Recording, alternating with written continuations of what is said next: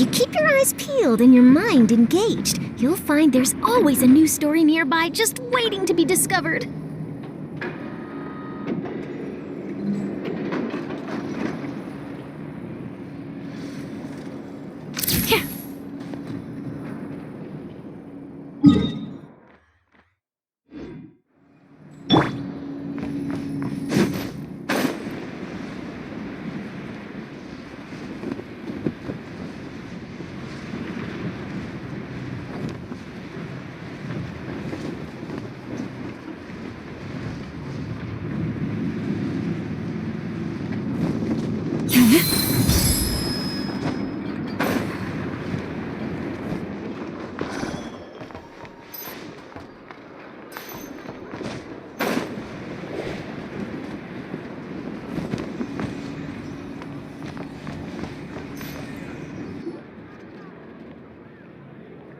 Thank you for waiting. I finished checking your adventurer handbook. Here are your commission rewards. We have no other urgent commissions on the books at present. Thank you for all your hard work lately. Perhaps you two could consider taking a vacation.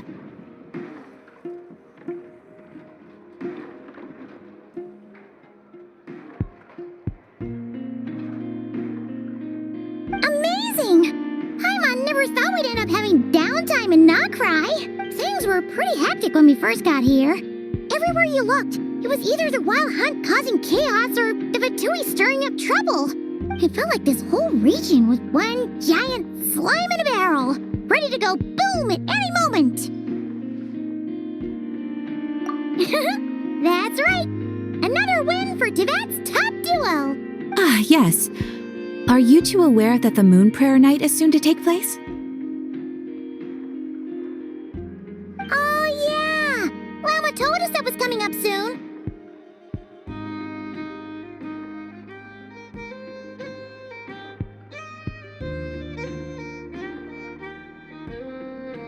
Wait, why do you mention it though? Do people in Nasha Town celebrate it too? Paimon thought it was just for moon goddess worshippers. You're partially right. Most people in Nasha Town just see the festival as an opportunity to do business. They do not concern themselves with the religious element. The festival was first celebrated by the Frost Moon Scions. On this day, they would also prepare food and handicrafts and give them as gifts to others. Over time, it became Nodcry's most lively festival.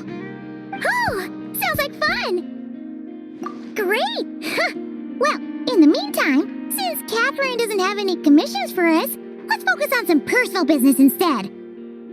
When we first got here, you mentioned that this was where your spaceship landed?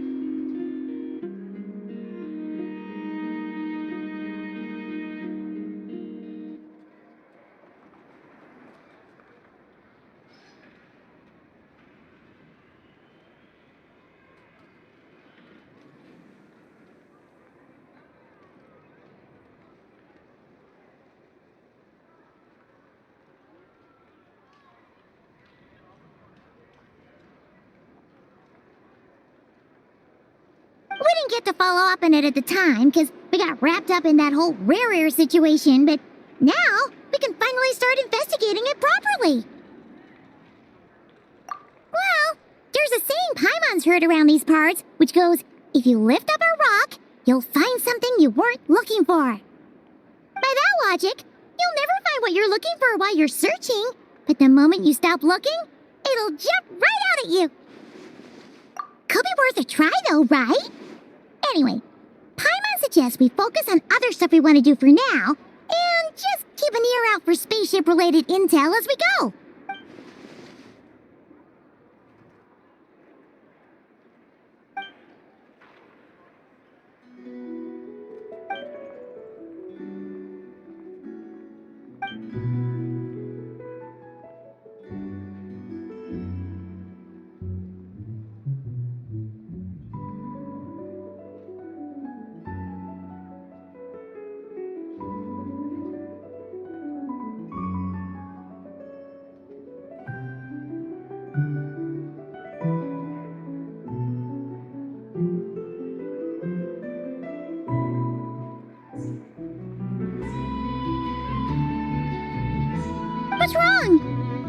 super serious all of a sudden. Huh? Paimon gets why you'd be concerned about Columbina, but what does the doctor have to do with anything?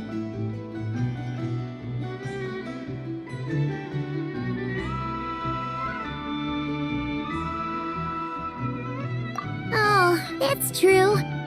And now that you mention it, we're definitely overdue for a showdown with the Fatui. It is weird that he hasn't shown himself this whole time. What could he be up to? True. Paimon would much rather deal with Marionette anyway. She says the meanest things, but when it comes down to it, she doesn't seem like a bad person. Maybe it's the pressure of being a Fatuse? Especially as a Harbinger. Does she feel like she's gotta act tough to keep up appearances or something? But then, every time we headed out with Rarier, she always wound up having to repair Polonia and her other robots. That's gotta sting. Losing face always hurts more for people who care a lot about their image. She's probably still furious about it.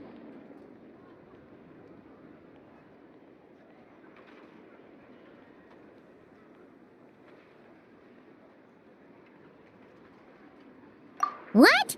Relax! She's not even here! Huh? What's the matter? Oh, nothing. Sorry, we'll be on our way now. Where are we again? Oh yeah, Columbina? Right, yeah, let's go see Columbina.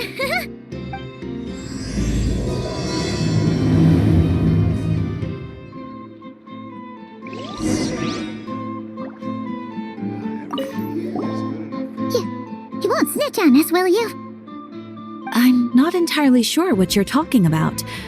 But rest assured, I protect client and adventurer confidentiality as a matter of principle. Phew! That's a relief. Paimon does not want to get an earful from her.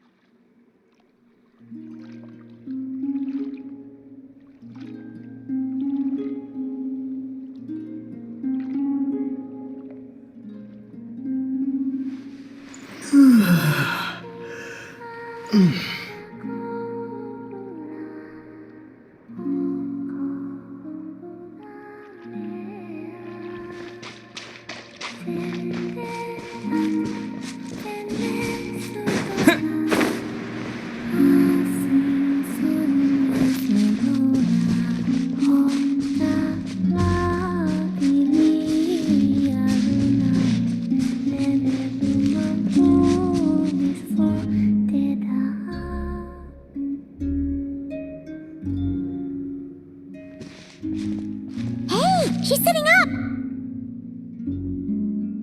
Is me sitting here a rare sight? No, we just thought you'd be resting. Perhaps I would have been, were it not for the sudden arrival of some unexpected guests.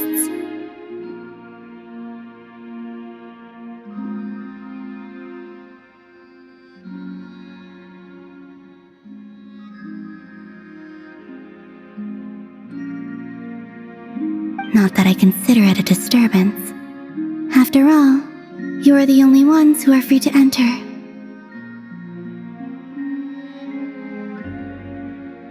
Would it not be a little unfriendly of me to lie down while we speak? I didn't realize you put so much thought into little things like that.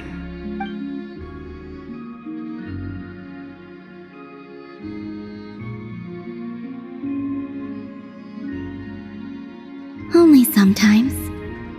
There have been moments lately where I think about you and your companions. They are warm, mysterious, and cozy memories. Very few of my past memories are anything like that. They say that travelers return home bearing bags full of souvenirs. But my luggage was empty, and I believed it would stay that way. Return home? So, you're still planning on returning to the moon? Yes. This planet continues to reject me, reminding me that I do not belong here. If I remain into that, there will come a day that I disintegrate. And I don't mean reduced to dust or turned into food for the flowers. I mean, I will cease to exist entirely. Alright then. Well, we're sure gonna miss you. But it sounds like we'll have to say goodbye. How do you intend to return? The moon prayer night is soon to arrive. On that day, the moon will be closest to Devat. The Kuvaki in this land will reach its peak at that time. I merely need to grasp the tide, and with relatively little effort. Oh, Paimon gets it! It'll work like a slingshot! You make it sound like she's gonna get blasted up to the moon. If I did that, I suspect I would crash into the false sky. I will be using a much gentler approach, but I do like the analogy. It's fun. You see? She gets Paimon's sense of humor. In the blink of an eye, the time has come to part ways. It does feel that way, doesn't it? Time seems to fly fastest when you are enjoying it.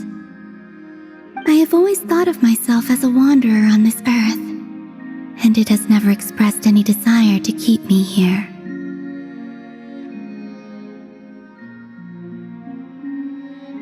Yet, just as I plan to depart, it tugs at my arm. Is this a gesture of affection? Or is the world mocking me? Oh. Were you hoping I can answer that? Yes. You are a traveler, so you must have a lot of experience in this area.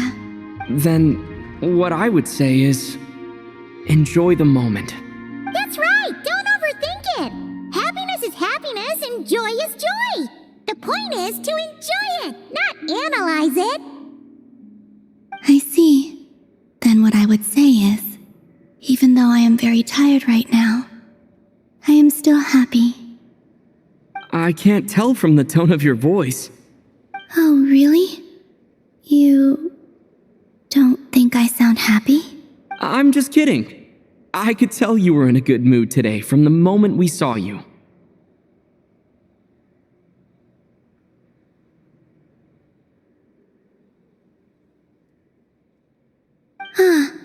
A joke. Albeit not a funny one. Anyway, I assume you're here about you-know-what. Give me your hand. Actually, it's not that. There's something else we wanted to discuss with you. Oh. Then, do you still want to give me your hand? Or not? Sure.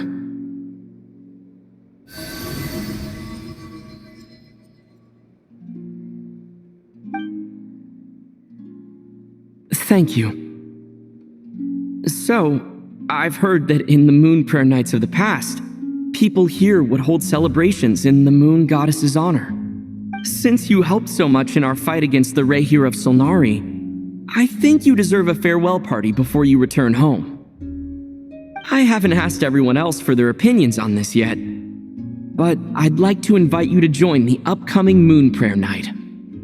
I've never joined a moon prayer night before. I'm not sure what I would even do. Oh, don't worry about that! We take care of everything! All you need to do is show up. Of course, there's no need to force it if you're not feeling strong enough.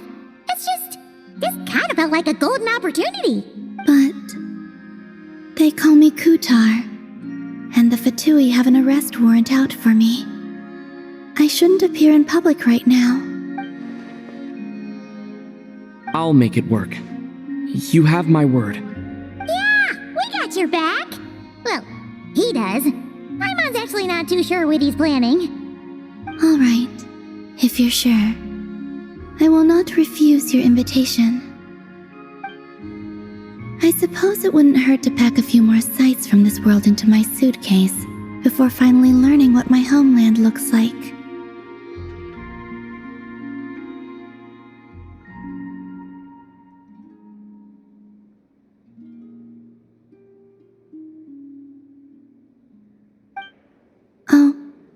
If you see Lauma, please tell her that my answer to the question she asked me is neither yes nor no.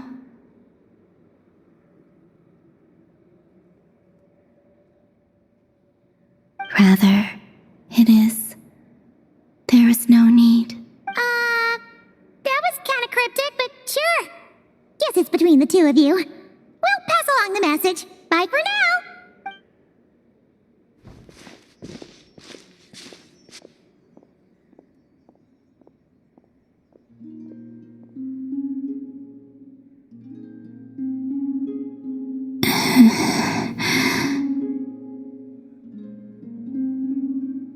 And also, I do not know.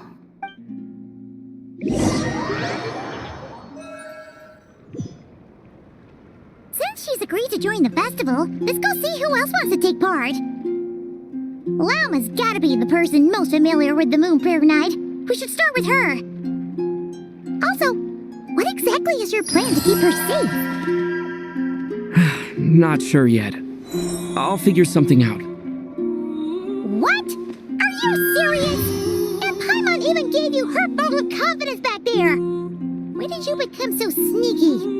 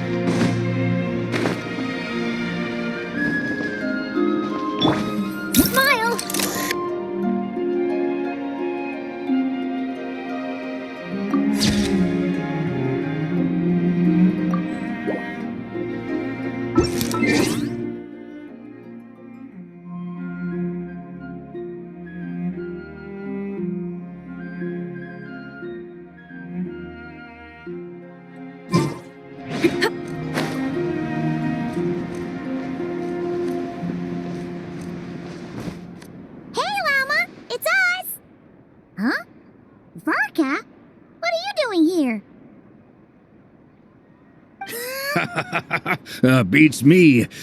I had a bit too much to drink last night, and when I woke up, I was on Hisi Island. Mr. Varka is helping to oversee Nasha Town's preparations for Moon Prayer Night. He is here to go over some details regarding the decorations and custom cloth designs.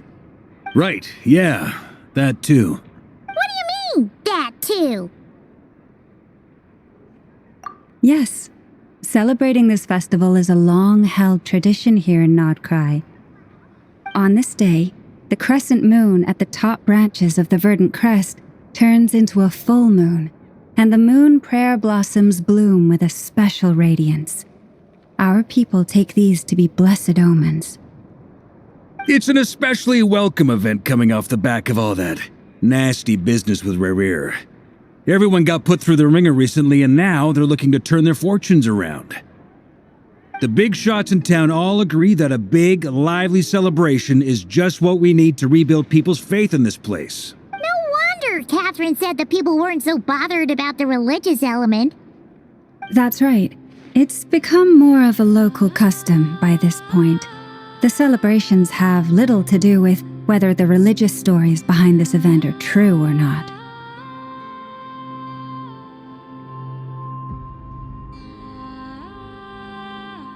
Even the Frost Moon Scions are eagerly awaiting the coming of Moon Prayer Night, despite now knowing that their past beliefs were founded on a falsehood. That's fair. It's a bit like the lantern ride in Liyue. It's a chance for people to enjoy themselves, not debate the existence of the Adepti.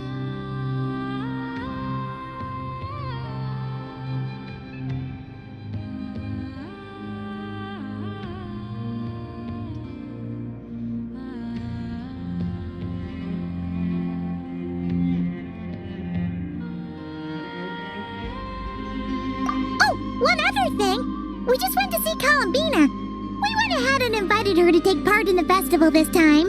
Hope it's okay. Wait, so... you mean she agreed to it? Huh. That's quite a surprise. Then I suppose that she intends to return to the moon on that day. Oh, yeah! It's kind of a complicated process, but basically, it's like a slingshot. I understand. In truth, I had a feeling that she might make such a decision. Well, if Kuthar has decided to participate in the festival, we should prepare accordingly. Yeah, exactly. She was saying how it could be risky for her to show her face in public. We were wondering if there was any way we could hide her. Unfortunately, the people who carved the statues did an excellent job of capturing her likeness. It will be very challenging to hide a goddess whose face everyone is so familiar with. Darn! We may have bitten off more than we can chew here. Nah, don't sweat the small stuff. We can handle that. Huh? Are you saying you have a plan? Not as such, no, but the most important thing with a festival is to keep the mood light and your spirits up. You can't go preparing for a festival with those long faces. You'll never convince anyone to enjoy themselves. The Mondstatter spirit is strong with this one. As it happens, I agree with Mr. Varka. Let's start by making our appreciation for Kuthar the beating heart of the festive atmosphere. And who knows? Once we get the ball rolling, perhaps everything will just fall into place. Hey! Did you catch that? Llama said the thing! Or close enough, at least. I'm looking forward to the Moon Prayer Night already. We have a festival in Mondstadt called Windbloom, and you can always tell which couples are celebrating it for their first time by the smiles on their faces. Big, beaming smiles like their whole face is glowing.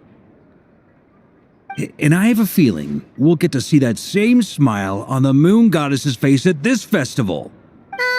Not quite the same, surely. Anyway, I'll take care of business in the city, but I'll have to leave the decor up to you and the Frost Moon Scions. No one else can capture that traditional aesthetic quite like you guys. But lastly, there's the final key element that brings the festival to life. Companionship. Before you leave, let me show you something that we've been preparing. Mr. Varka had asked to see it already, so you may as well tag along. Also, I have some further questions about Kuthar's decision.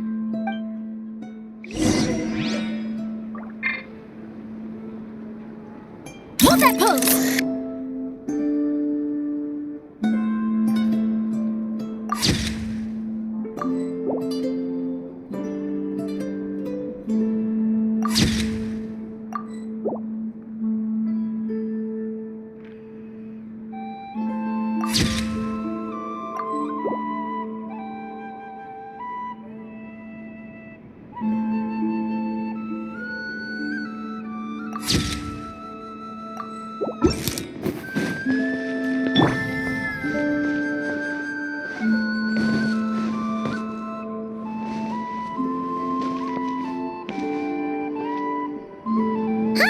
What's this? They sure look like they're having fun. I believe so. Kuhenki seem very skilled at playing drums like these, although I'm not sure where they learned it from. Maybe it's an innate talent? In their eyes, they're probably just playing with toys.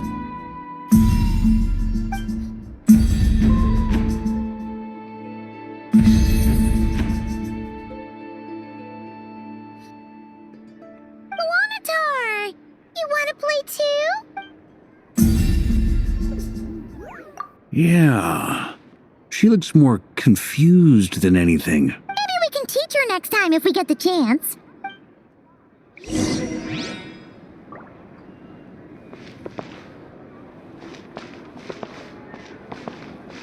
What are these floaty things? Moon veils. We hang them from buildings in the city during the festival. When you look at the sky through them, it creates a lovely misty effect.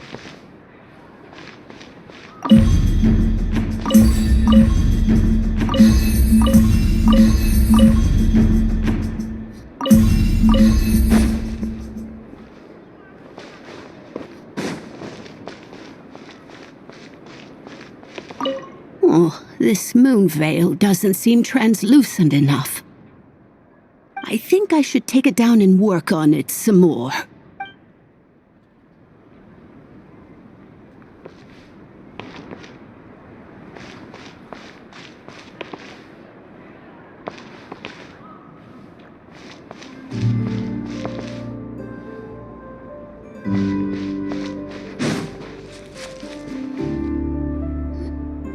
Everyone seems hard at work. They're preparing items for Moon Prayer Night.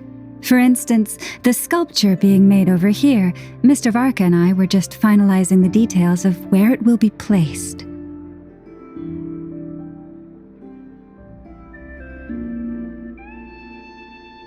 Ah, there she is. I didn't know the finished article would be so large. Not to worry, though. All the necessary arrangements have been made. Just let me know once it's ready, and I'll get some people to ship it over. You have my thanks. And over here, we are preparing a very traditional confection. Oh, look at all these colors! It looks great! Can Paimon try one? Of course. I have a feeling you'll like it a lot. You bet! Sweets and treats are Paimon's favorite! If you included those in the Feast of the Moon, I bet Paimon would have joined the Frost Moon Scions by now. There will also be verdant crests like this present in Nasha Town during the festival. The timing of Moon Prayer Night is not completely set in advance. We make a rough estimate, then observe the changes in the verdant crests and moon prayer blossoms to guide us.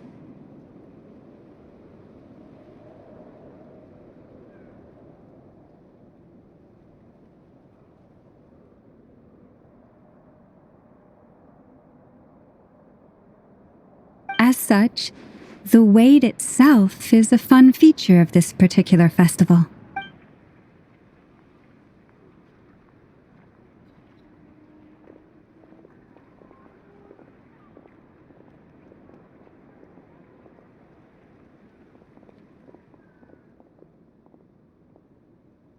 Let's talk here. To tell the truth, I am very surprised to hear that Kutar is willing to participate in the festival. I once asked her if she'd be willing to stay with the Frost Moon Scions. I could introduce her to everyone, and we could be a family to one another.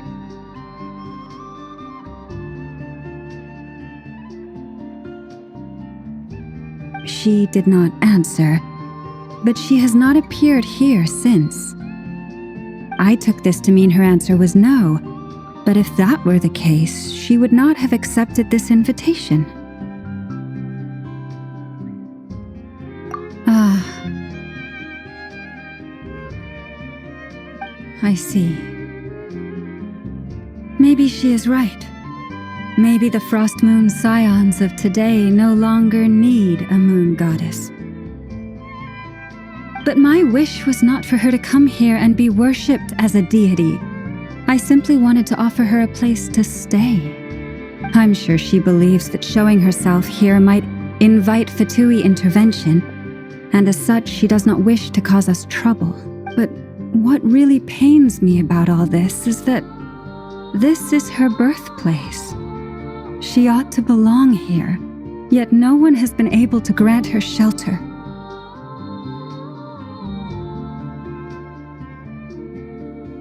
I think I'm qualified to weigh in here. When someone's about to depart on a long trip, what they need is blessings, not burdens. We should wish her the best, not make the journey harder than it already is. Anyway, she's agreed to attend, hasn't she? All we need to do is simply respect her decision. I see your point. Yes, she will soon depart after all. Our job is to leave her with some happy memories. Besides, who's to say her journey to the moon is a one-way trip? It's not like she can't come back and visit if she wants, right? Paimon agrees wholeheartedly. Festivals are all about having fun, so let's keep it simple.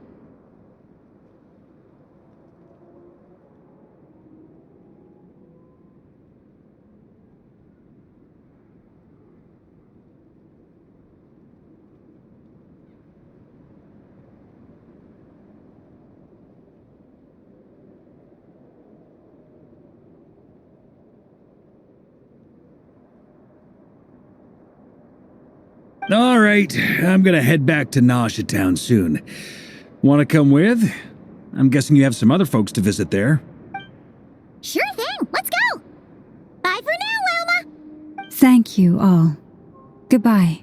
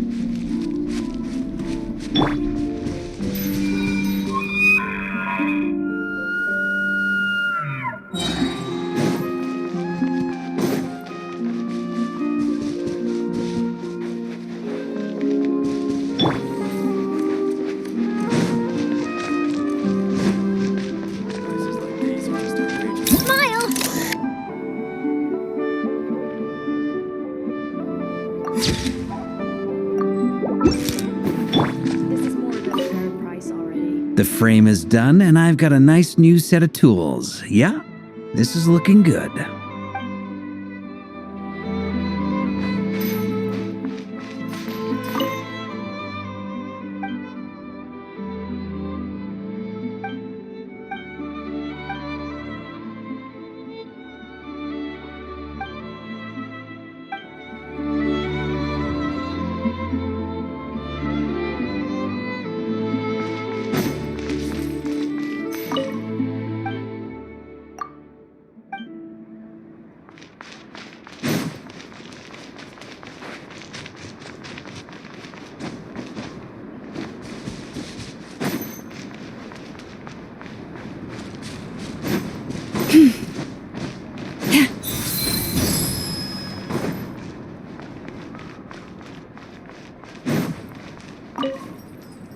We're fully focused on festival preparations at the moment.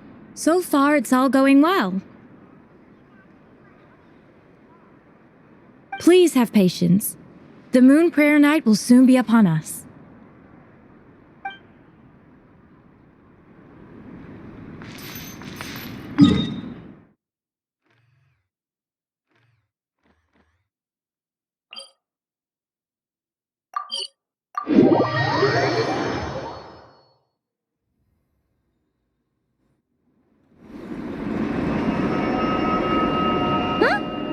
Over there! It's Durin and Albedo with Glints!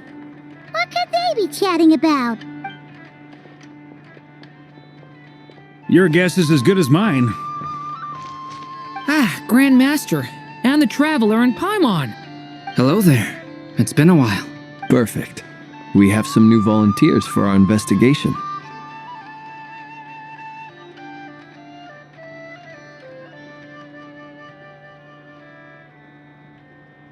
Wait, let me guess. The righteous Lightkeepers are finally ready to hunt down the Abyssal Dragon?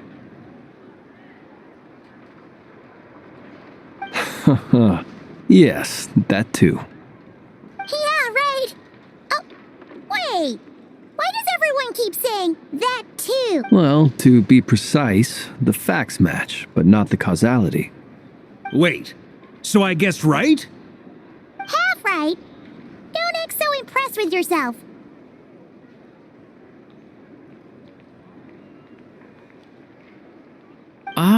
Maybe I can explain. We ran into Mr. Flint's north of Nausea Town.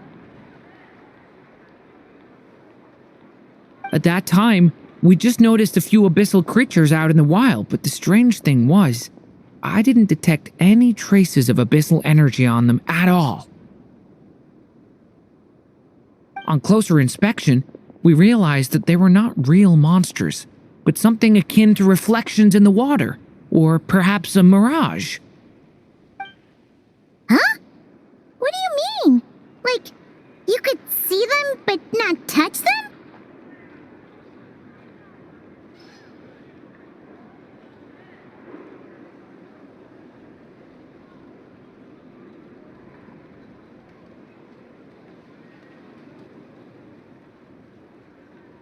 Exactly. It was very peculiar. They roared and tried to attack us, but we could not make any physical contact with them. I think I've heard of things like that happening in Notcry before, but I don't know much about it. Yes, it's a known phenomenon. Mirage-like illusions tend to appear in Notcry in the run-up to Moonprayer Night.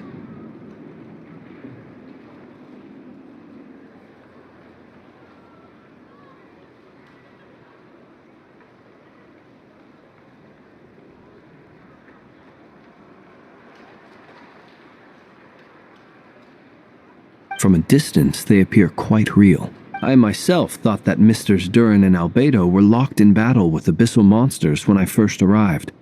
But after sharing intel and investigating a little further, we can confirm that these illusions are harmless. There is... All the Mirage stories I've heard are either animals, rocks, or small houses. Abyssal monsters, though? That's a first. It's a first for me, too. So I'm planning to look into it further just to be on the safe side.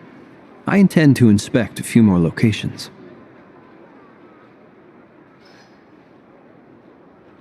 What about you two? Any plans?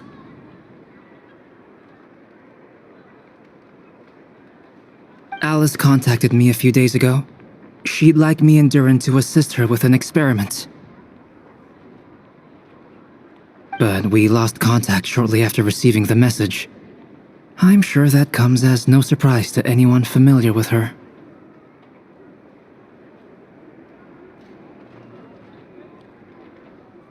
We don't know when the wind will blow, yet when the wind blows, we will know. That, in a nutshell, describes how Alice operates. Yeah, that tracks. Okay. Well, I suggest we investigate this Mirage business in the meantime. It's piqued my curiosity, and I'm pretty sure I know someone who will already be 10 steps ahead of us. Well said. Right? Whatever's happening in Notcry, she always seems to be the first one to know. Let's go see what she knows. We can invite her and her staff to the festival while we're at it.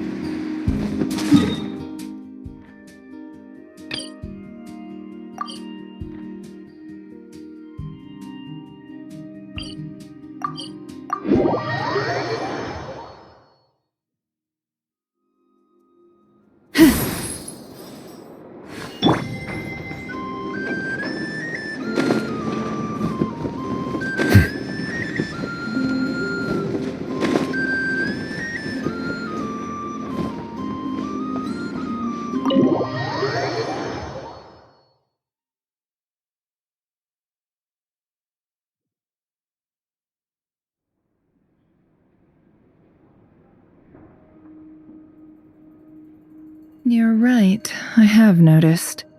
There's certainly something a little fishy about this situation. Only a little, though.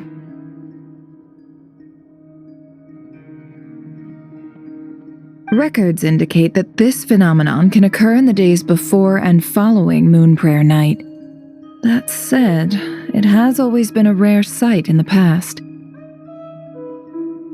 The odds of encountering these phantoms are similar to looking up in the night sky, happening to see a shooting star, and managing to make a wish before it disappears. But this time, Either everyone's getting lucky, or they're appearing far more frequently than usual.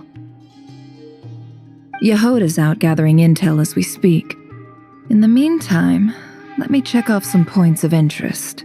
First, the Abyss.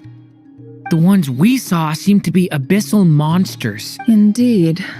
But we have identified one location where many more of them have made an appearance. And not just monsters, but human phantoms too. Given the scale and nature of the phantoms, it's almost as if someone's last memories are coming to life. Or perhaps the memories of multiple people. Oh. So you mean the phantom monsters are hunting down the phantom humans?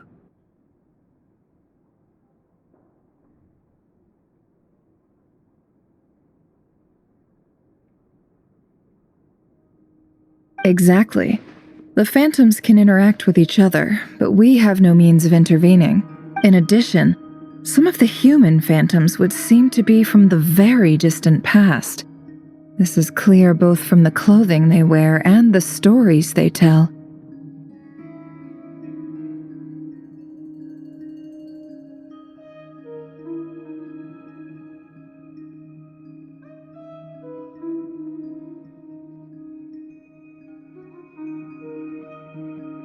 They claim to be from Hyperborea, a name which I've heard from Lauma before. If this is true, it means they must be from 6,000 years ago. Did Paimon hear that right? 6,000 years?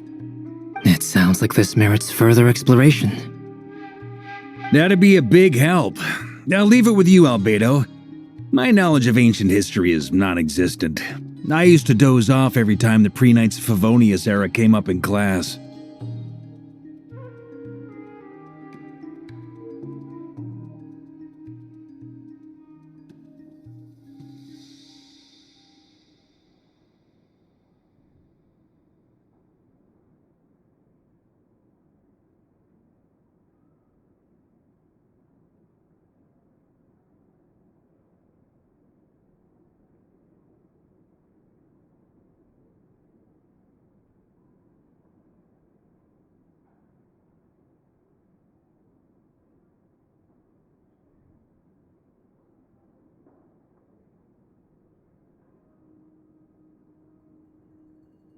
It's quite a miracle that you were able to understand these phantoms' speech, given how long ago they lived. I suppose you're right. But I'll leave the archaeologists to ruminate over that conundrum. As an intelligence broker, my sole interest is in the value of the information I gather, which, in this case, hopefully means earning myself some good favor with our dear Lady Moonchanter. So calculating. Whew, this intel broker logic always catches Paimon by surprise. Sounds to me like we could split the work up. I think the abyssal phenomenon is best left to Albedo, Flint's, and me. Agreed. It coincides with my duty as a lightkeeper. For my part, I'd like to understand the abyss better. Even a little knowledge would go a long way. This is certainly a rare opportunity to study the abyss. But even rarer, perhaps, is the chance to make contact with the ancients. The Curatorium will take the lead on investigating the Hyperboreans. We put in the work to learn what we know so far. It seems only fair that we get some quantity of exclusive intel. That just leaves our trusty team of 2 unassigned.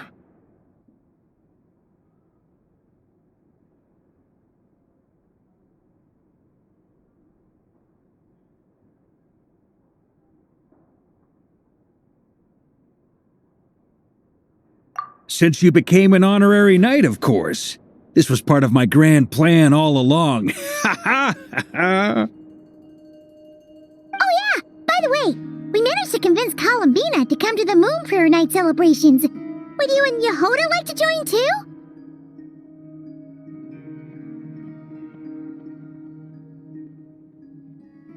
She agreed to that? Huh. Quite an achievement. Never underestimate the traveler, I guess. I'd be happy to join. No point shutting myself inside when the streets are all decked out. I doubt any clients will be visiting during the festival in any case. And Yehoda loves a party, so I'm sure she'll jump at the opportunity.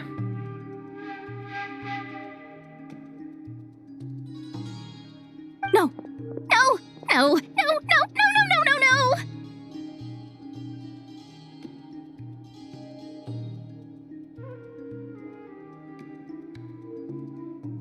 no! Way to contradict me in front of... Wait, no, that's not what I have bad news, boss. So many people. All right, everyone inside, quick!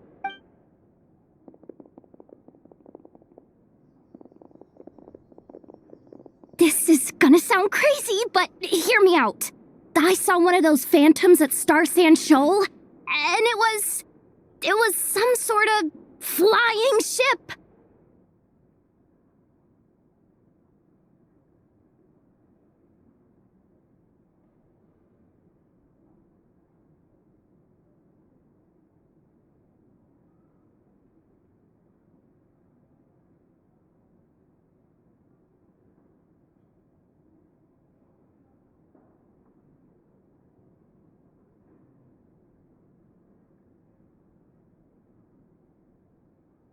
Like, a spaceship? That's gotta be the one you came to Tibet in. You said you saw the same thing through the moon marrow, right? Huh? You already know about it? Ugh, I thought I was gonna blow people's minds. Turns out I'm the last to find out. Wait, back up. You came here in a spaceship? Now my mind is blown! What's it like on the inside? Was it like flying through space? I want to know everything! Yep, exactly. Huge discovery. You're the best. Second best intel broker in the world.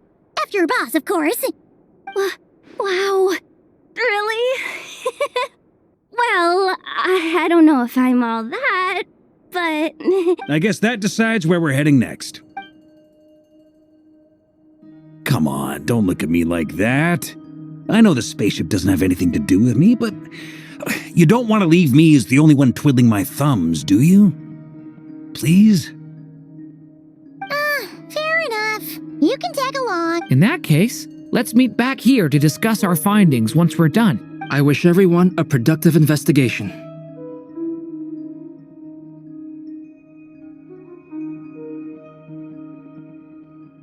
You too.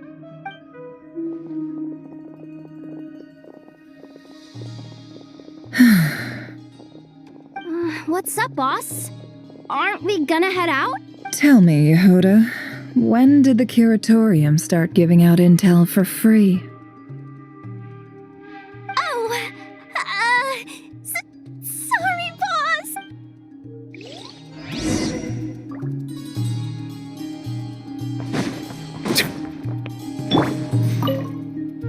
We can't unshare information any more than water spilled on sand can be put back in the bucket. I'll just have to balance the books some other way. Please, boss. There's gotta be another way. Who knows? Depending on what they find, maybe this will work in our favor. Please don't find me. Please.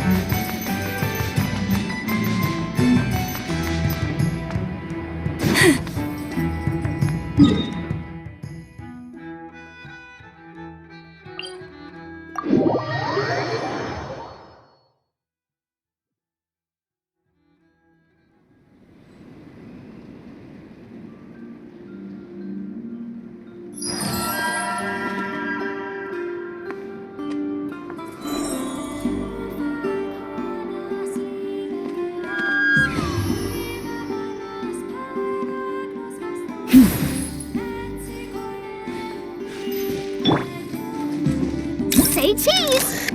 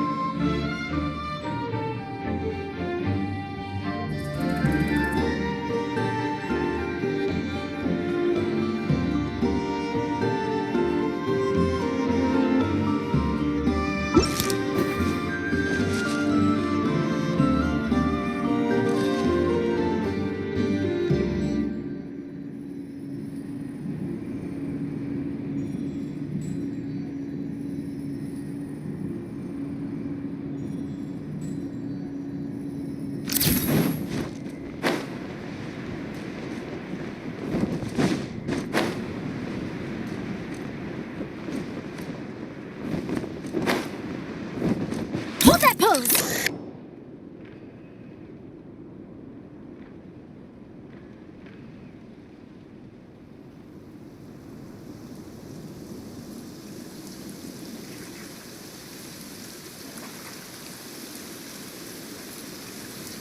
Uh-oh. I better find a way to keep my camera dry.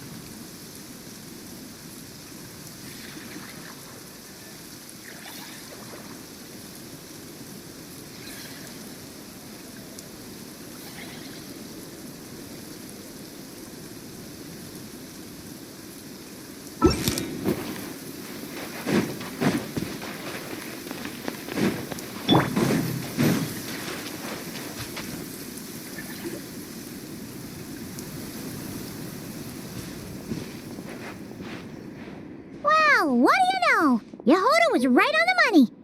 This phantom really is your spaceship. But that's so weird. Why would it show up here? Is it some kind of projection? Or a ghost? Like, maybe it no longer exists. But somehow it left an afterimage?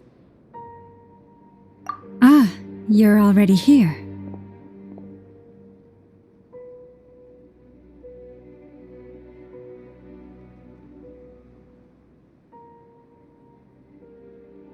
Miss Lauma, what a surprise. I thought you were busy with festival preparations.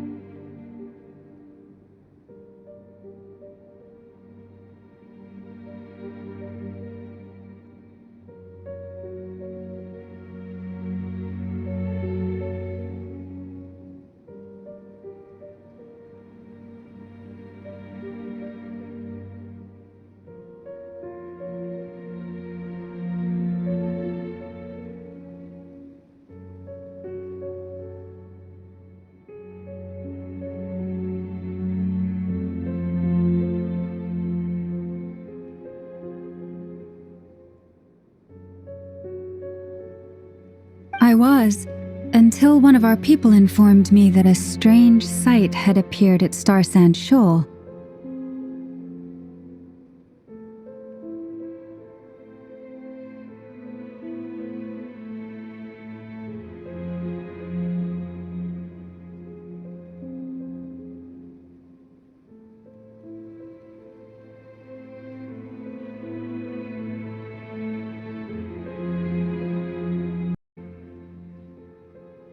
No one's ever seen something quite like this before. I thought I should see it for myself. Same here. Oh, so we heard that these things appear around the festival period. Any idea why that is?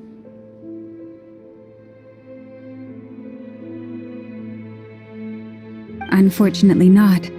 We have very limited information about them, since they can't be interacted with. And no human phantoms have ever made an appearance before now.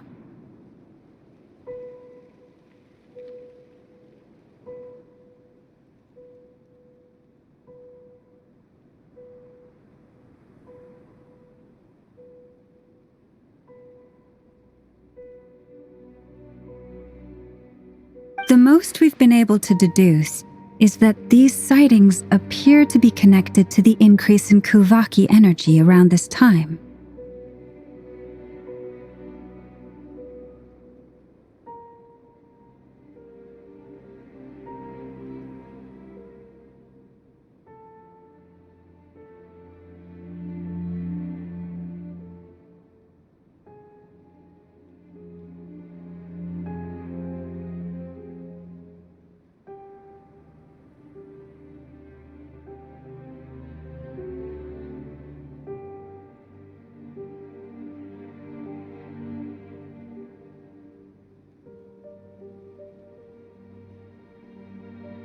Yeah, seems like that's all we can do.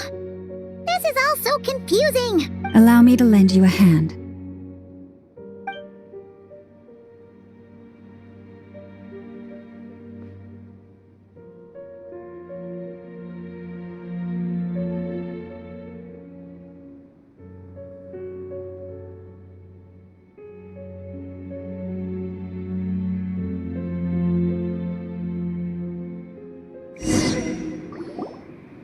Everyone, our friend here should be able to provide us with some information.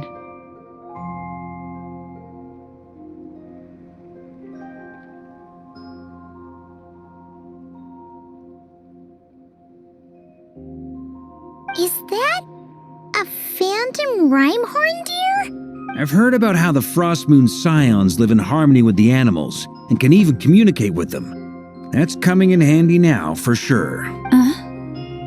Okay. Yes, I understand. Then how about this?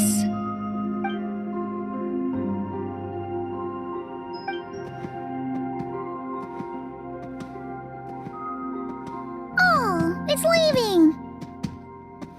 It appears to share our curiosity about this giant spaceship, so I asked it if it wouldn't mind investigating along with some friends. In return, I told it about some nearby spots where the wild fruit grows abundantly.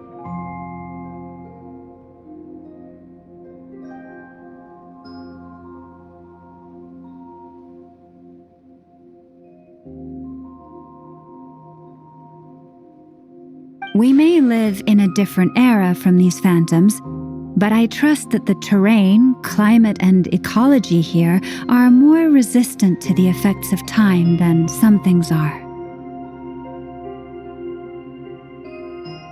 Let's give them a moment and hope for the best.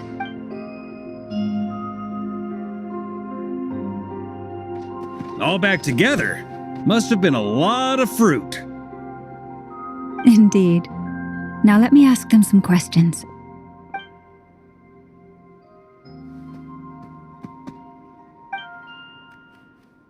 It did find a lot of wild fruit, enough for them to feast for a long while. This puffin circled in the air several times, but didn't spot anything out of the ordinary. Certainly nothing to do with the spaceship. Huh. Well, it definitely makes sense to get a bird's eye view. Indeed. Other than that, I was also thinking that the world these phantoms see is also different from ours. Oh, I get what you mean. The wild fruit exist in both times and spaces, but there might also be things that only exist in that space-time, which we can't see.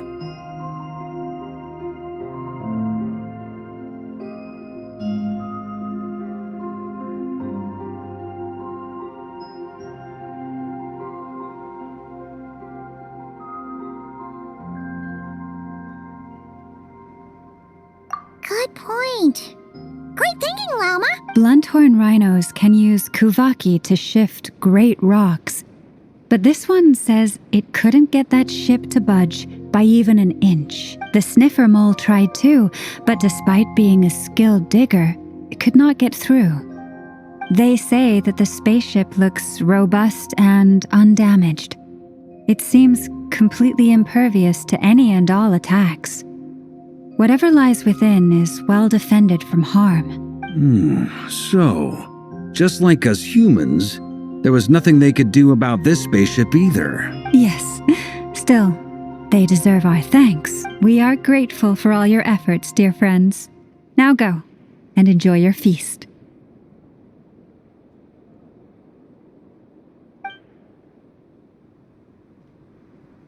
I've noticed some other human phantoms gathered nearby.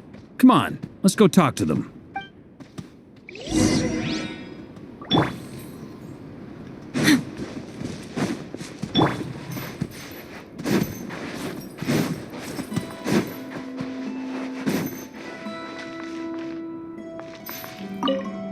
Those illusions and those people. It's all a little creepy, don't you think? Nah, all part of the festive atmosphere.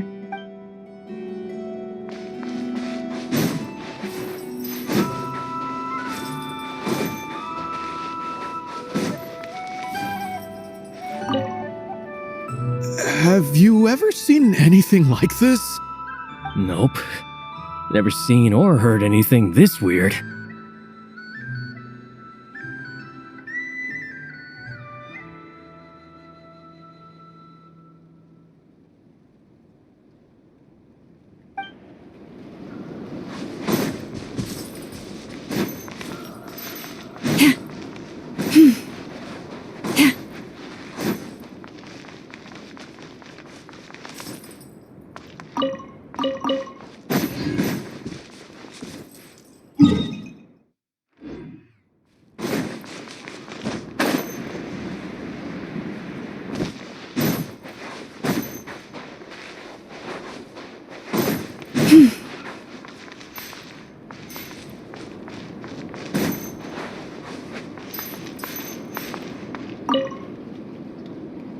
What is this thing? I've never seen it move, and there's no way to get inside. Goodness knows. My grandpa says it's been sitting here at least since his grandpa was still alive.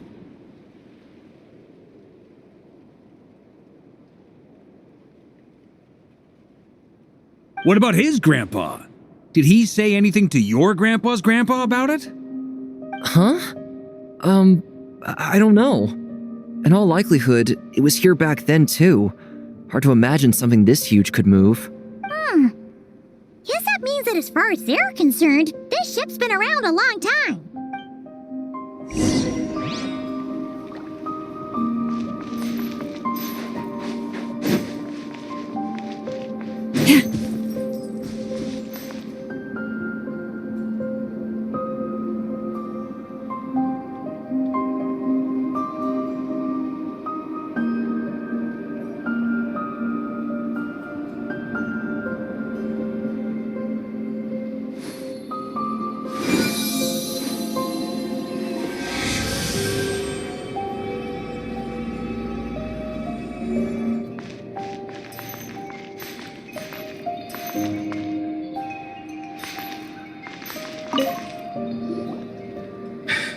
Come on, brothers.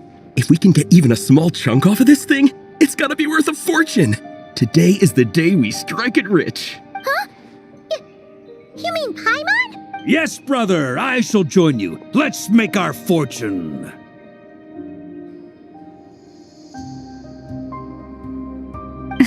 We should go with them. What the? This thing is crazy tough. I can't even scratch it. What's it made of? Sorry, brother. Looks like we'll have to seek our fortunes elsewhere. Enjoying yourself? I was just seeing if I could influence this phantom's perception by playing. But nope, no dice. I'm sure we're all starting to build up an idea of what's going on here now that we've spoken to some of the people. These phantoms are reenacting real historical events in Nodcry. It's almost like we're in some kind of interactive stage play. We can talk to the actors, but the plot is fixed and we can't influence it. It makes sense. History is set in stone. The objective facts of the past cannot be changed.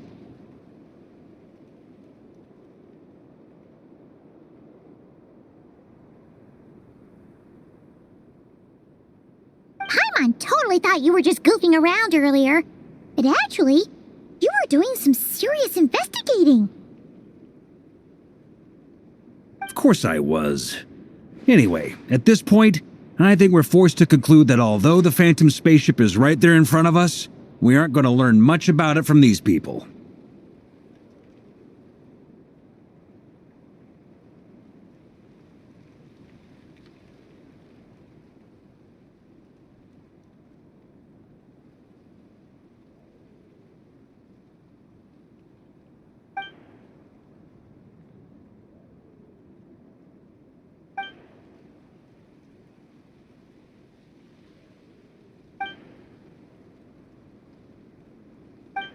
Don't be discouraged. If nothing else, this is proof of the ship's existence. And think about it. So many people tried to hack their way inside, but no one could get the door open. It's made of very tough material. To me, that says that we'll either find the ship itself or the story behind it. It's just a matter of time. Huh. Every now and then, when Varka gets serious, he actually does seem like Grandmaster material for once. I wonder how the others are doing. Let's head back for now.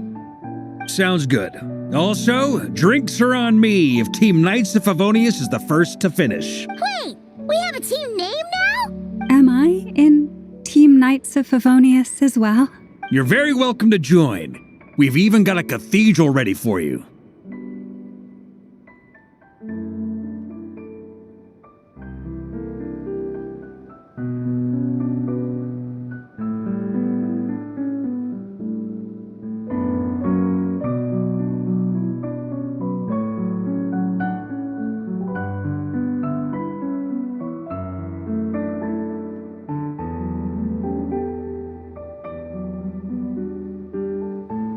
Technically blasphemy? You wouldn't dare make a joke like that if Barbados was in earshot.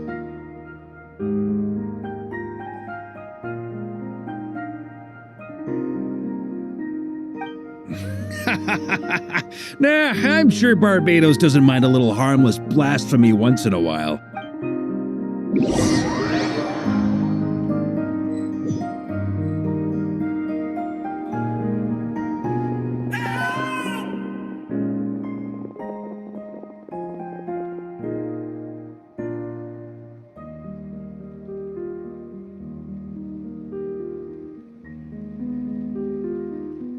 Oh, no! Get away! Oh.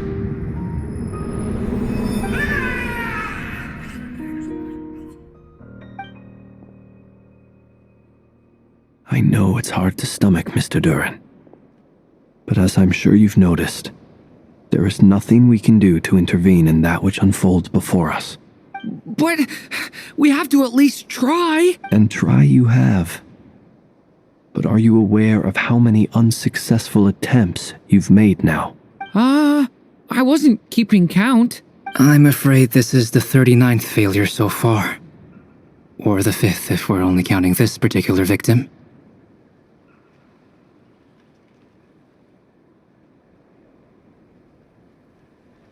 There are no indications that these phantoms may be altered in any way. You seem to have calmed down a little. I'll make us a fire. You should rest and have some water. Feeling any better now, Mr. Duran? May I ask a few questions? Be my guest. What exactly are we witnessing here? What happened to those people? My guess would be that we are seeing Nodcry during the Conrian Cataclysm. Would that be accurate?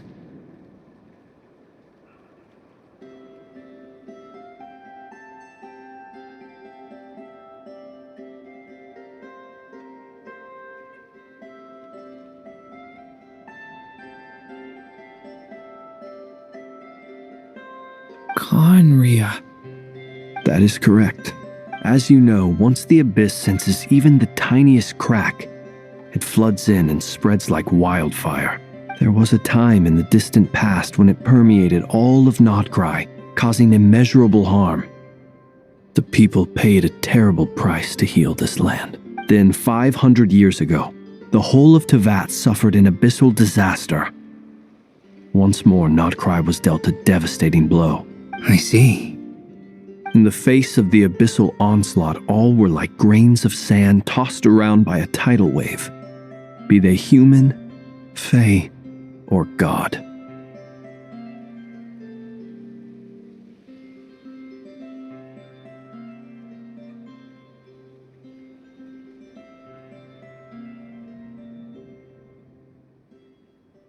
The moment you witnessed is but one drop in a whole ocean of catastrophe.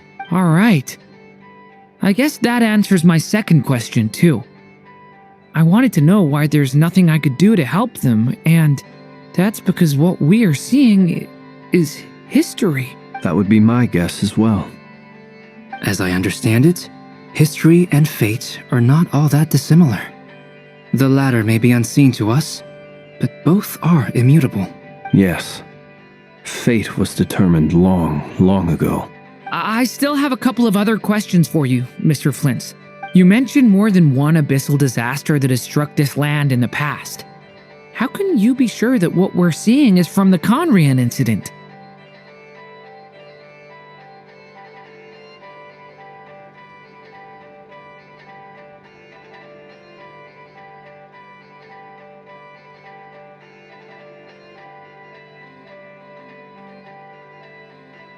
And also, how are you able to stay so calm when you're talking about these events? From everything I know about you, you're not cold or ruthless, and you're not indifferent to the suffering of others. Alas, I am forced to show my age. I must be 600 or 700 years old by human measure.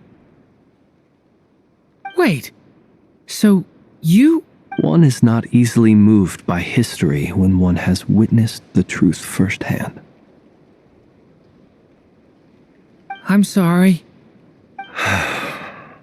You needn't apologize. Your passion is a good thing to have. Treasure it, because someday you may find it in terribly short supply. Now, at the risk of offending you, I have a question in return. Your curiosity toward the abyss, is it born from hatred or because you sense its call? I only ask because I kept a fragment of Rarir's body in my lantern for a short time. Specifically, his heart. So I know what a burden it can be to carry the abyss with you, and I hear its power growling from somewhere within you. In my eyes, your mere existence is a miracle. My honest answer is... I don't know. I don't think I have the confidence to say for certain. What I will say is the abyss is not the only issue that haunts me. Even before I became who I am today, the question dogged me constantly. Should I even exist at all? My doubts remain unresolved. But when we fought Rarir, something became a little clearer to me. Sometimes it is the darkness within us that allows us to achieve the impossible. I certainly got the sense from your 39 attempts that you were trying to achieve the impossible. It sounds like you've resolved to see the truth for yourself. Absolutely. In that sense, he and I are quite similar. Then I wish you every success. I look forward to the day of your transcension. Well, if everyone's caught their breath, I suppose we should head back. Oh, and one last thing. I'd appreciate if you kept our discussion about history a secret.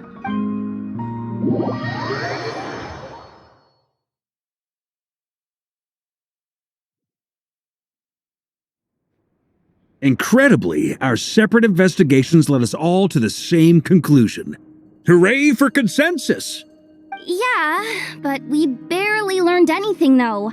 I totally thought this would be the mother lode. Talking with the ancients? I mean, come on! But nope. All we got was useless snippets of conversation. And all this stuff about moons and hyperopia. What a load of baloney. Seems like people back then had a few screws loose.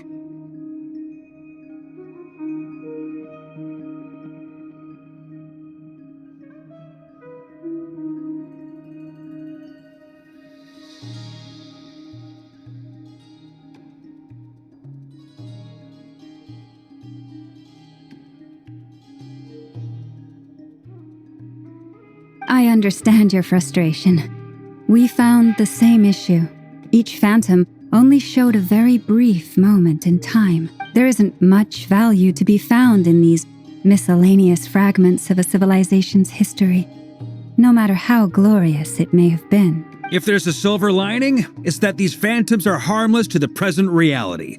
They shouldn't get in the way of the festivities. Paimon agrees. And not just because it's the first thing she understood in this whole conversation. You look disappointed, Nefer. Is something the matter? What do you think? We all worked our tails off, but the only one to gain anything from it was you, Lady Moonjanter. Well, please do share the Hyperborean records with me. I will gladly inscribe them in our people's documents. Oh, duh! Yeah! That was it! Hyperborea! Hyperborea. I'm serious. Only an expert in the Frostmoon Scions and their history can turn these records into valuable research material. The alternative is to let them gather dust on the Curatorium's storage shelves until the pages turn yellow. Nefer, you're wise enough to know that cooperating and sharing the profits is the best course of action here.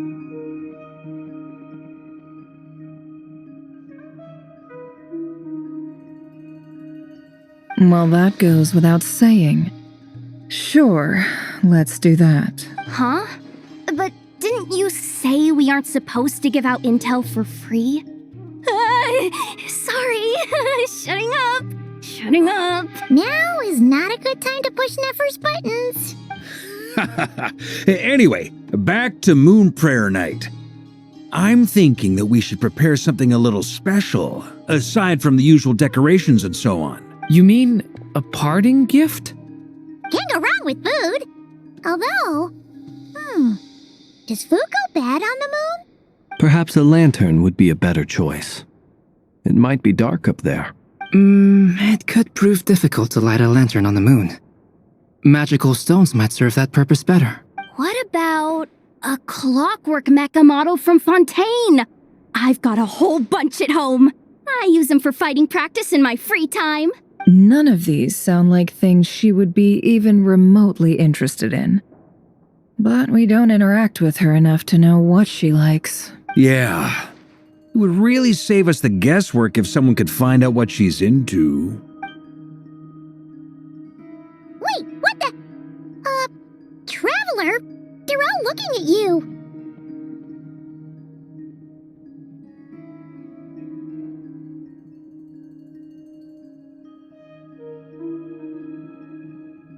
Great!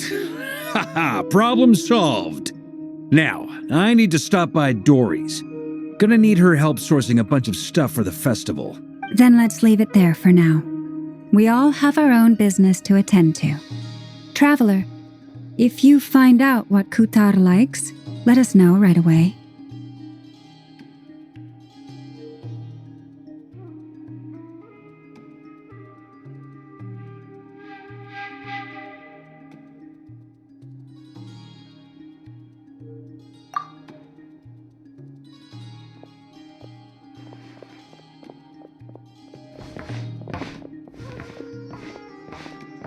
Is something the matter? I'm fine. It's just... I'm still feeling a little rattled after witnessing the horrors of the Abyss. But it's okay. This is something I have to work through. I'll be alright. Thanks for your concern. Well, don't put too much pressure on yourself. If you ever feel like something's wrong, physically or mentally, we're here to talk. Come on. Stop treating me like a kid.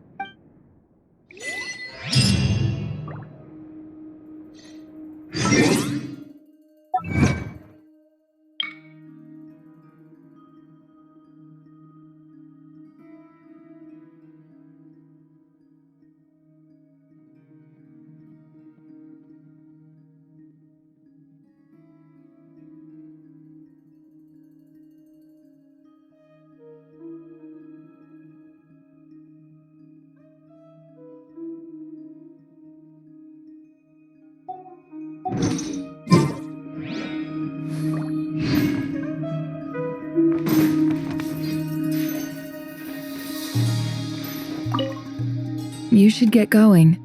It's important that we ascertain what Kutar likes.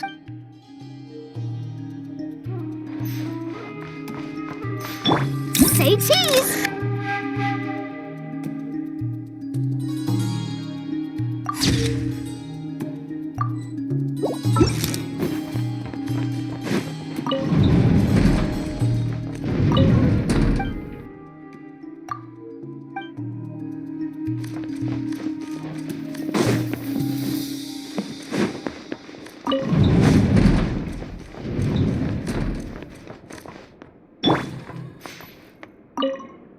Could you do me a solid and try to smooth things over with Boss Neff? Which is why we need a lantern guaranteed to work on the moon. Yes, I have a few ideas, but the lantern itself is the easy part. The real issue is how little we know about the lunar environment.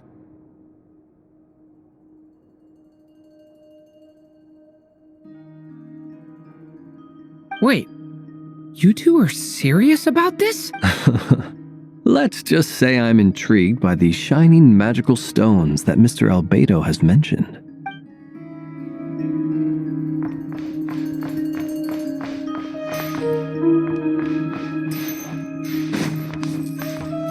Miss Lauma, would you accompany me into town? I think it'd be best if you saw the Frost Moon Scion's decorations for yourself. Very well.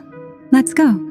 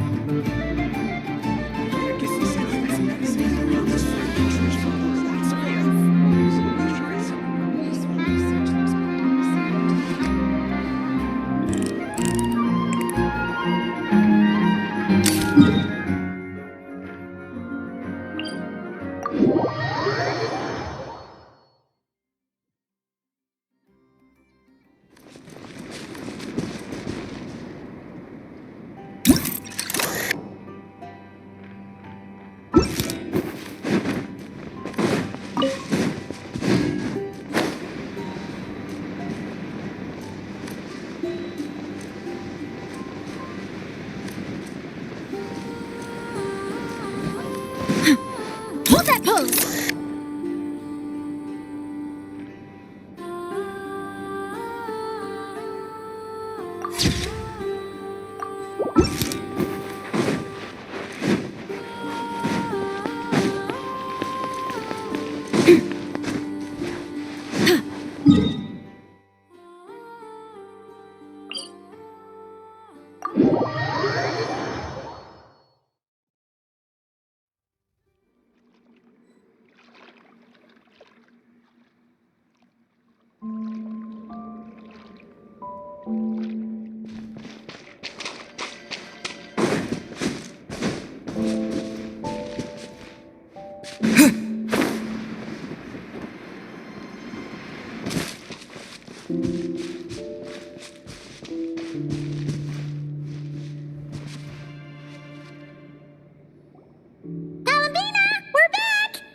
Huh?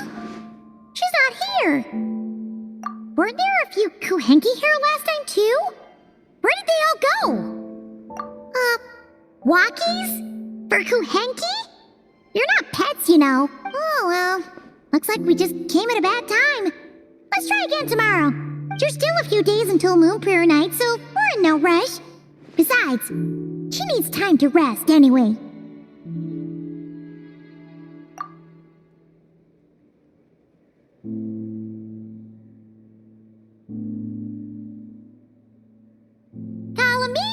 Are you back yet? Oh, how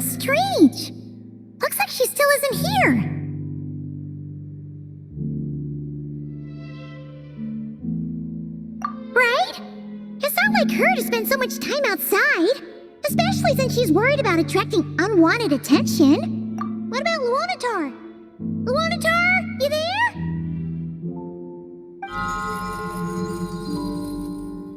Hey! Do you know where Columbina went? Sorry, didn't understand. But if you know where she is, could you take us to her? Yeah, that's even stranger. What about him? Oh, that's not good news. They change color when Columbina gets weaker, right? And they look super pale right now. Good idea. She might know what's happening.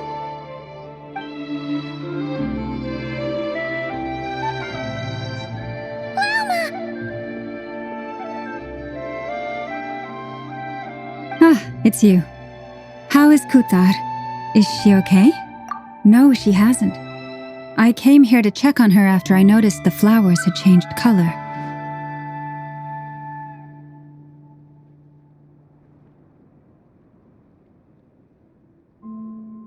Based on past precedent, she must be very weak right now. Even getting up to walk would be a struggle. It seems unlikely that she wandered off outside. Not to mention that she doesn't do that at the best of times either. So yeah, this is super weird. No. Very few people are in the know about Kutar's whereabouts. And if anyone suspicious had visited, they'd have left some sort of evidence.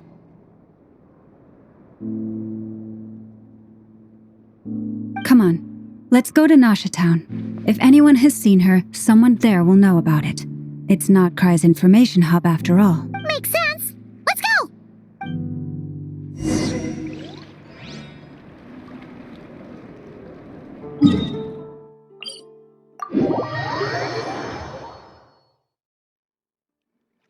Yeah.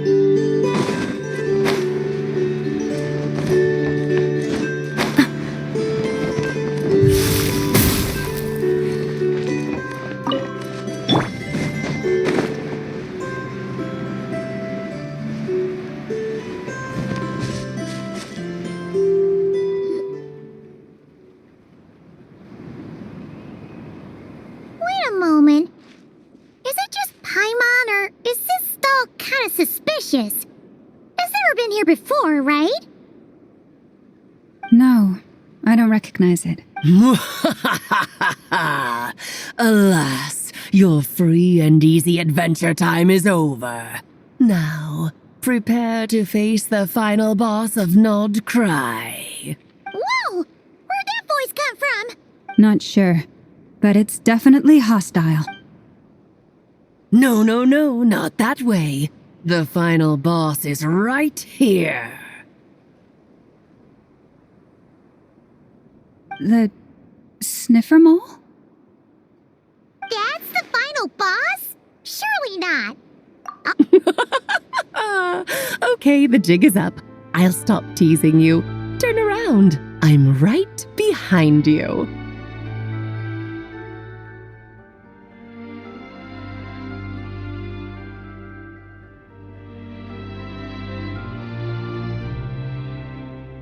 It seems I've managed to leave quite an indelible impression, even though you've never seen my face. Ah, nothing could make a great maid more pleased with herself.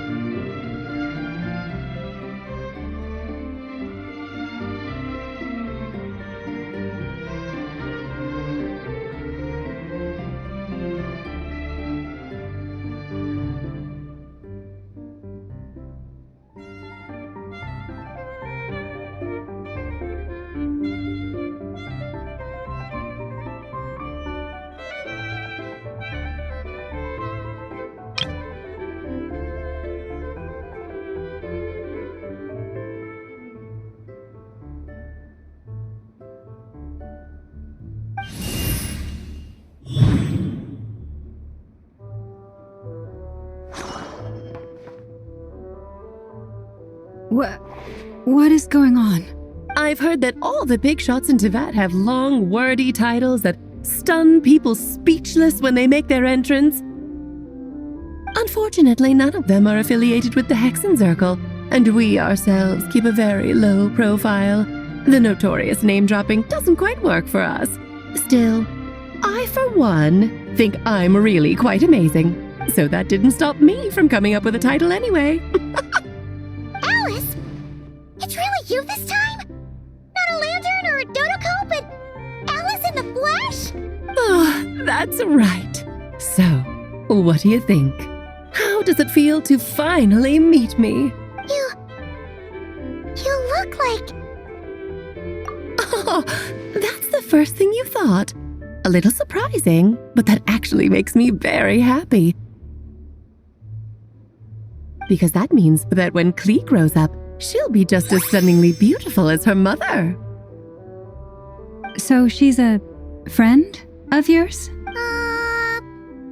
Kind of. This is actually the first time we've seen her in person. I see. Madam Mage, that was, quite a powerful entrance. I certainly won't be forgetting it anytime soon. It's okay, Lauma, don't force it. Paimon will do the honors.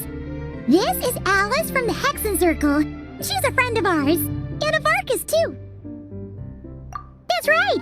She's a good person, just kinda unpredictable.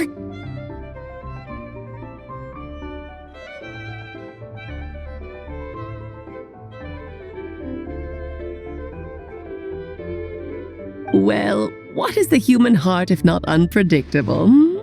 If we could not do as we please, how would we differ from machines? I am Lauma, Moon Chanter of the Frost Moon Scions. It is a pleasure to meet you. Oh, I know. Before you got here, I spent a good, 15 minutes getting up to speed on Nodcry's present situation. In other words, I've read the whole in the last episode part, so we can skip the pleasantries. Fair enough. Well, Miss Alice, I can already tell that you have quite a unique personality. He'll get used to it. Paimon sure is. So anyway, what are you doing in Nodcry, Alice? Oh, I thought I told you already. This time, I'm the final boss.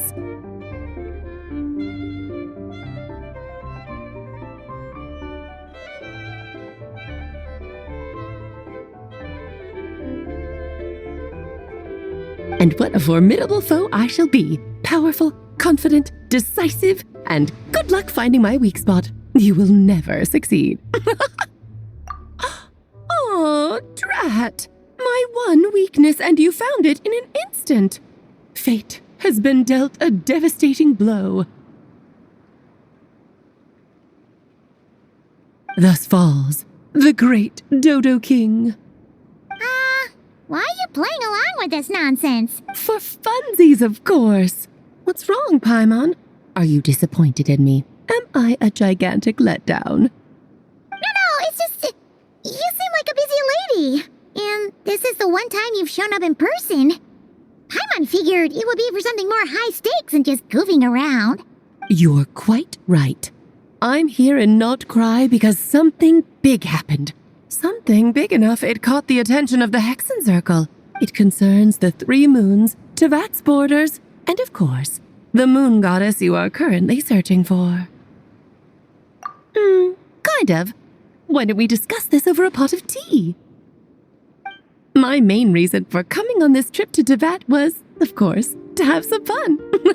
But I do technically have a job to do as well, namely, maintaining the stability of Tevat's borders.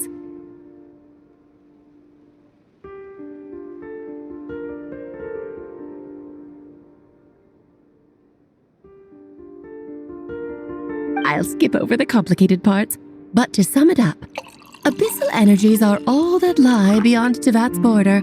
We'd find ourselves in a real pickle if they ever made it through. And the phantoms you've been seeing are a sign that the border has been disturbed. No wonder they tend to show up around Moon Prayer Night. Is it because the real moon is now so close to us that its power can cross the border? In part, but only a negligible amount passes through.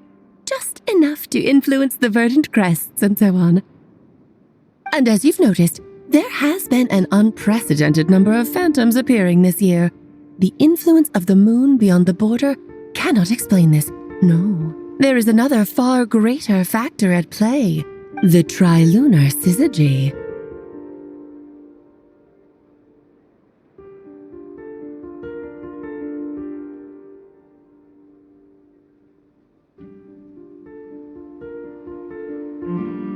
A trilunar syzygy. Eons ago, before the heavenly principles came to Tevat, it was the then 3 moon goddesses who controlled the laws of this world. Oh, that's exactly it! The 3 goddesses split these powers amongst themselves, promising never to consolidate them into one singular body. This was meant to keep the world stable. But, fast-forwarding to the present, the eternal moon's marrow is with you, while the iridescent moon's marrow, which should never have appeared in this world, has been retrieved. Add that to the presence of a moon goddess in the flesh and...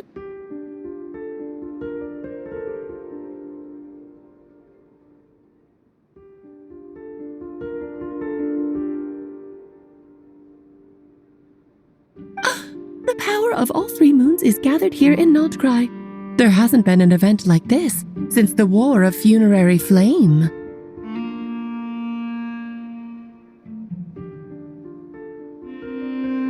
And it's having a noticeable effect on Tevat's borders. Because I wish to give my darling daughter a peaceful, sunny environment to grow up in. Is that a good enough reason?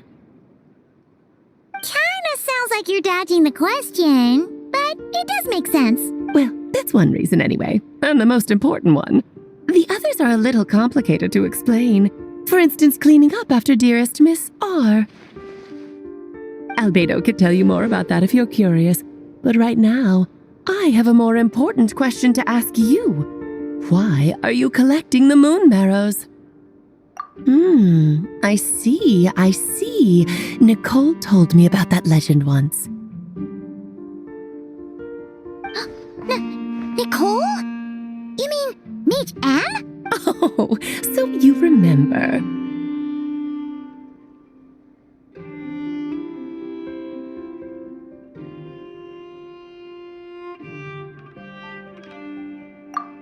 Yes, of course. That was a story about fate, her area of expertise. But back to the story of our dear moon goddess. I'm afraid her intended method of returning to the moon is unlikely to work anymore. What does that mean? She may be missing, but she hasn't gone anywhere. She has disappeared.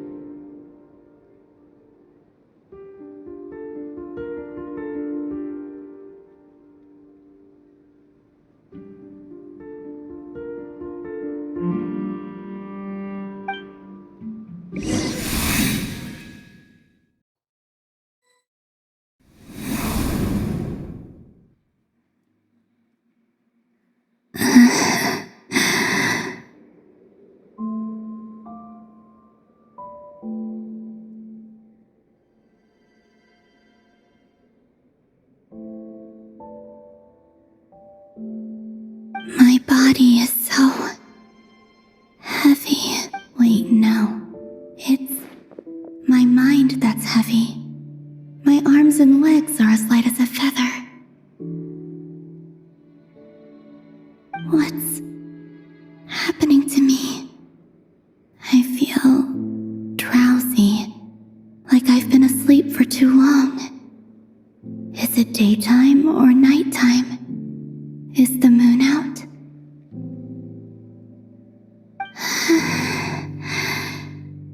I think I'll go for a walk.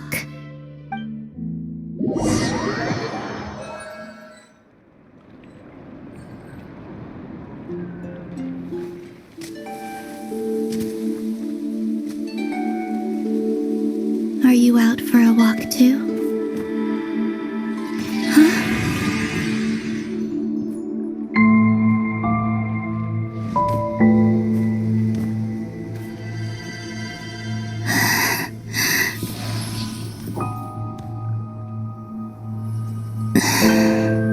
The day has come at last.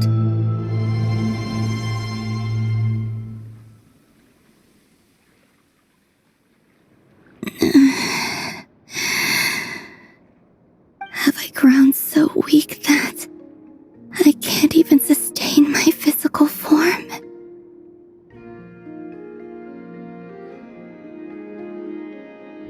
But Moon Prayer Night is nearly here. I was so close to returning home. Death is near. Is this how it ends for me? Will I return to the moon after I disappear? Or... I don't want it to end like this. So far, at least, I still exist. Even if not physically, I can still feel, but as my power wanes, I'm sure that too will fade. I suppose I might take one final look at this world. The world where I was born.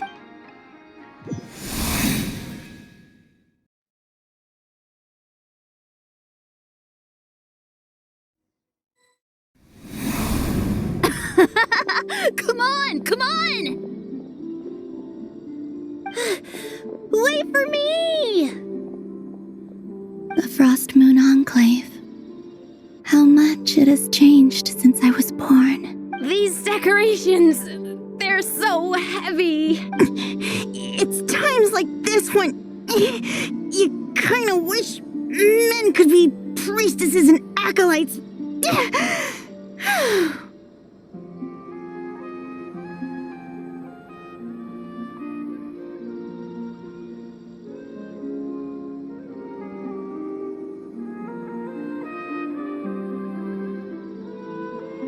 How fascinating. I've never had the chance to be privy to people's private lives in this way. In the past, people would get so solemn and serious the moment I showed my face. Like they were frozen stiff. Karina, Lametti, it's time to eat. Coming! I want to watch them a little longer.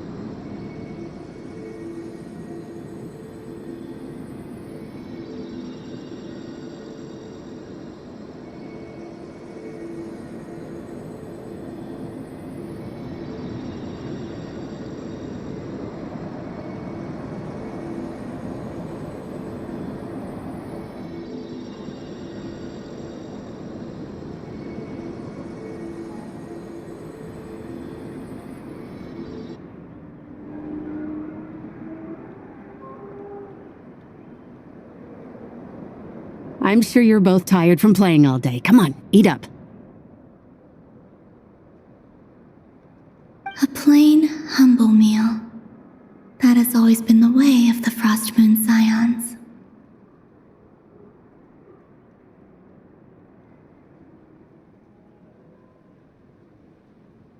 Huh? How come Lamatti got a midsummer berry dessert? I always get Lockaberry.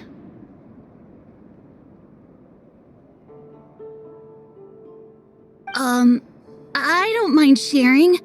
You can have a bite of mine if I get to have a bite of yours.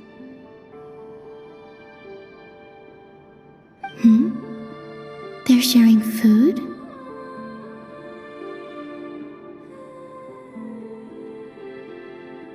I've never shared food with anyone before.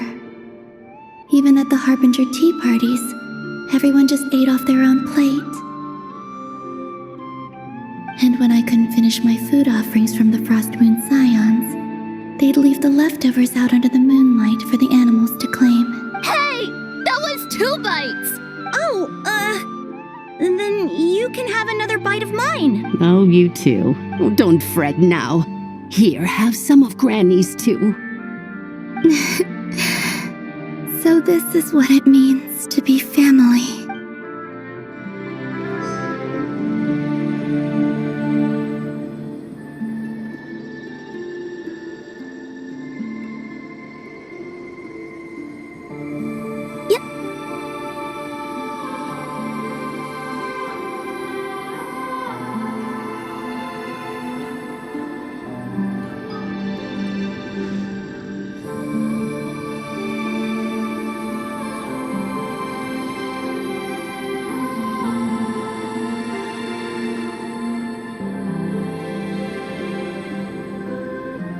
So just fill these balloons with air, right? Yep. Try a couple now to test things out. The rest can wait till Moon Prayer Night. Think fast.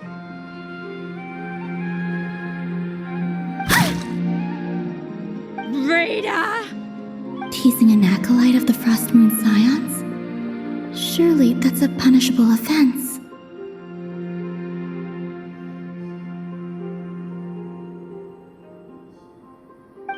Take this! Huh? All right, enough horsing around. Lady Lauma gave us a task. We should get back to it. The task is just to check that the balloons don't leak, right? Doesn't matter if we fill them with air or water. Yeah. Okay, you got me there. And you got me there. But still, we can't use all the balloons before the festival even starts.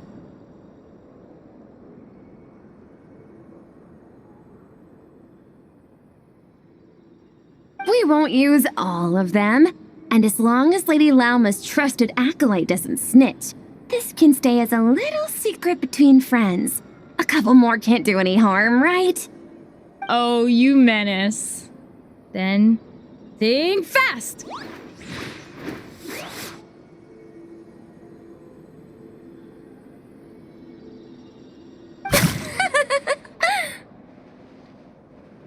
Is pumping a balloon full of water really so much fun?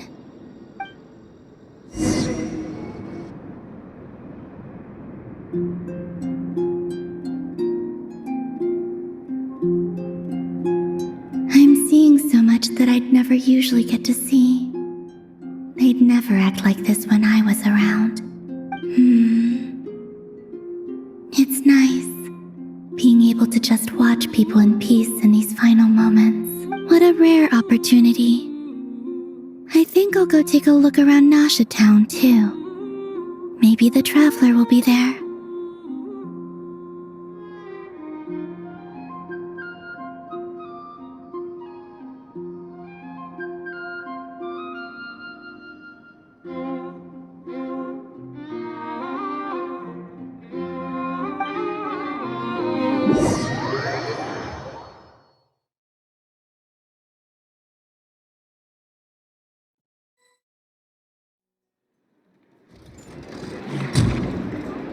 After the War of Funerary Flame, the moon goddesses were no longer recognized by Tevat. They lost the whole foundation for their existence. That's why the moon goddess's strength is fading. She cannot withstand the world's rejection of her. To be more pedantic about it, the moon goddesses did something to offend the heavenly principles, and that's why they were ousted. Something of a recurring theme in Tevat's history.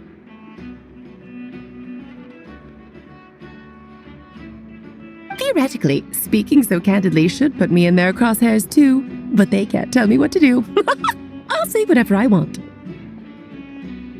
Anywho, the Moon Marrow energies were but a drop in the bucket for her, and that battle against the Ray Hair of Solnari only weakened her further. Fortunately, it happened close enough to Moon Prayer Night when the Kuvaki concentration here is high.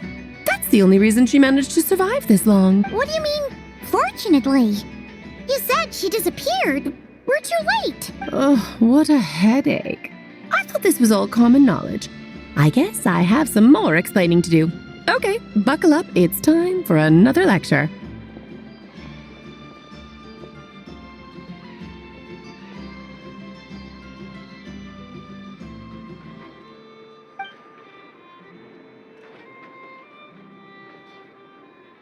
Now, I said earlier that the moon goddesses lost the foundation for their existence.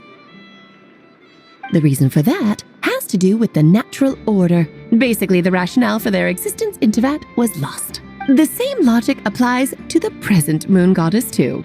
Consider her existence so far.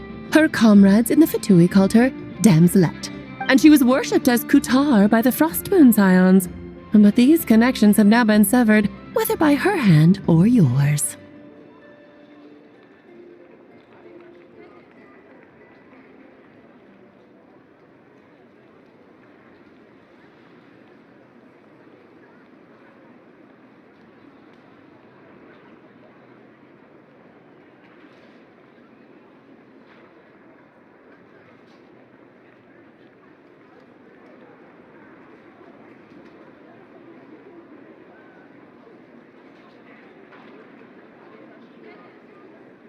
So, the rationale that once sustained her existence is now gone. Wait, we did that to her? Oh, well, strictly speaking, yes. But let's not start pointing fingers, shall we? I'll only end up as the big bad villain, and that's not the kind of final boss I want to be. Of course I do. I'm only the greatest mage in the whole entire world. Now, if you wish to find your moon goddess, there are two problems we need to solve. Firstly, we'll need to strengthen the connection between her and Tevat, at least enough to sustain her until Moon Prayer Night. Strengthen her connection? But does that mean I'll have to rally all the Frost Moon faithful behind this? I'm afraid a bygone faith and a former home won't be of any help to her now. Do you know her name? Her name? Yes. Names are very important things. A name is a fundamental concept that anchors one's entire existence. Then your first job is to find it. As a moon goddess, I'm sure she must have a name she identifies with.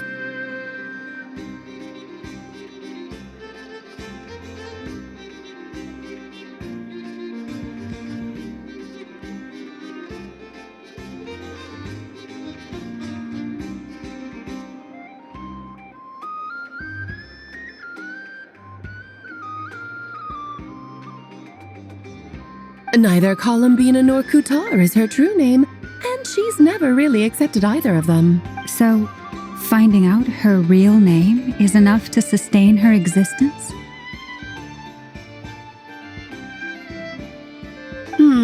Yes, I know it sounds like a small step, but every journey begins that way. So for now, that's all we need to focus on. The second problem is with her plan to use the moon marrows to return to the moon. Unfortunately, piercing through the false sky will take an enormous amount of power.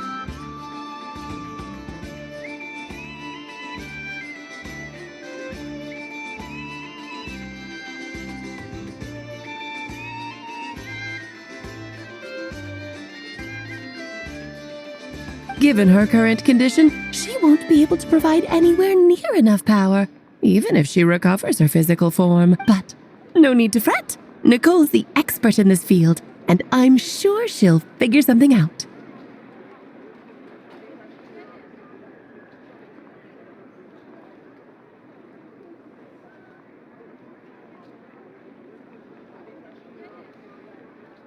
Wait, Mage N is going to help us out too? That means we've got 2 Hexen Circle mages on the case. This is turning into a pretty big deal. Actually, this is more of a side quest for me. Like you said, I'm a busy lady, so I can't stay for too long. I'll have to return to Tevet's border soon. That's the upside you get for looking out for my little Klee. Hopefully that will incentivize you to carry on keeping her company in the future. Anyway, jokes aside, you'd better get moving. It will take quite a miracle for the moon goddess's consciousness to hold out till moon prayer night. Oh, I suppose I might as well tell you where Nicole is before I leave. Off you go now. Time to meet your new friend. Oh, yes, and a little suggestion. Don't forget to mind your heads.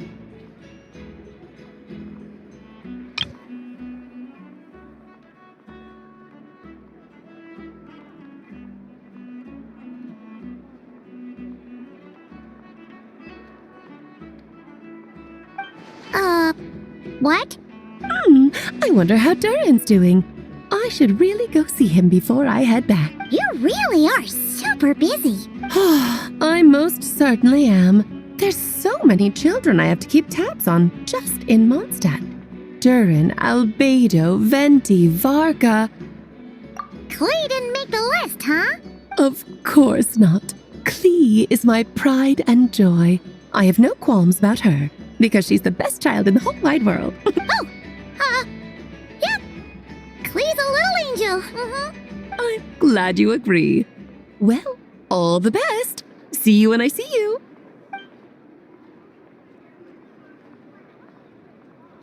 She left in a hurry. Yeah, she didn't pack up her stall. Should we handle it for her? I must say, I'm now very curious about her daughter. Klee, wasn't it? What's she like? That's a long story. Come on, we'll fill you in as we go.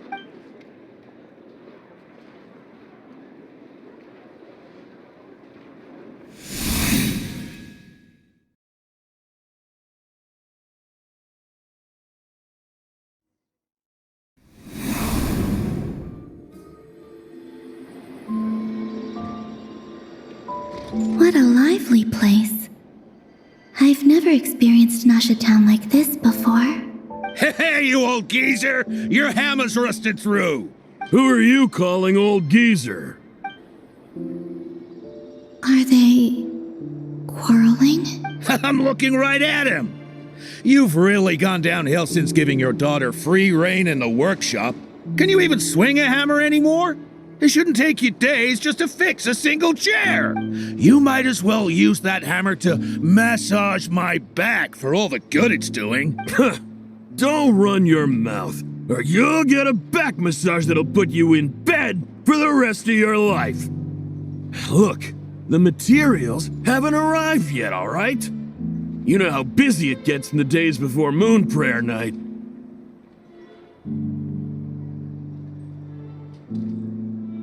I'll bet you send all the materials to your little princess. Blood's always thicker than water, huh? All right, you've made your point, Uncle Koski. As soon as the materials arrive, fixing your chair will be the #1 priority. And Dad, if you've got time to chat, why don't you lend me a hand, See? Lolka knows what the score is.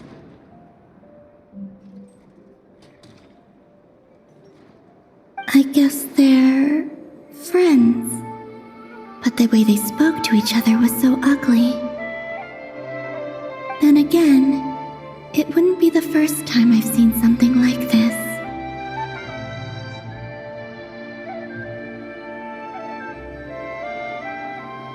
Columbina! Sing outside my door in the middle of the night one more time, and I'll unscrew your vocal cords. You hear me? Oh, Zandrone. So that was her way of trying to be friends with me. What a pity. I won't get the chance to say any ugly things in reply.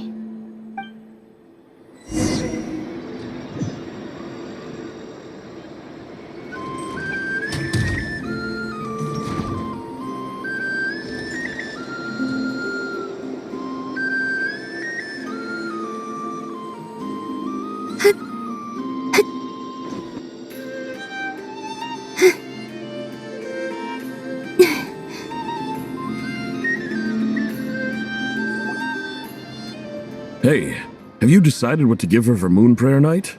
I sure have. She's gonna get the surprise of her life when she's least expecting it. Then I'll whip out the ring and pop the question.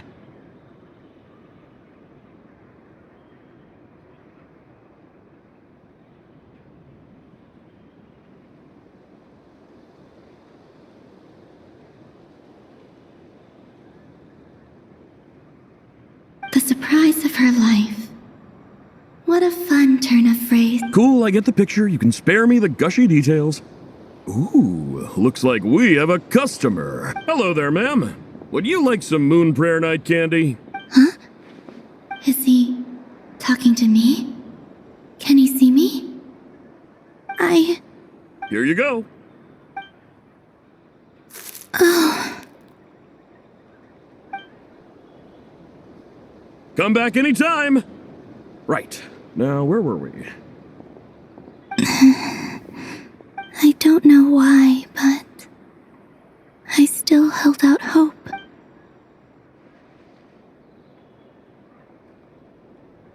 The most important thing right now is to find that mage.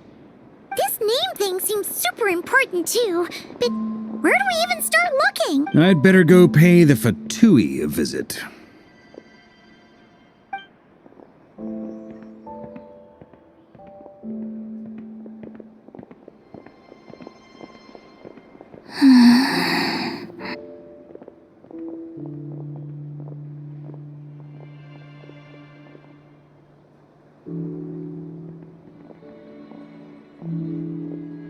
Columbina?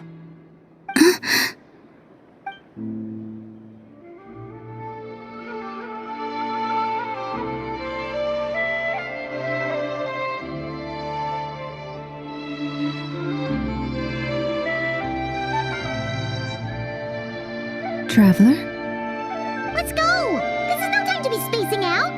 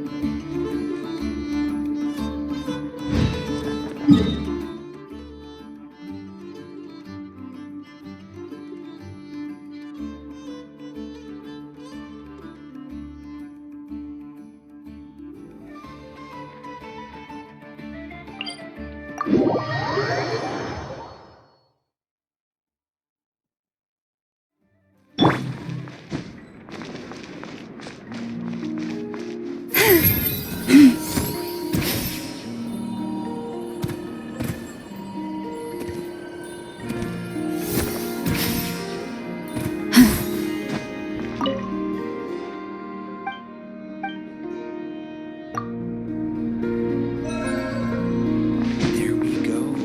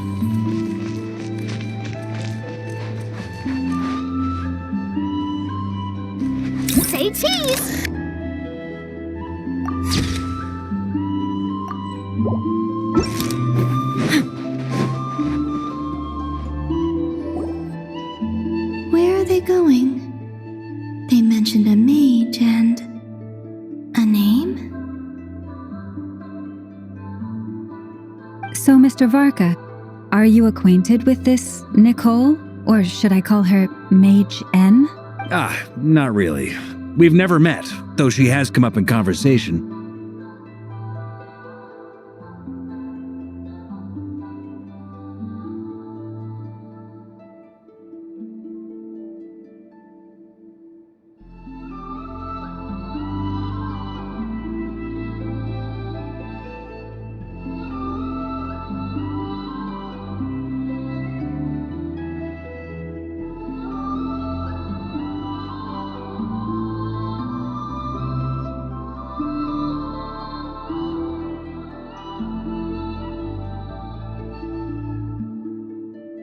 From what I've gathered, Alice kinda took Nicole under her wing, taught her how to speak in a more ladylike fashion, that kind of thing.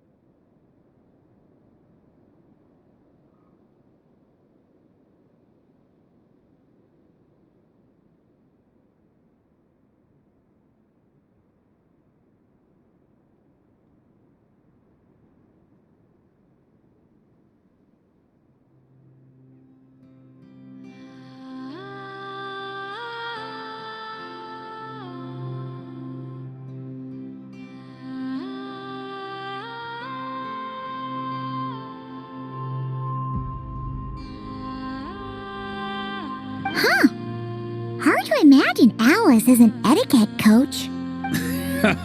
Yeah, Alice is a larger-than-life personality, I'll give you that. But then again, that's why she's able to draw such an eclectic mix of people into her inner circle.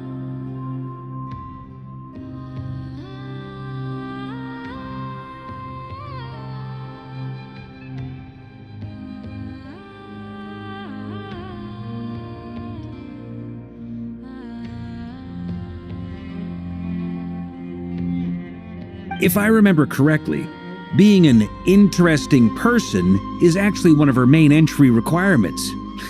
So, if you ever wanted to join the Hexen Circle, I'm sure you'd both be eligible to apply.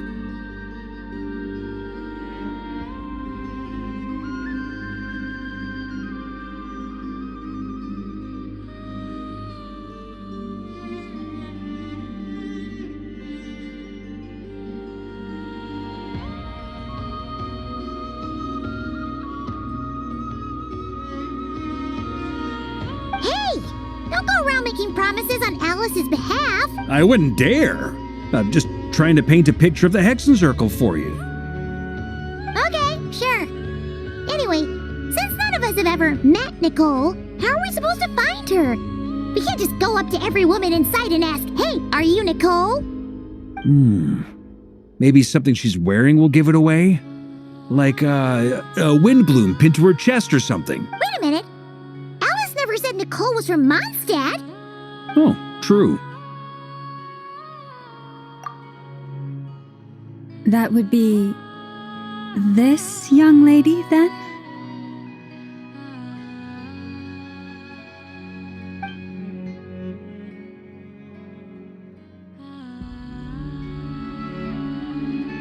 Hey there! Sorry to disturb you, but are you Miss Nicole? Varka, Knight of Boreas of the Knights of Favonius. Alice might have mentioned me before. Mm-mm.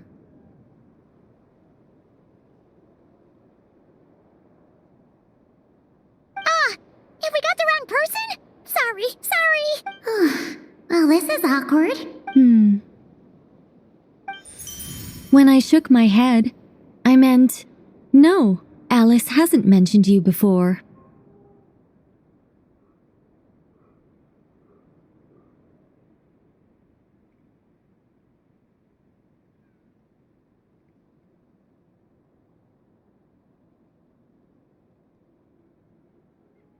Huh? Where is this voice coming from? My apologies. For certain reasons, I am unable to speak. This is the only way I can communicate with you.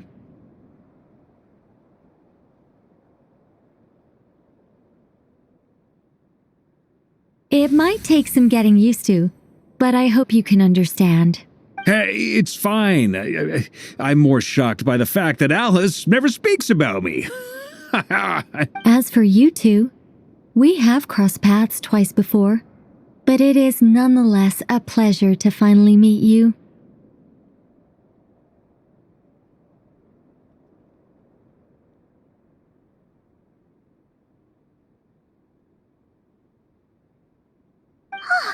It's really you! Thanks for all your guidance in the past! You're quite welcome. This time, things are different. We have reached the unwritten pages of the story. You might say that we stand at the crossroads of fate. Now then, allow me to formally introduce myself. My name is...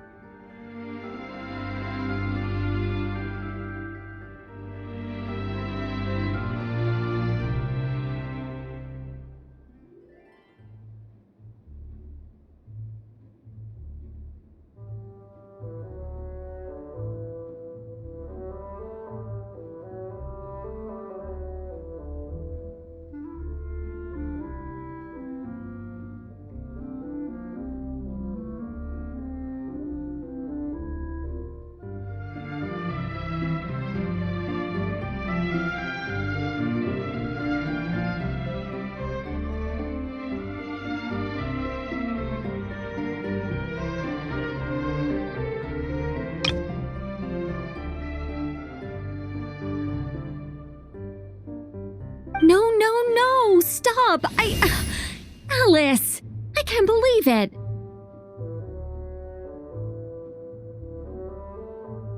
I had a whole speech prepared. I'd agonized over every single word. She always picks the worst moments to ruin other people's plans. I'm so sorry about that. Alice took the liberty of devising some bespoke self-introduction magic for each member of the Hexen Circle. But I could have sworn I deleted all of the triggering conditions for it. How did it bypass everything? Oh gosh, this is so embarrassing.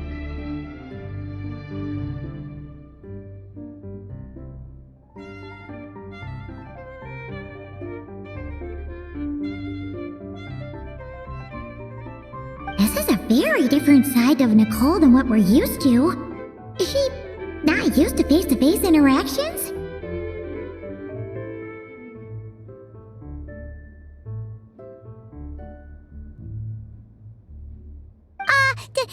Don't worry about it. We've seen that introduction magic once already, so it wasn't too much of a shock. Please go on, Miss Nicole.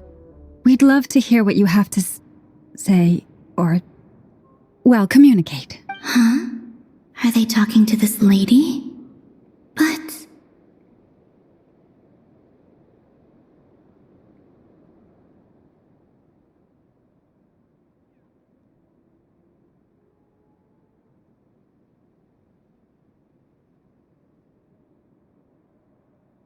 Will you all promise to forget that horrendously embarrassing introduction? Sorry? Embarrassing? When?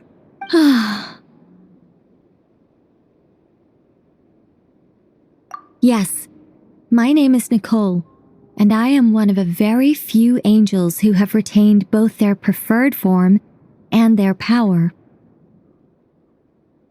The Traveler and Paimon should be no strangers to this concept. There is another of our kind in Natlan. They call her the Lord of the Night. All right! Paimon remembers her!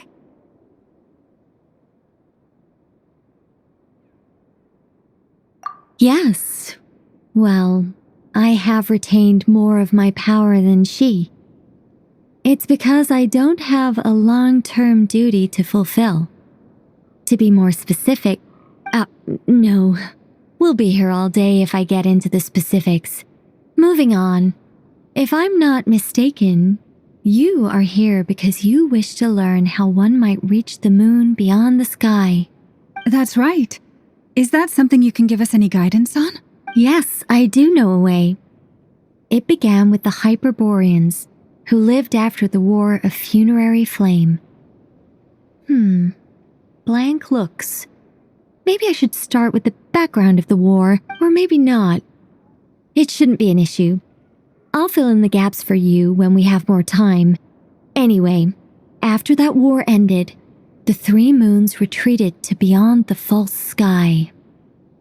The Hyperboreans were humans I once aided. They accepted the civilization and creations bestowed upon them by the angels.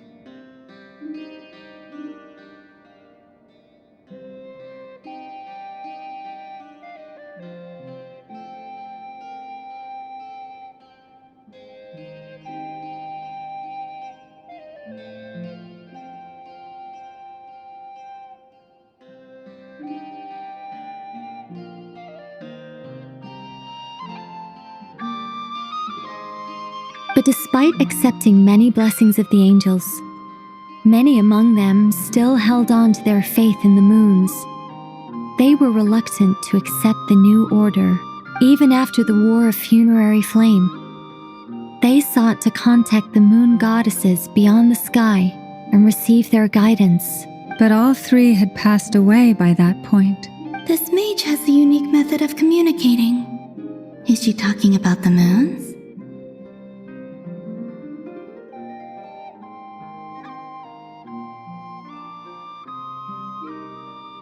Yes, but they did not know. And so, still they prayed for the moon goddess's mercy. After building titanic structures that consumed vast amounts of Kuvaki, at last they glimpsed the moons and heard their voices. But of course, they were gravely disappointed, for it was then that they realized the three moon goddesses were dead. Oh, that's such a sad story. It is. Humanity was in a very sorry state at that time. The angels who had once aided them were gone, and the War of Funerary Flames had left them homeless and destitute.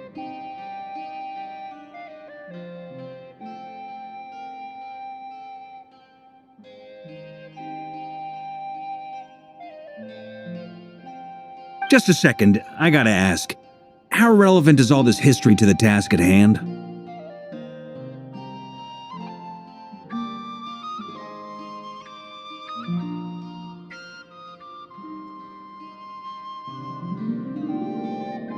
Well, I mean, it's... Okay, it seems we've drifted into irrelevant narrative waters. It's been a while since I've had the chance to speak inside someone's head. As soon as I got started, I lost control and the words just flowed out like a waterfall. What I'm trying to say is... Right, yes, that's it. The relevant part is the ritual created by the Hyperboreans.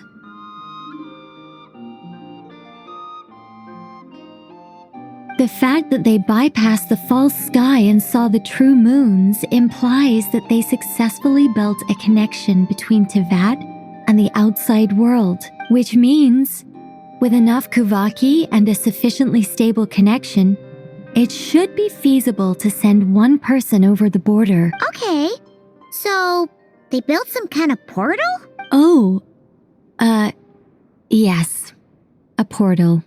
Yes. Is something wrong? You sound disappointed. I just didn't expect you to summarize it so well. It turns out I could have said all that in one word, if only I'd managed to think of it. No, please, it's fine.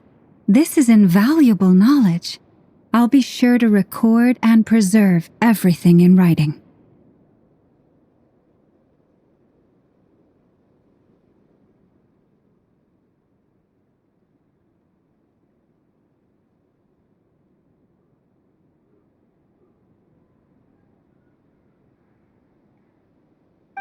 Really? Well, in that case, I suppose I could backtrack and add some more detail. I did gloss over a few things so far.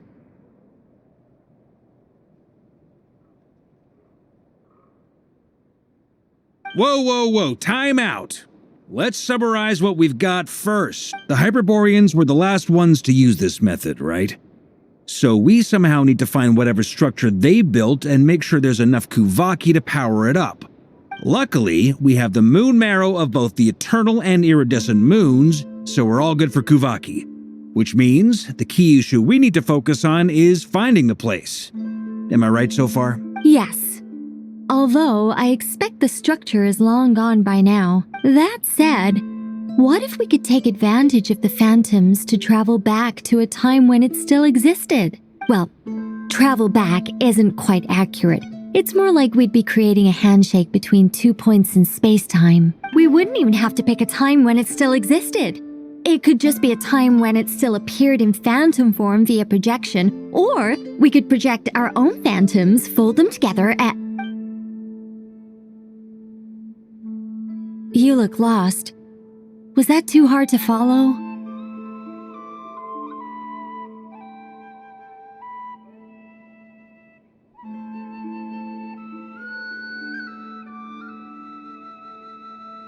Yeah, things got a little, technical there. Paimon's brain is reaching capacity. All right. Let me think about how to put this more simply. Okay, got it. Over the next few days, I'll search for phantoms that we can use. Once I find one that meets the criteria, I'll let you know and we'll regroup. By completing certain rituals, specific individuals will be able to enter the phantom and make it to the Hyperborean structure. If everything checks out and it looks feasible, we'll just need to wait for Moon Prayer Night, and we can send the Moon Goddess back home. I'm really skimping on the detail here. Is this making any sense at all? I think so. For now, we'll just wait to hear from you. Yes. Basically, yes. Great. Counting on you. In the meantime, we'll focus on finding the Moon Goddess's name.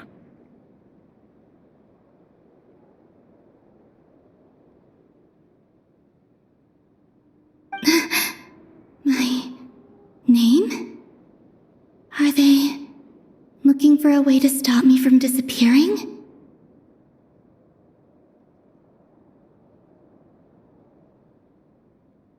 Excuse me, Miss...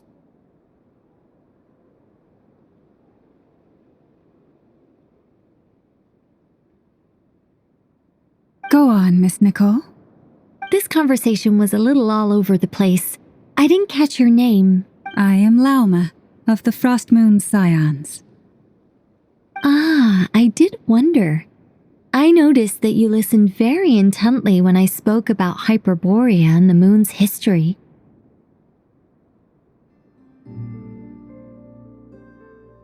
If you'd be interested, I'd love to visit you this evening and go through it again in greater detail.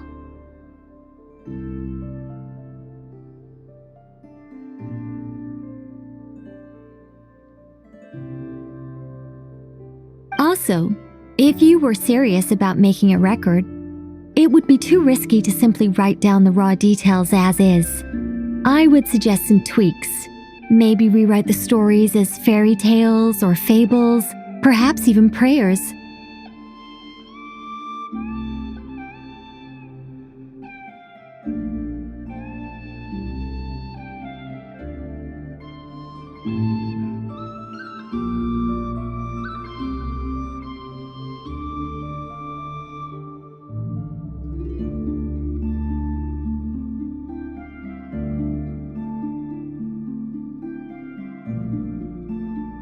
Anyway, we can cross that bridge when we come to it. So, see you later then? Oh, and no need to prepare anything. Just a cup of tea will do. See ya! She seems friendly. It's just... It's so nice to find someone who's actually willing to listen. I've been dying for a chance to finally go through all this systematically from start to finish. Any longer and I'd probably start forgetting it. Now Paimon gets why Alice told us to mind our heads. Ha ha ha ha, what did I tell you? A lot of quirky people in Alice's orbit. Now then, the next order of business is, where do we start looking for the moon goddess's name? Maybe the rest of what Nicole has to say might give us some clues. Once I've heard her out, I'll summarize the salient points and share them with you all. I'm also inclined to review our other documents. Yes, our faith was first established by our Hyperborean ancestors, but many of the more factually accurate records are from after Kutar's birth. Sounds like we're gonna follow Columbina's journey through Duvat, huh? In that case, we'll start by heading to the Frostmoon Enclave. Sounds like a plan. Take this with you. I'll see about getting in touch with the Fatui. It'll probably just be Arlecchino and Sandroni again. They're the only ones who would want to help.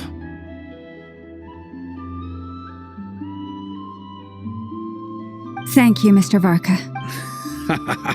Don't mention it.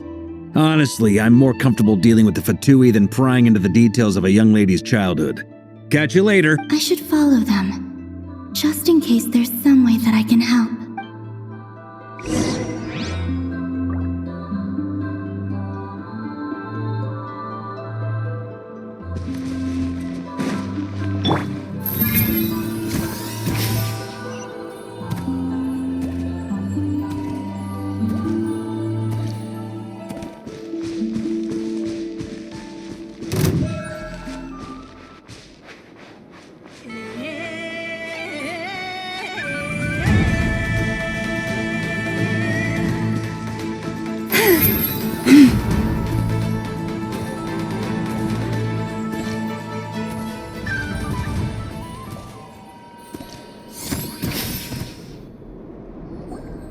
A while ago, I took the time to organize all documents in our possession that pertain to Kutar.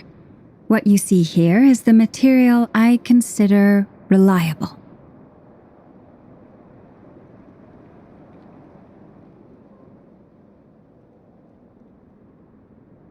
You're saying there's unreliable material too?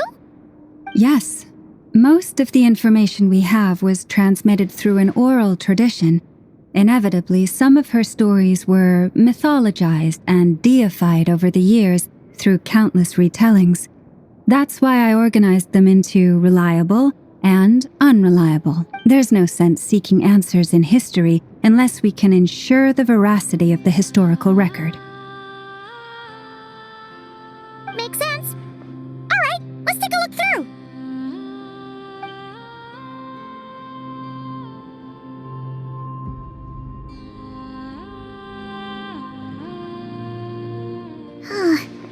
Almost all these records refer to Kutar instead of Columbina. Although neither of those is her real name. Paimon's not sure what point she's trying to make. What we can gather from these records is that the Frostmoon Scions worshipped her as a god, placing impossible expectations upon her. I cannot fault them for their earnest faith, but for all their devotion, worshipping her day in, day out changed nothing. I imagine that none of it resonated with Columbina. It wouldn't surprise me if, even back then, she had already begun to reject the name Kutar and everything it represented. Lama speaks the truth. When I heard them call upon Kutar with hope and expectation in their voices, they may as well have been calling upon somebody else.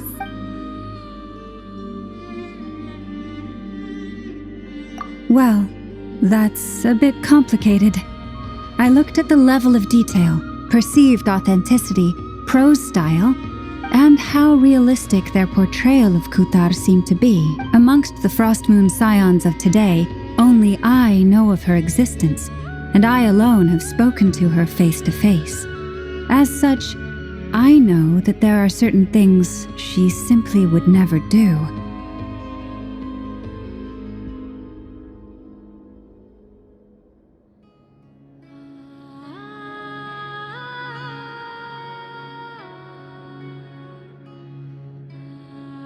That being said, I have sensed some changes in her lately. Changes?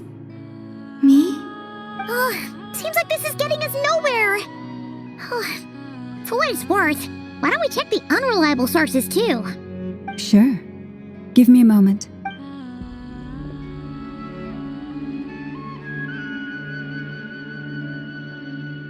Exerting but a fraction of her divine might, Kutar sheared a great mass from the snow-capped mountain and cast it into the sea, upon whose surface shone the mirror image of the moon. Thus was formed the island of Hisi. Yeah, right. That doesn't even begin to pass the sniff test. The 3 moons are not but lies through and through. Only one moon has ever shone for us, and Kutar is her name. The vast majority of ancient texts are filled with fanciful tales like these. I trust you understand my criteria a little better now. Kutar did not speak, merely gazing into the distance in silence. And where her gaze landed, this was her prophecy. Clearly, whoever wrote this text never even met Kutar. Otherwise, they'd know that her eyes are always closed. What about you, Traveler? What are you reading? Come on, let Paimon see. The child wished to build a wooden nest with which to shield a fledgling bird from the cold. But being so young and lacking in strength, the child could not snap the branches from the tree Kutar was passing by. Upon seeing the child, she summoned forth a Kuhenki, who built a beautiful nest for the child. I remember that. Not knowing the meaning of Kutar's divine intervention, the child dared not to respond, and thus ran home to call their parents. But Kutar was gone. The moon chanter declared the event a miracle and took the nest as a relic, placing it on high for all to see. The child was named as one favored by the goddess and was greatly respected amongst the people. Yet, no further miracles were bestowed, and this matter was forgotten in but a few years. Huh. Any thoughts after reading that? Yeah, Columbina probably just wanted to join the kid in making nests. Ah. I'd originally considered this a fabrication, because Kutar did not perform any similar actions in subsequent records. But now that I think about it, it does seem like something Columbina would do. It's just that... She didn't know how other people would interpret her actions. She was probably worried about making things difficult for people. And so, she gradually stopped joining in. Yes. Oh, that's so sad.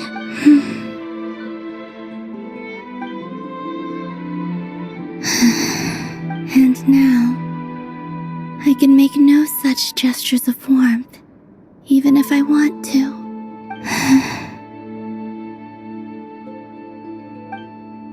Still no name. That's a bit of a shame. But we did learn some interesting stories. That's gotta count for something. Barca said he was gonna set up a meeting with Arlecchino and Sandrone, right? Let's go back to Nasha Town and see how he's doing.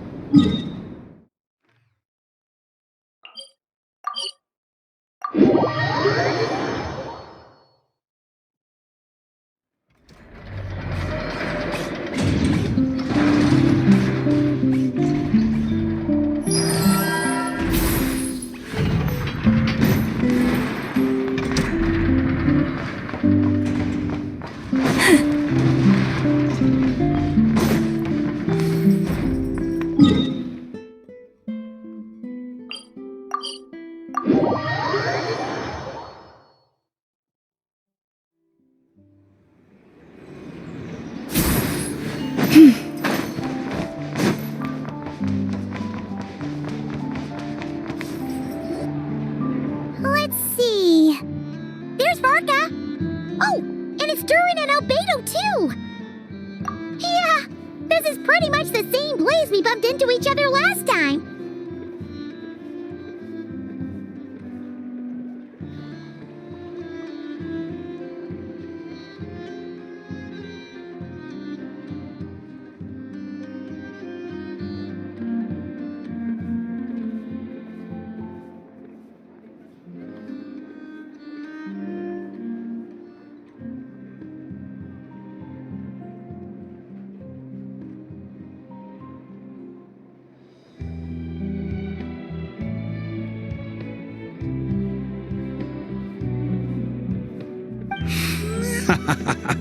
I convinced them to stick around a little longer. We were all waiting on people, so I figured having a little company would help pass the time. Ah, so you've been waiting for us? Does this mean that you've already arranged things with the Fatui? Sure does. Now you're back, we can go meet up with them together. How'd your investigation at the Frost Moon Enclave go? Well, we didn't find out Columbina's true name. But apart from that, it went pretty well. Aha, just as well that I didn't tag along then. I'm sure our moon goddess wouldn't want every man and his dog knowing all about her private life. Still, desperate times, desperate measures, I guess. Someone had to do it. So, Varka was waiting on us, but what about you two? Are you waiting for Alice? Oh, no. We already met with her. We discussed that experiment I mentioned to you last time. Oh, and she also handed me this communication device. That's right. I understand she informed you about the relationship between the phantom phenomena and Tevat's borders, yes? She wants me to help her with some more experiments on that front. She said that she'll contact me through this device with more information. Ah, I see. Following instructions and making observations. Pretty common research method. Takes me right back to Albedo's lab. Wait, then who exactly are you meeting? Someone you know. Albedo's met him too. But I don't think Miss Lauma or the Grand Master have been introduced.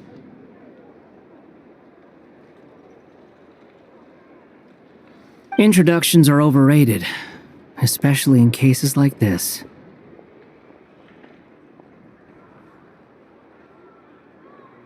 It's you! So, it's not like the academia has prohibitions against going abroad. Also, I applied for leave. I've been writing to Hat Guy since obtaining a human form. I've already brought him up to speed on everything that's been going on in Nodcry. Hat Guy?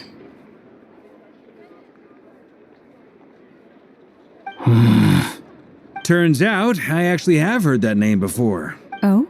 Then why did you react the same way I did? I only knew the name, not the fella. But since we're all here, let's do some introductions for what it's worth.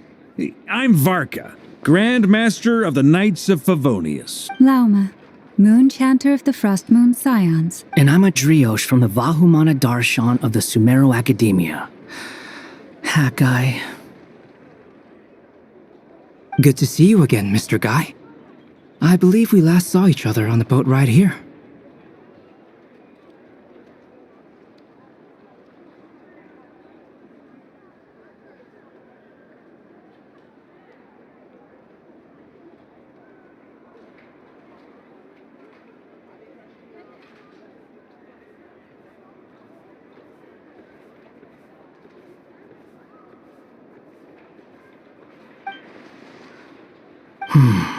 Mind you, the only reason I came here is because there's someone I want to look into. Who's that?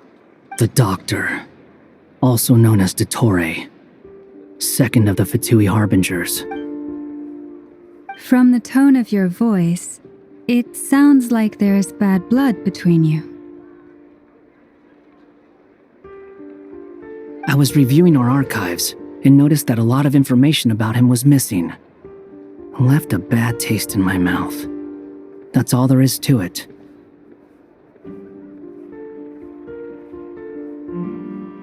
Dottore, or Zondik, as he was then known, once studied at the Academia, but he got kicked out before he could graduate.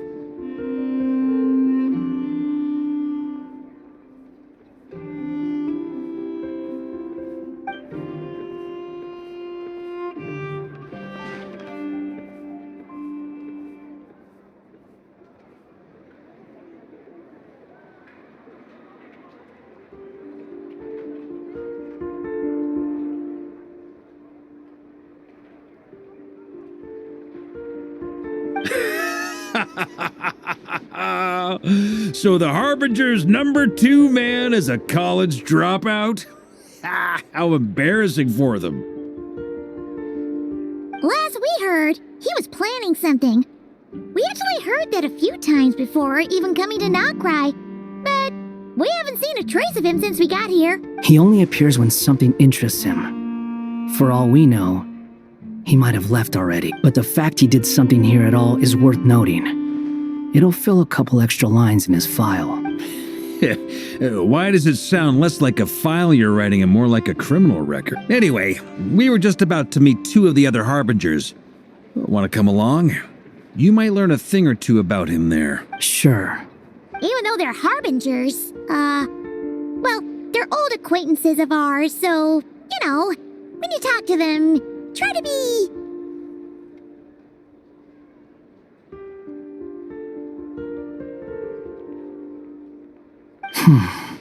I got it. The Frost Moon Scion's relations with the Fatui remain tense.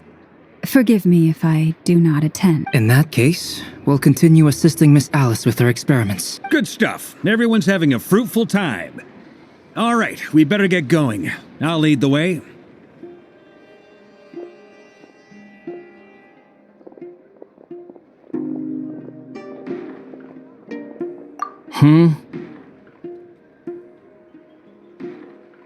Well, yeah, that's obviously part of it. But I'm not the only one who has a score to settle with him. Neither you, nor Lesser Lord Kusanali, nor I want to see him meddling with things again.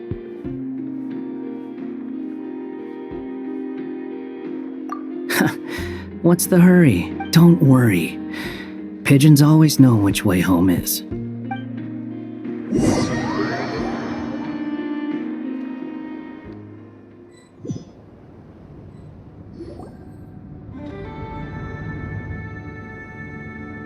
You made it. Who is this?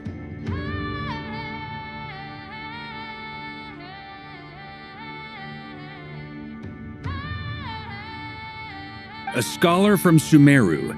They call him Hat Guy. He's an old friend of the Travelers. Wait, this is the academia representative you wrote about? He doesn't exactly look the part. I believe this will prove my identity. You'll notice it bears the seal of the Sanctuary of Surasthana.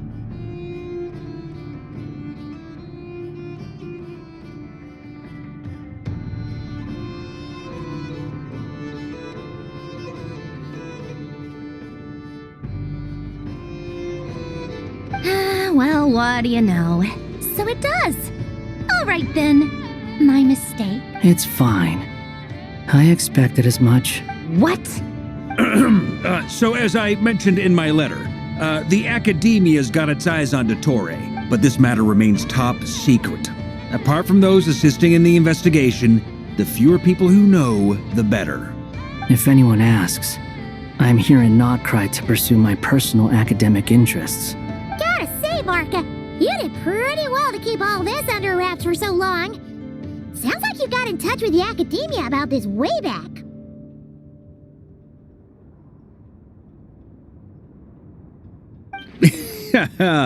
You flatter me.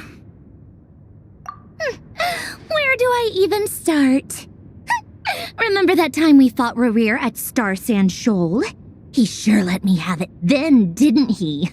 I'll bet Dottore had that all sketched out, with me as his convenient little pawn. He could not care less about us if he tried, but hey! The feeling's mutual. Does Dottore really strike you as the sort who values his relationships with his colleagues? Fair point. Definitely not. Which is why I always keep my guard up whenever he starts making suspicious moves. To that extent, our motivations align. On top of which, I consider you trustworthy people. Now, back on topic. In the wake of the Reikir of Solnari episode, Sandrone and I grew suspicious about Dottore's complete inaction during the entire affair. So we tried to find out what he'd been up to, but unfortunately to no avail. He never lets anyone in on his plans. The more he cares about something, the more secretive he gets. Indeed. Perhaps he believes that by keeping a low profile, he can avoid trouble. But that trick isn't going to work on his colleagues. Yeah, I mean, He's been researching the ancient moon's remnants, and he's been trying to get his paws on the moon marrows. Only an idiot would believe he doesn't have something more planned. With this in mind, I returned to Snezhnaya and relayed my thoughts to Her Majesty the Tsaritsa, entreating her to have him recalled. That's pretty direct. Did the Tsaritsa agree? Yes, I made it abundantly clear that the Fatui's business in Nodcry is almost concluded, and we do not need 3 harbingers in this territory. Her Majesty concurred.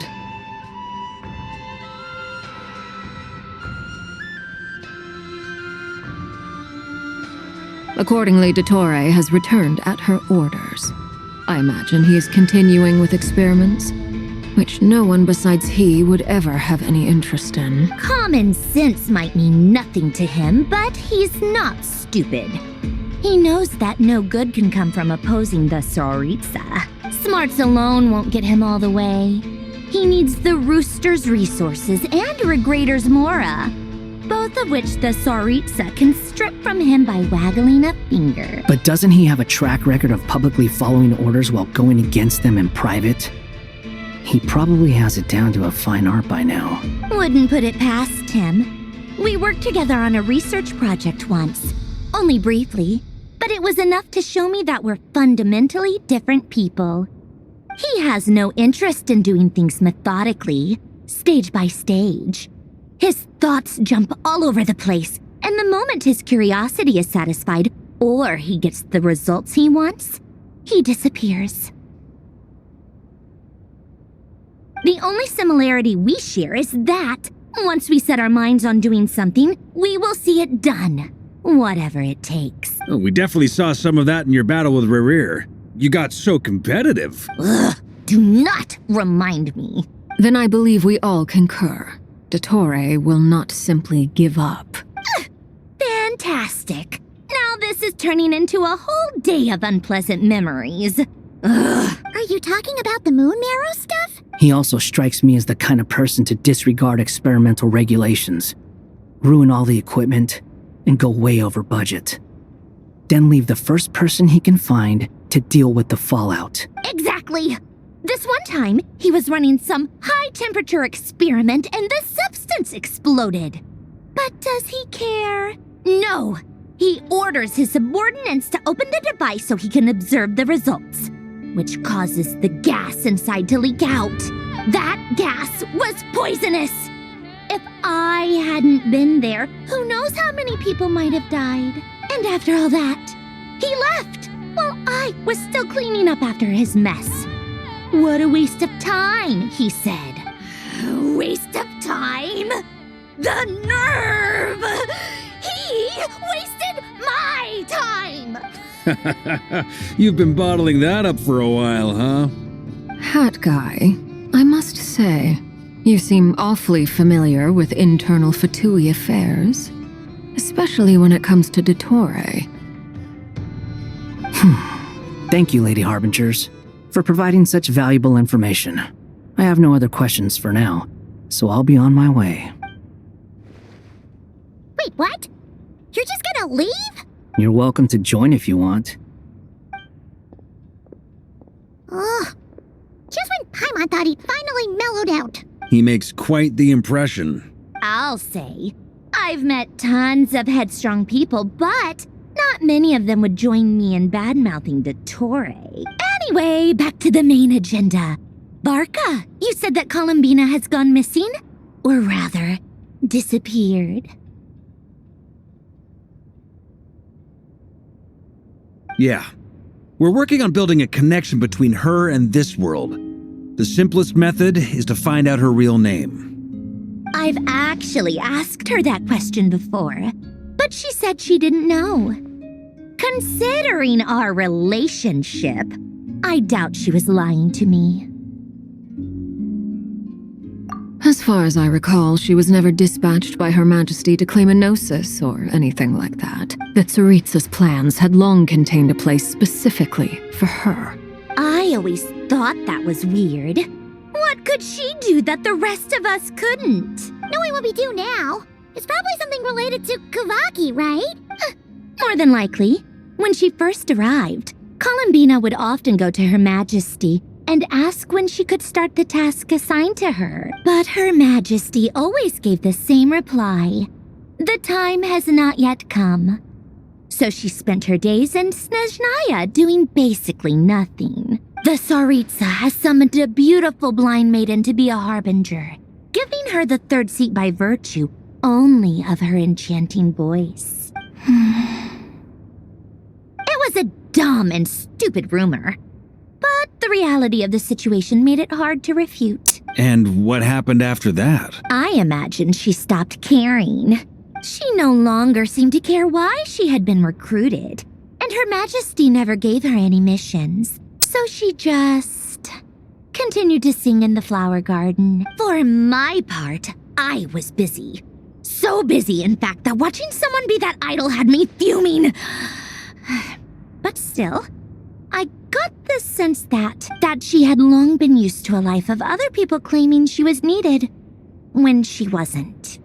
I just felt that having a place to stay would cost me something eventually, and so I waited quietly for the day that I would have to pay the price.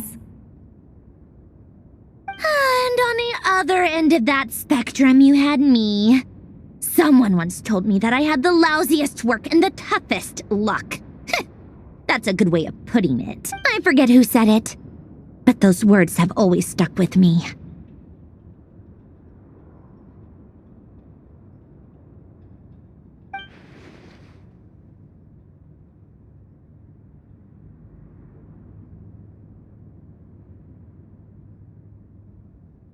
But you've done your job exceptionally well all this time. Because at heart, you are a conscientious person. What is it? Something come to mind?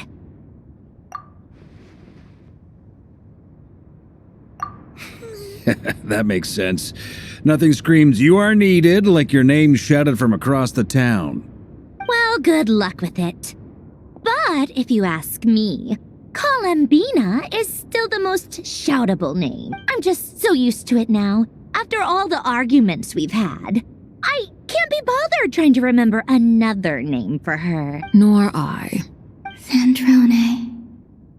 Harlequino.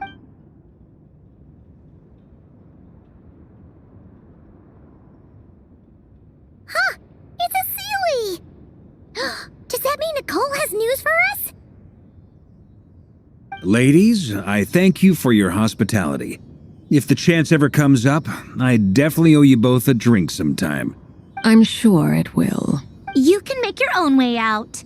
Heck, you've been here enough times, you probably know your way around better than I do. Okay!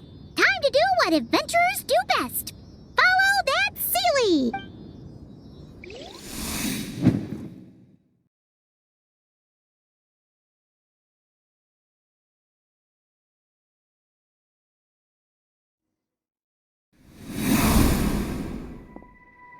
Here you are.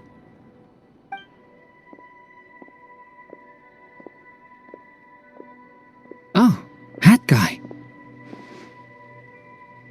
How come you're back so soon? Did things go all right with the Fatui? Fine. Dotori's been summoned home by the Tsaritsa. Couldn't get much more than that. How about you? Any progress with the investigation? Unfortunately not. We've tried everything.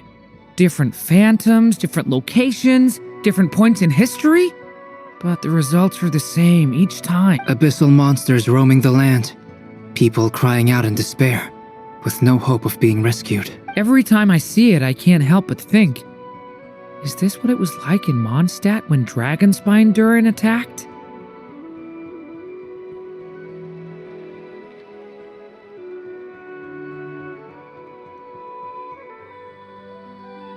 And if I fail in the task I've been given, will I create yet another tragedy? That's just meaningless speculation.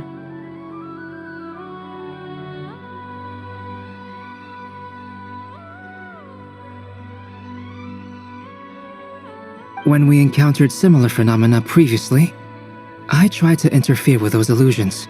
using sounds and lights to guide them.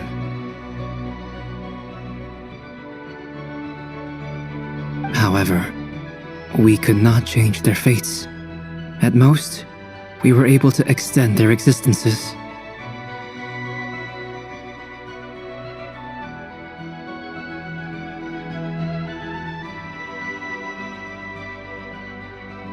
The events of the past are like fate that has been written into Irminsul. There isn't a living thing in Tevat that can escape its past.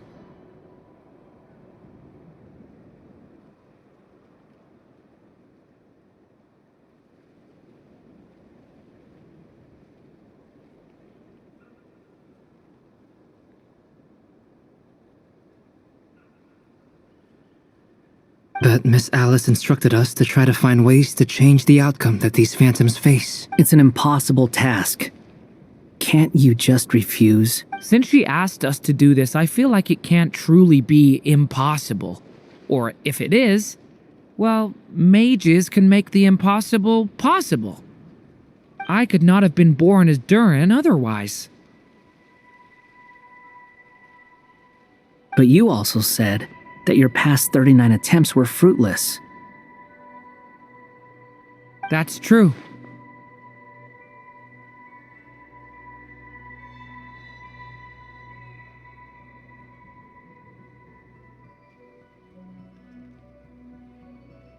But you're still going. Yes.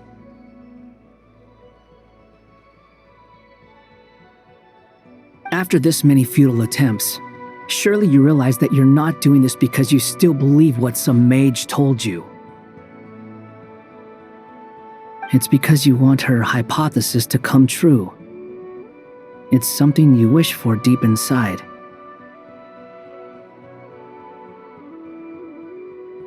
So, think for yourself about what you want to do. As long as you don't believe it's futile, it isn't. Yeah. Previous experience indicates that we cannot touch the phantoms, which limits the effectiveness of our interventions.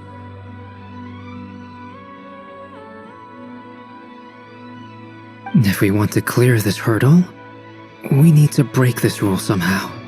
Same thought here. Following the same rules means repeating the same failures, reducing ourselves to mere playthings of fate.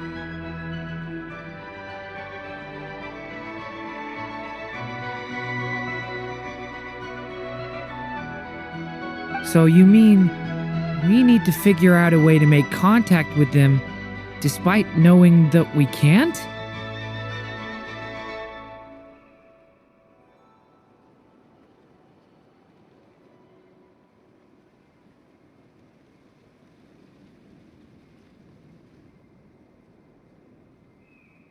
Yes, and I suspect that's something only you are capable of.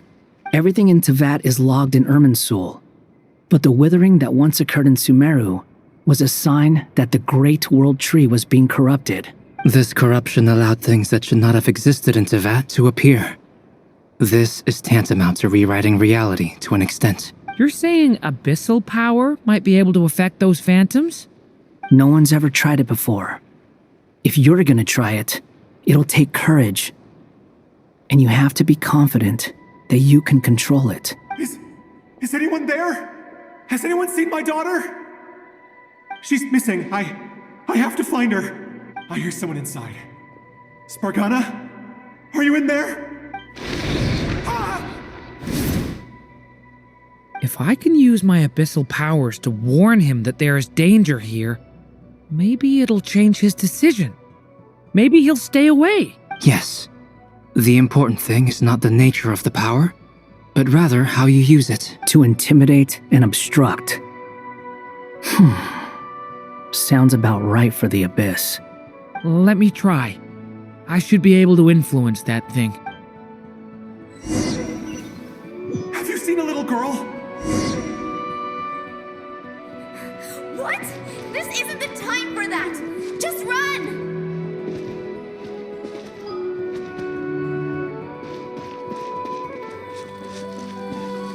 I hear someone inside.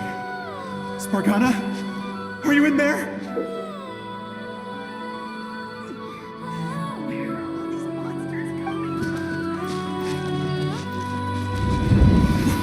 What is this?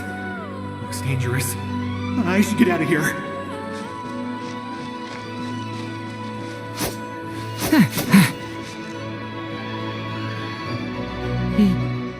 He really left. Huh, we did it! Don't celebrate too soon. Follow him. See what he does next. Monsters approaching from the front.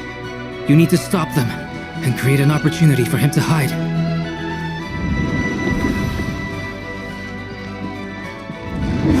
There's monsters ahead.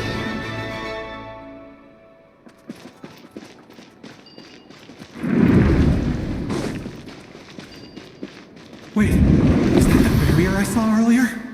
Why is it appearing now? It's as if someone's controlling it.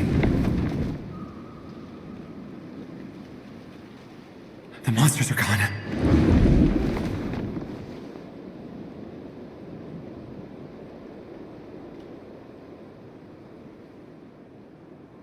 The barrier's gone too. How odd. Anyway, I guess I'll keep going. Quickly, let's keep up.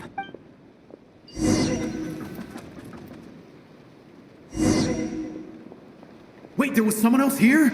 Don't go any further. We've got anti-monster traps laid out everywhere. But my daughter must just be up ahead. I have to go. This way's blocked.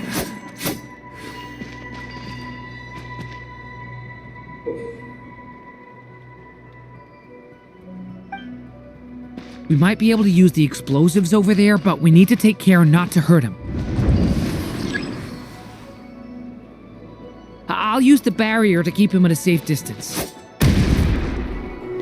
This barrier seems to be helping me somehow. Hey, wake up! Oh, no good. Gotta keep moving ahead.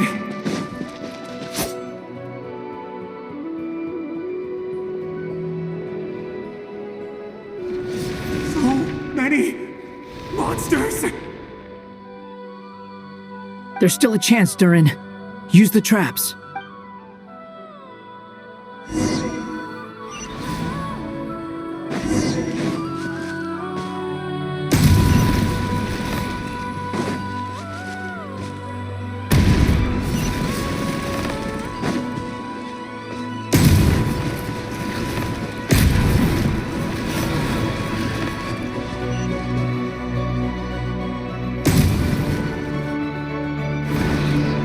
Help me!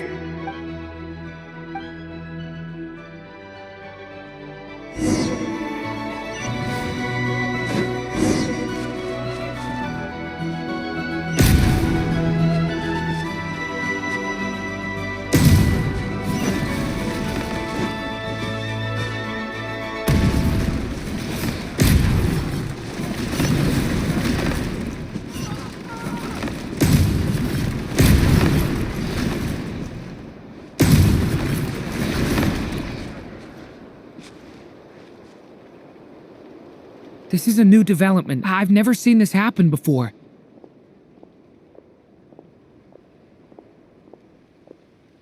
We might just be able to save this person.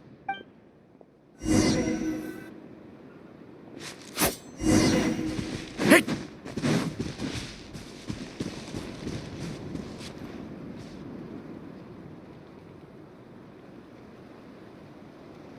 Hello there.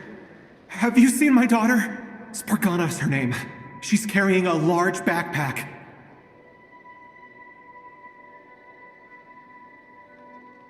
Get out while you still can, you fool. You won't find any survivors here. But I can't just leave her here. She must be so scared right now. Sorry.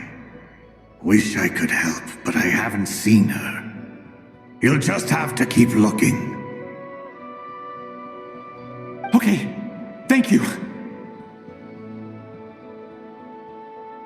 If I do find her, I'll get her to shelter and come back for you. Don't bother. I've got nowhere left to go.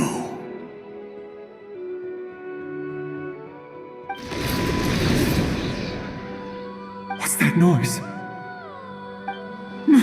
Monster!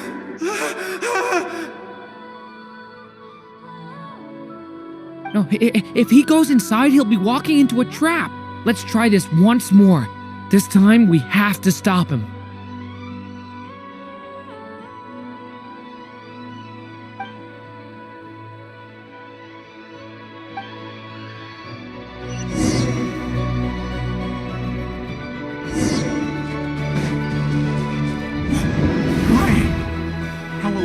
Spargana's gone like this. You know what? I'll trust this strange barrier. It's got me this far after all.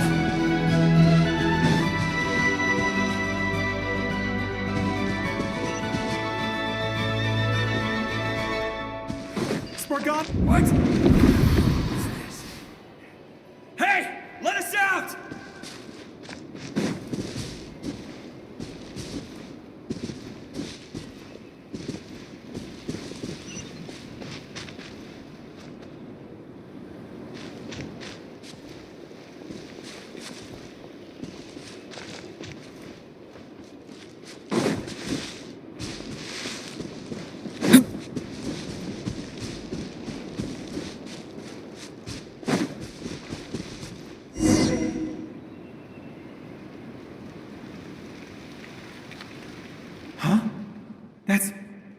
That looks like one of my daughter's books! Thank you! Thank you! Yes, it's one of hers for sure! That's her name on it right there! She left her backpack here! Durin, just like last time. Use the explosives.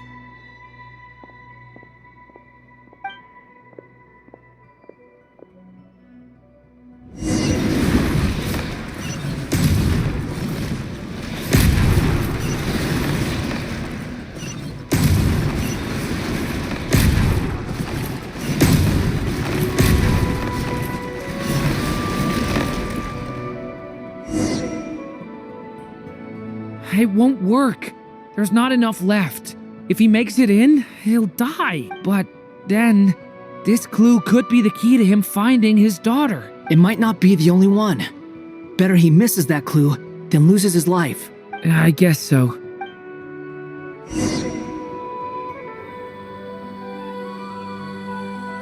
Stop him, Durin. We can't let him get any further in. That's my daughter's book! She's passed this way! Why? Why won't you let me go in? I've searched and searched and searched just for this! But how will I find her without any clues? I no longer have anywhere else to go.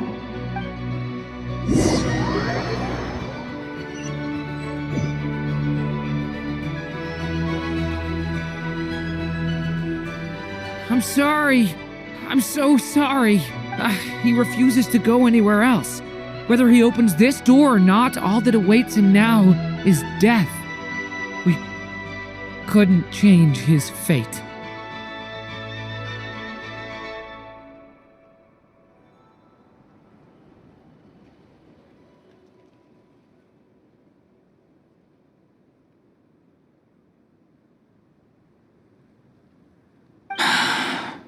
Albedo? Hat guy? Let's try one more time. I don't know how we're gonna do this, but I don't want to give up either.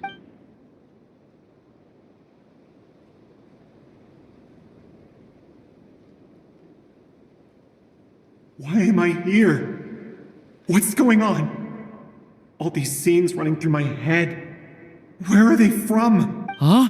What's going on? His reactions have changed. How many times have I... What's happening to me? Huh? Wait. Who are you? You can see us now? I feel like I always could. but that I only just realized you were there. I'm sorry, I don't know how to describe what I'm feeling. But you were the ones guiding me using that marked barrier, right? I haven't done anything yet, but those monsters, those deaths, they feel like memories. Like things I really did experience.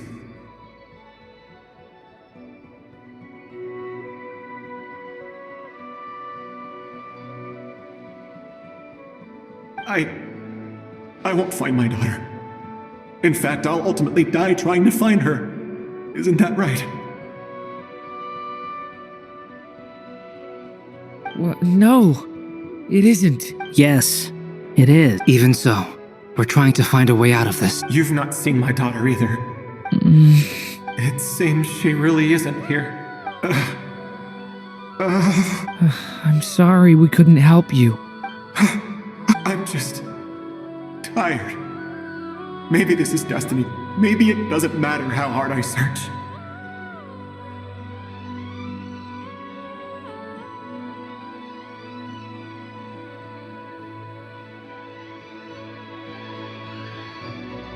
How long do I have left?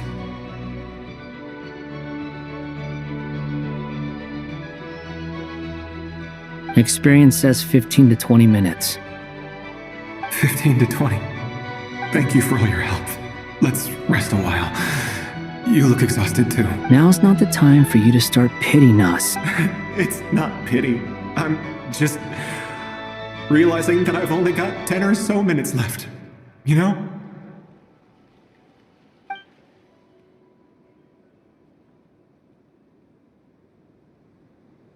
You say you're from Mondstadt, yes? A place with windmills, where people enjoy limitless freedom?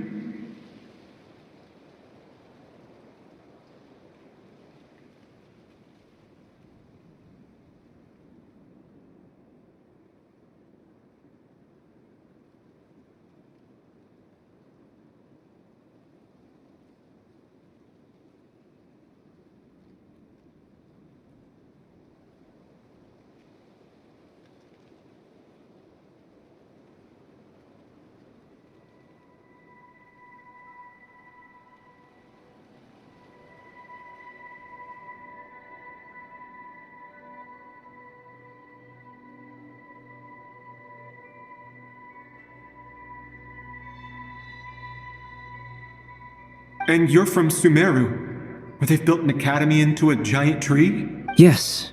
It seems you've never heard of either place. Those names are unknown to me, I'm afraid, yes.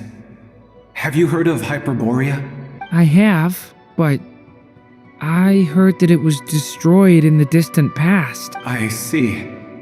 That was where my ancestors once lived. What about Delphi Pytho? Was it later rebuilt?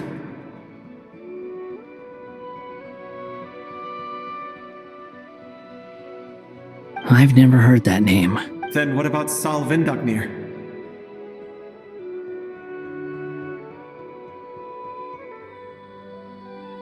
I have seen that name on stone tablets on Dragonspine.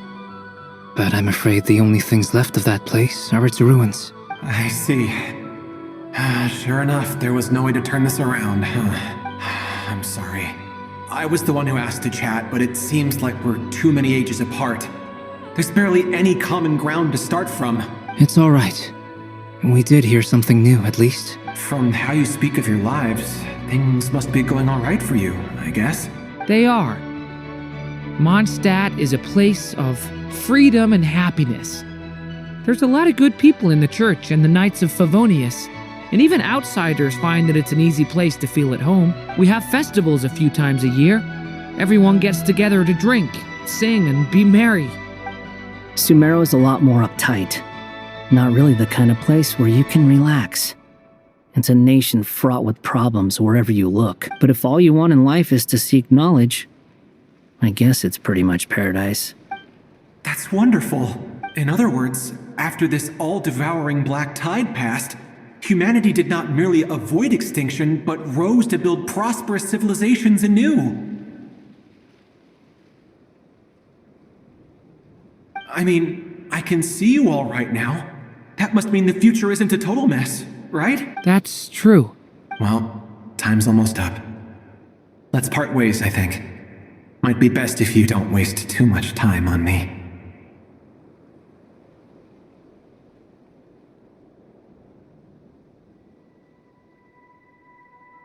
The chances are slim, I know, but I'd like to spend these last few minutes looking for Spargana.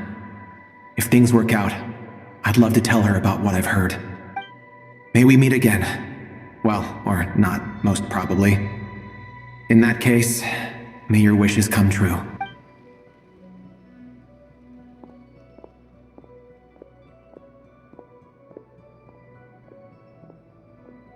He's gone. In a few minutes, he will meet the end that was his to begin with. The ending of this tale did not change. But I believe that we've just made the most progress we have yet. May your wishes come true. If only it were so simple. Hat guy, could I ask you a question? You've never talked about your past. It seems complicated, and it weighs heavily on you, too.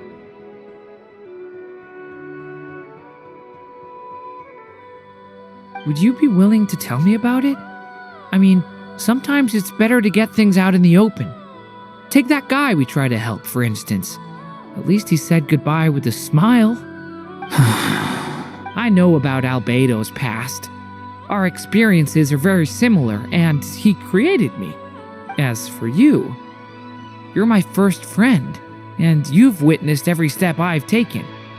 But by comparison, I know nothing about you. Either way, I mean, we're still best friends. But if I knew more about you, I might understand your thoughts a bit better.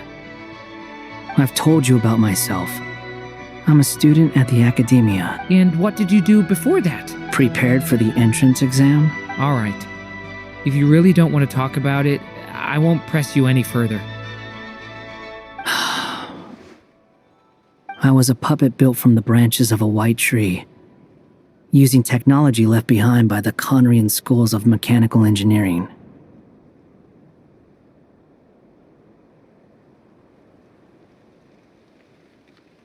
A white tree? You mean an Irminsul tree? Yes. A branch of Irminsul that was once connected to the main tree. So you had a human creator too? Yeah. But my creator abandoned me after deciding that I was a failure. After that,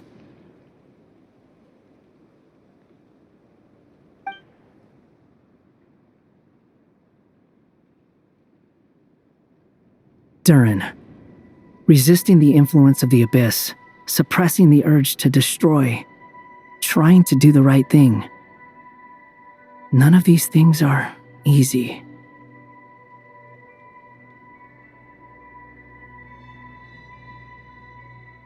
But no matter how hard they are, trying to rewrite past wrongs is far harder.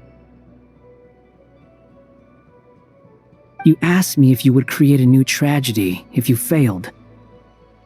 I told you there was no point speculating about that, but the real answer is, yes, you absolutely will. That guy. But at least you've got people here to help steer you away from the wrong path. So, just keep aiming towards the light. I will. I promise. All right, break time's over.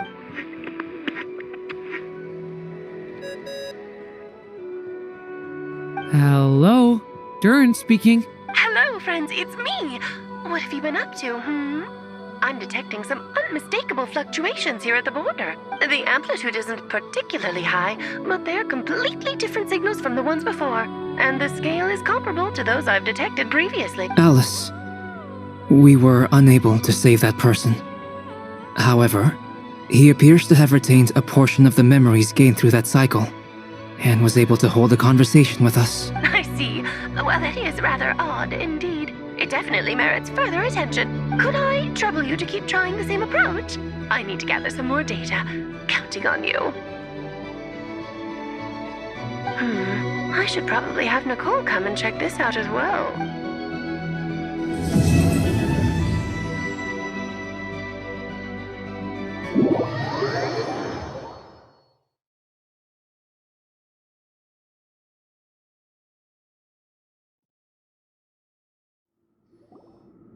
There you are.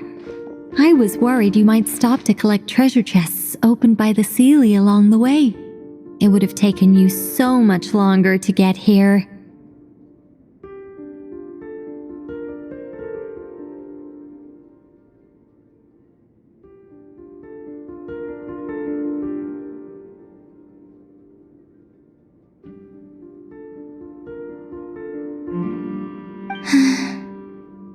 Another conversation I cannot hear.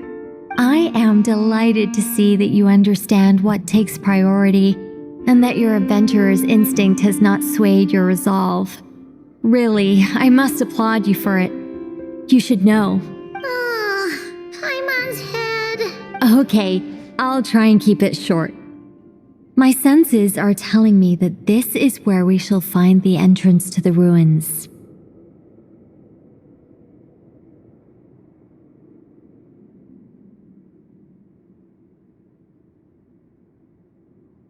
Oh, cool! Well, what are we waiting for? Let's open it up and see! Patience. This was a sanctuary of great importance to the Hyperboreans. A special process is required to open the gate.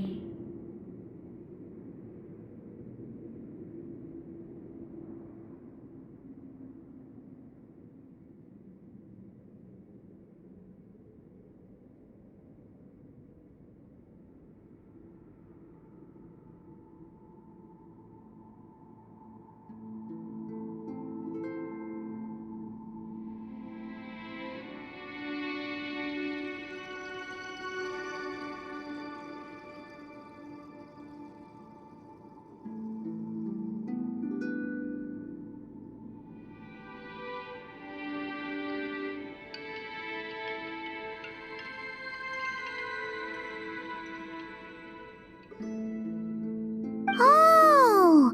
Like the place that housed the Eternal Moon's marrow? Okay, so what's the plan? Need us to do anything? And just the short version, if you can. Ah, all right then. I was planning to start with some background on the invention of these techniques. Are you sure you don't want to hear it? It's quite informative.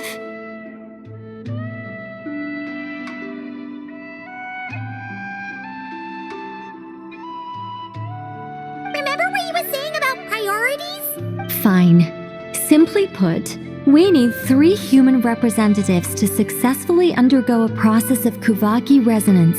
Think of it as a test from the 3 moon goddesses to see if the entrants are qualified, with the most recognizable qualification being Kuvaki. Pretty sure Lauma would ace that test. Oh, wait. But we need 3 people. I also have no doubt that the moon chanter would be qualified. But we would need 2 other people with the same constitution. Therefore, the most feasible method is not so much to follow the rules, but to figure out how the test functions and find a workaround. I've done some research, and it turns out the mechanism is rather crude. We'll simply need humans to stand before it who have sufficient Kuvaki energy within them. I'm with you so far. How do we get the Kuvaki in them? The easiest way would be transfusion. Take some Kuvaki from Nodcry's soil, put it into the bloodstream, and get it circulating in the body. So we're going to cheat on the test? Precisely. There are other methods, but this is the simplest one. Cheating the system is much easier than trying to hide from it.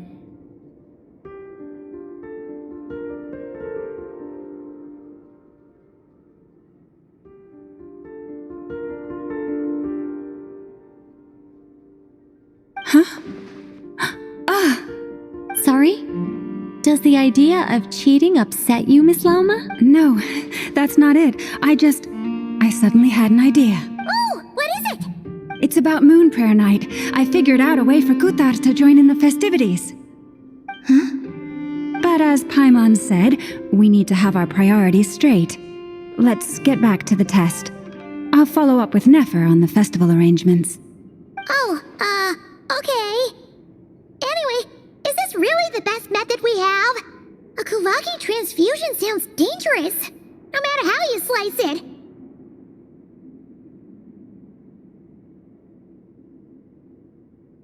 if you think that's dangerous, wait till you hear the other methods. I'd be more than happy to go through them if you'd like. There are several. No need, we're good. Let's go with this one. Very well. Kuvaki transfusion it is. Now, I should mention that the risks can be greater or lower depending on individual compatibility.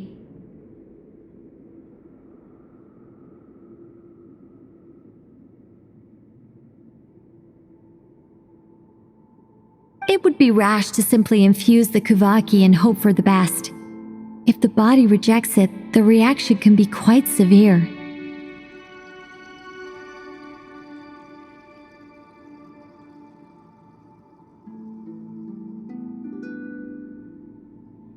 The symptoms are similar to another condition that some people living here suffer from, known as congenital Kuvaki sensitivity. So, before we execute our plan, I will perform a simple test of my own to see who is compatible and who is not. Once that is done, we will have to complete the resonance process as rapidly as possible.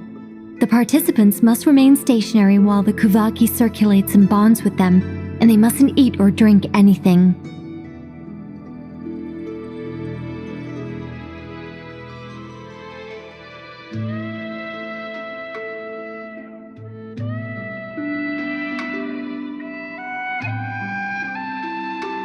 What? No eating or drinking? That's some hardcore fasting. They'll all be monks by the time they're through. 3 days. Oh, that's so long! And we still need to find 2 more people who are not just compatible, but also willing to volunteer.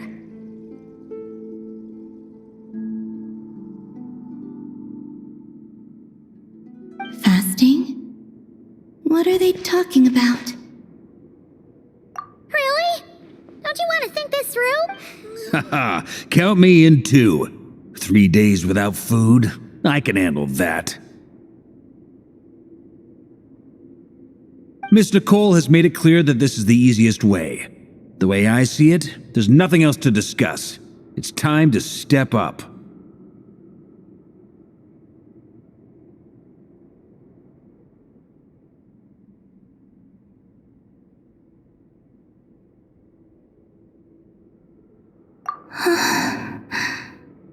Yeah, you're right. In that case, Paimon volunteers to be captain of logistics. She'll keep the fires lit and grab some spare clothes to keep you comfortable. Then we'll start with you first, traveler. Please step forward.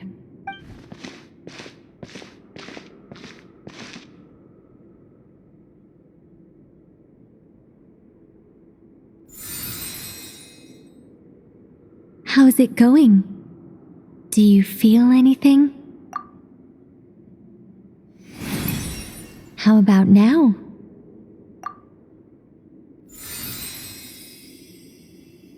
And now?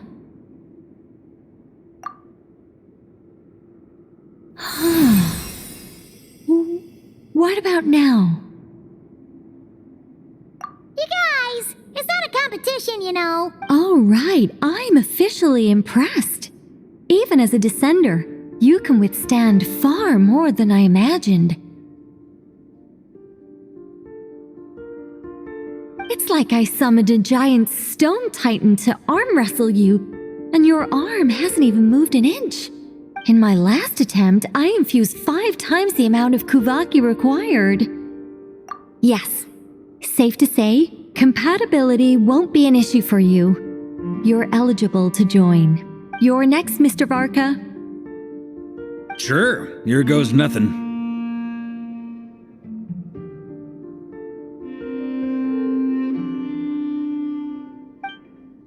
All right, I'll start where we left off.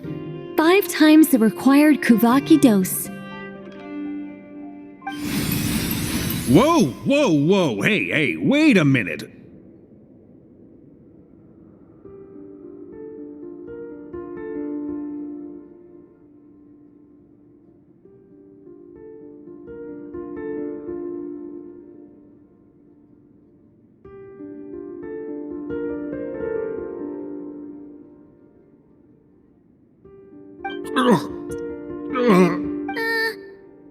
How's it going? Ooh, no, not great. I kind of want to puke. Feels like I've been drinking too much. A few bottles of wine, then a big stein of Dark Horse. Some hard liquor from Leo I mixed in.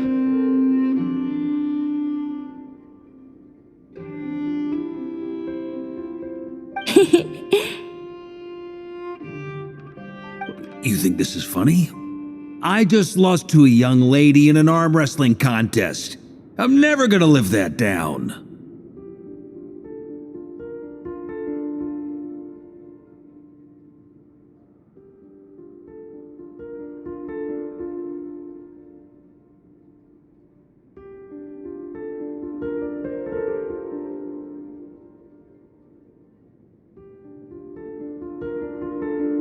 My apologies. I'll lower the concentration and try again.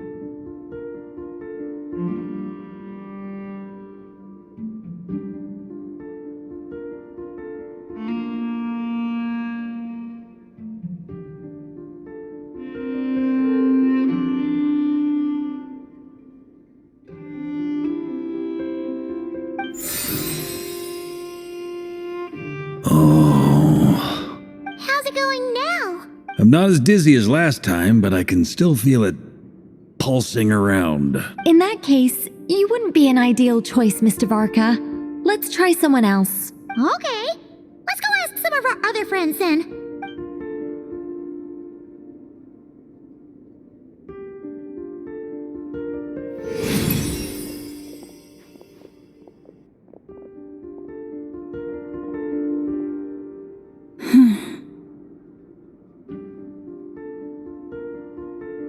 No surprises here, Miss Moonchanter. You're perfectly compatible. You may join.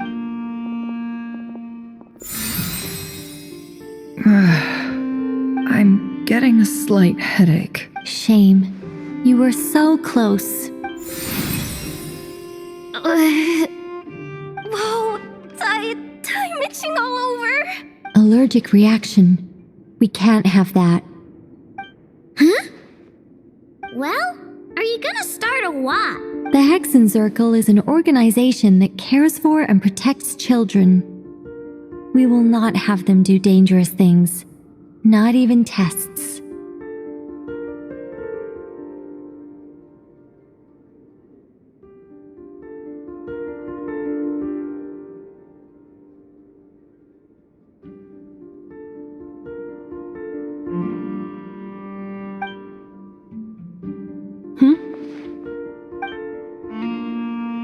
Is something the matter? The candidates have to be human. I guess that rules me out too. Huh. Everyone except the Moonchanter got beaten. Guess I don't need to feel so bad after all. I mean, looks like this isn't gonna be as easy as we thought. Perhaps I could ask for volunteers among the Frost Moon Scions.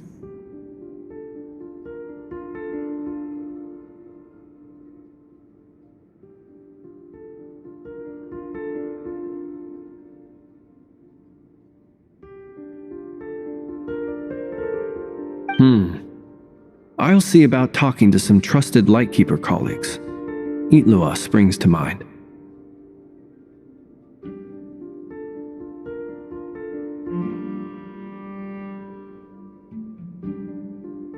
In fact, I think we had some former Frostmoon Scions join our ranks recently.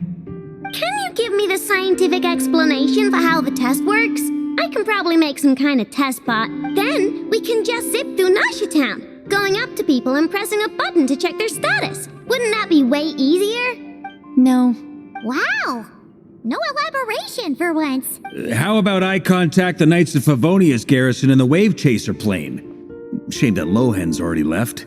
And that guy's even tougher than I am.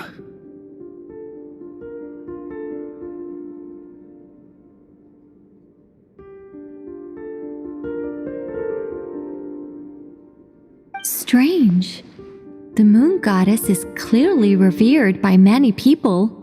So why is she on the brink of disappearing? She mentioned that the world has rejected her from the very beginning. And when we fought the Rahier of Solnari, it seemed like she exhausted her power for our sake. Also, Paimon's not sure revered is the right word for how people feel about her.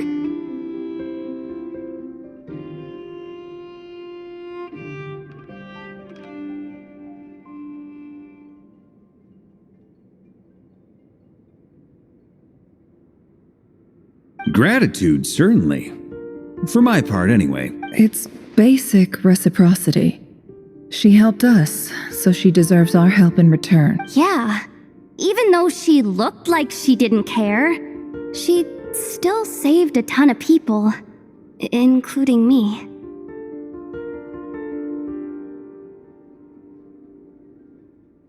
A review of the relevant data leads me to conclude that Miss Columbina is a good person. Yep, you bet! They really think so?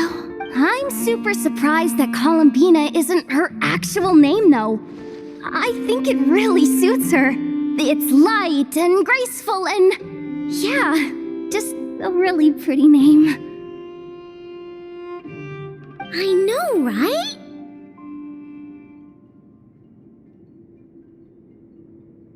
Unfortunately, that's not our decision to make. Columbina. That was the code name the Fatui gave me. But it also came up in the song I heard when I was born. But... is that really all there is to it? What do I truly think of my own name? Is there anyone left who will still call me by that name?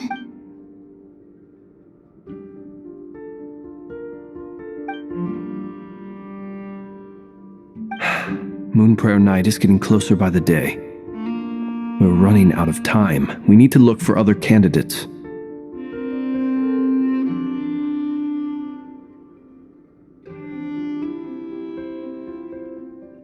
Then allow me to try. Huh? What are you doing here? You contacted your friends via the Adventurers Guild. Sandrone has been keeping an eye out for something like that, so she informed me. Since I have the ability to accommodate a moon marrow, I should prove to be a suitable candidate. Arlecchino. When can we begin? I see. We can begin right away.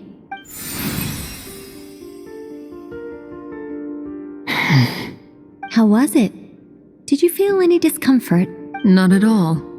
Then it seems we shan't need to look for additional candidates after all. Great! Cool. Alright, like Paimon said, the rest of us can take turns making sure the three of them stay warm and comfy.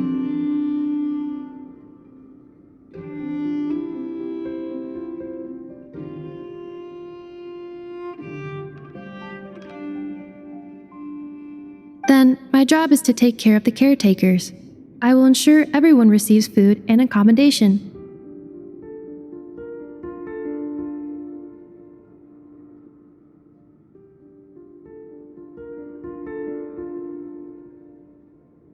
I'm ready as well.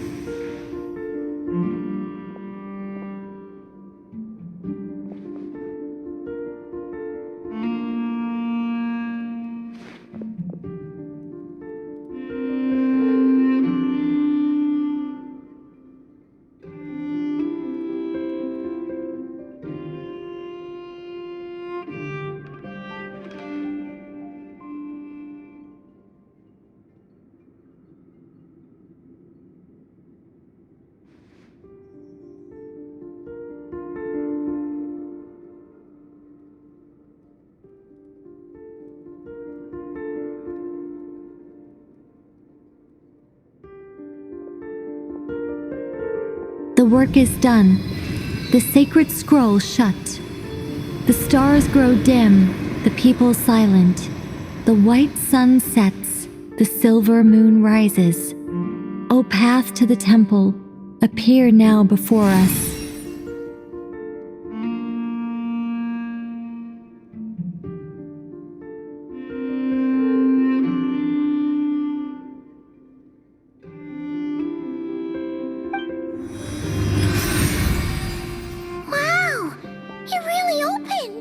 So that's what all this is about.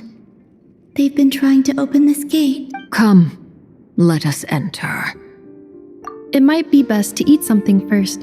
Take care to chew properly and swallow slowly. It will give your body time to readjust to the digestion process.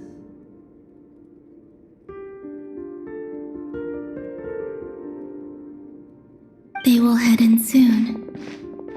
They will need to enter this gate.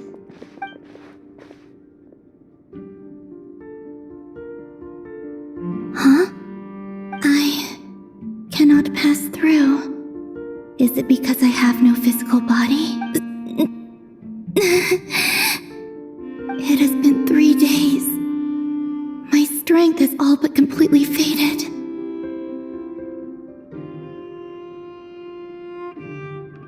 Can I really hold on until Moon Prayer Night?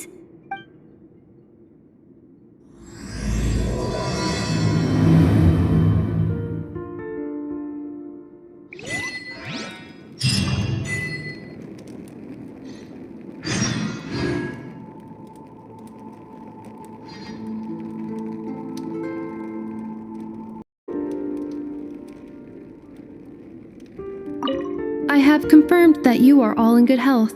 With that, my work is now complete. Congratulations are in order.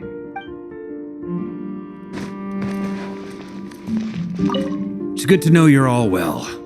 Puts me at ease.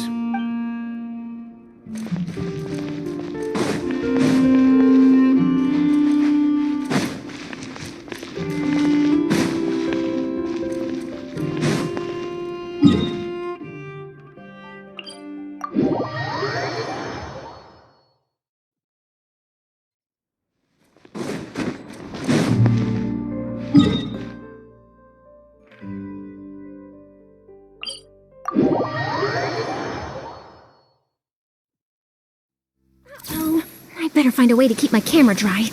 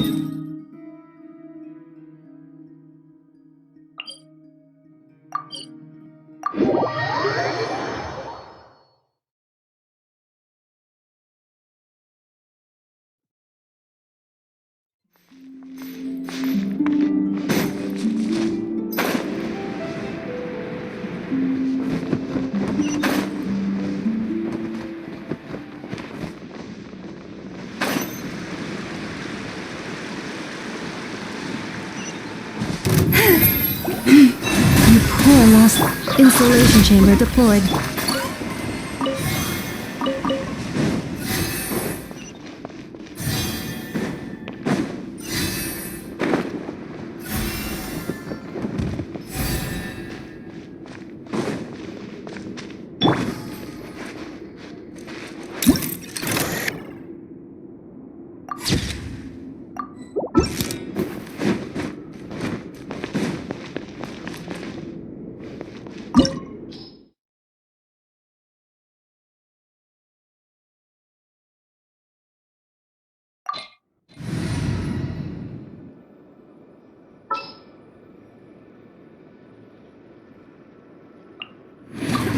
This will be a productive partnership, I hope. Follow me, and bask in the soft light of the moon.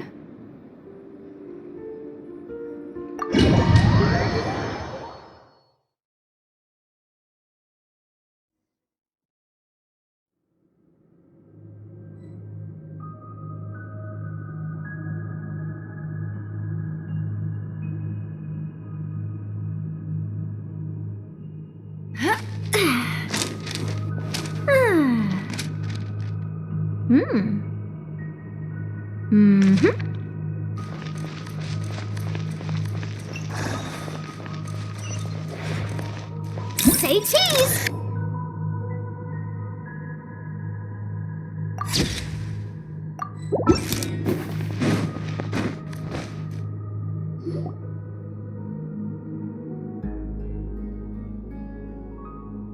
Are these people...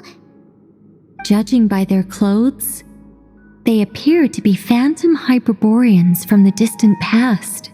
That could mean they have some clues about the moon goddess's name, right?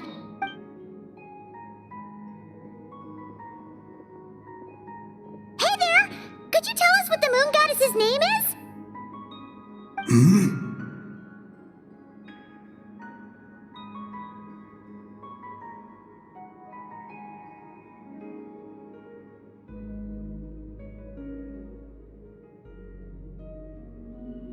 Sorry. That's probably a weird question, huh? How do we explain this? The moons are long gone, and their goddesses are dead. Their names no longer mean anything.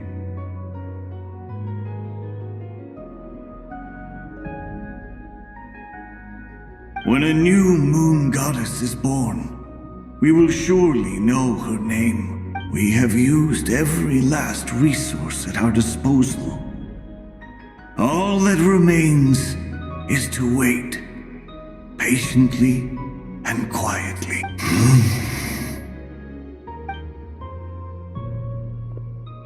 Were the people of the past all this devout? It looks like this phantom doesn't intend to converse with us any further. Surely the new moon goddess he speaks of must be Columbina.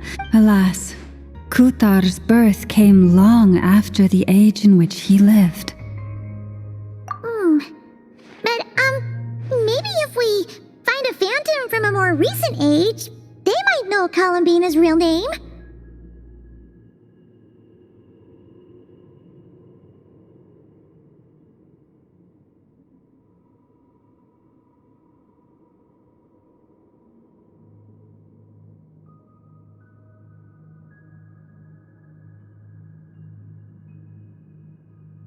True. Keep an eye out. We should be able to tell which era they're from by the clothes they wear. Yeah! You've been pretty talkative this whole time. What changed? Oh, nothing. I'm fine. You all make good points. When the Hyperboreans speak of moon goddesses, they mean the three from truly ancient times. I can't imagine they would know anything about our current moon goddess. There once was a time when the moon goddesses blessed them greatly and protected them from harm. So, when the war between the gods and dragons plunged the world into chaos, it seems they looked once more to the moons for help, praying for a new goddess to be born. Yeah, that checks out. Let's continue on. Who knows what else we may discover?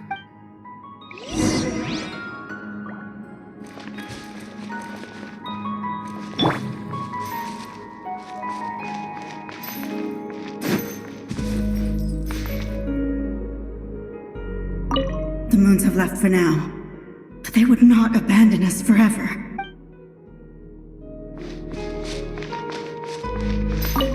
When the moons rise again, we shall receive their protection once more. Even in the darkest hour, there is always a way out.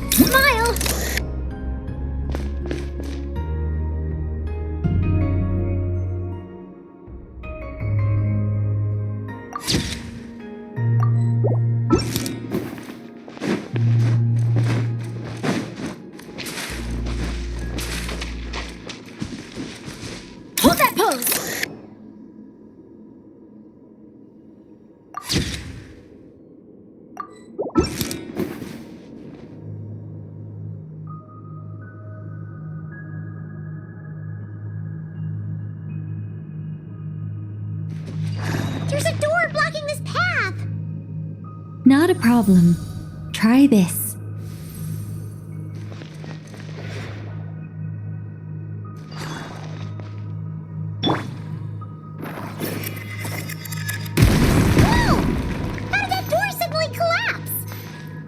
This device was maintaining the door's integrity. Remove the core, and the device stops working.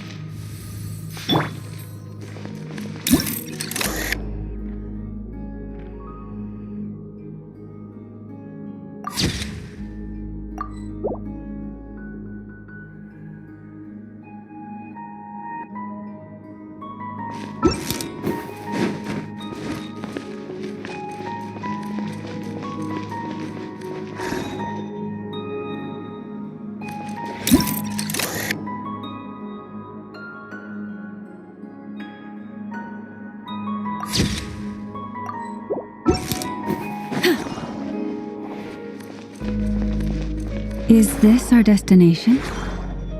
Impressive. More precisely, this is a device that will help us reach our destination. Let's go. We still have a long distance to cover.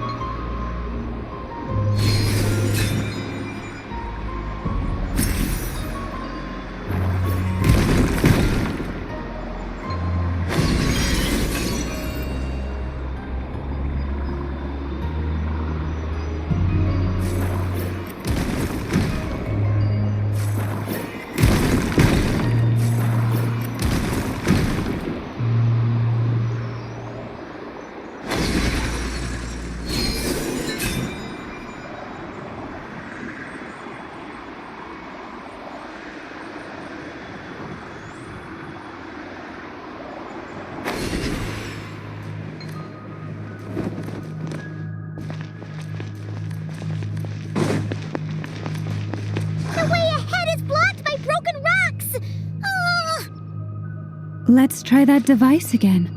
Remember the door from earlier? So it works in reverse, too!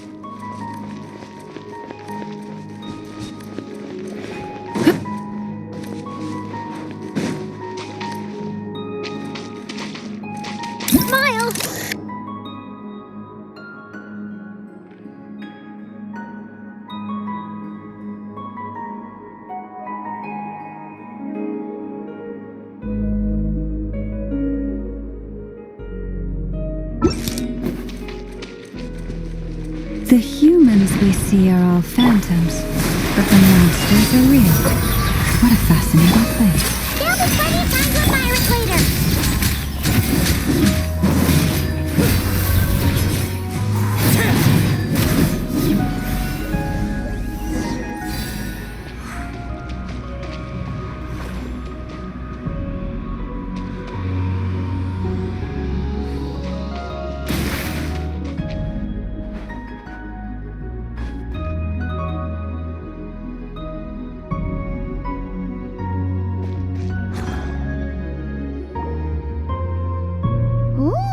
There's a whole bunch of artwork in here. Seems pretty old. Nicole, this is probably your area of expertise. What do all these paintings mean? Let me see. To understand these murals requires some knowledge of the history surrounding the War of Funerary Flame. Yes, I think I follow. The dispute between the Moon Sisters, the transformation by Nibelung.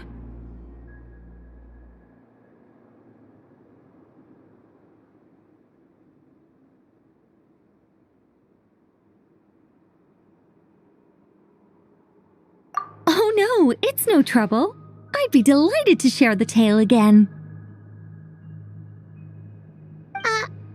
Alright then. Tevat's 3 moons and their goddesses were brought into being by the will of Nibelung, the then ruler of Tevat.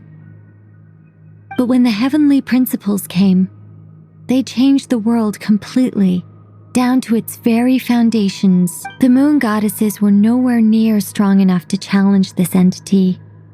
But the heavenly principles did not view them as heretical entities that had to be removed. Essentially, the 3 moons existed to keep this planet alive and operational, which did not directly conflict with the heavenly principles' aims.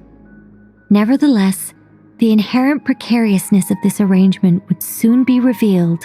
Nibelung returned. Yes.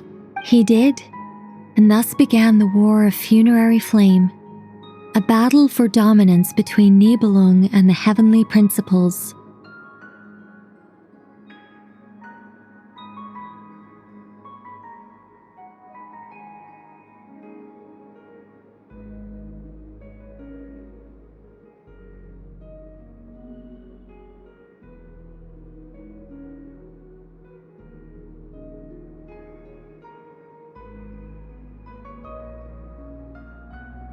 Discord would soon emerge between the 3 Moon Sisters. One would voice the opinion that they should follow Nibelung, for it was he who first hung the moons in the sky. Another would argue that taking sides in the conflict would only bring the world closer to ruin. There was no telling where it would lead, especially since their creator had returned, bearing the perilous power of the abyss. Nibelung would eventually discover their disloyalty. He had all 3 imprisoned before transforming the moons into weapons with which to fight against the heavenly principles. What? Weapons? Yes. The very moons that had once defended the planet became instruments of death and destruction, striking terror into the hearts of all living things.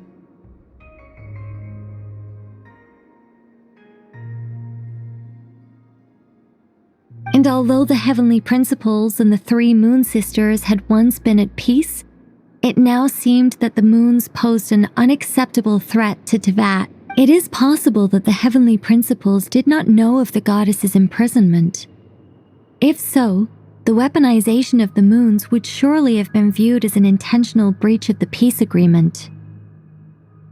Regardless of who knew what, when, the heavenly principles shattered 2 moons and flung the other beyond the skies.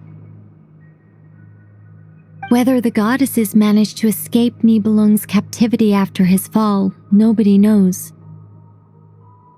But this much is certain.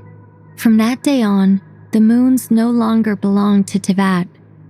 The rejection slowly drained their power until eventually they passed away. So that's the full story. You say the moons ceased belonging to Tevat from then on.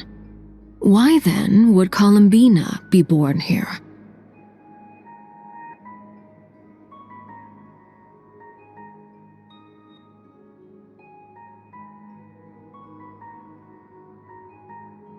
That is perhaps due to the lingering connection between the Frost Moon, which was not shattered, and this world. You could see it as the 3 sisters' dying wish.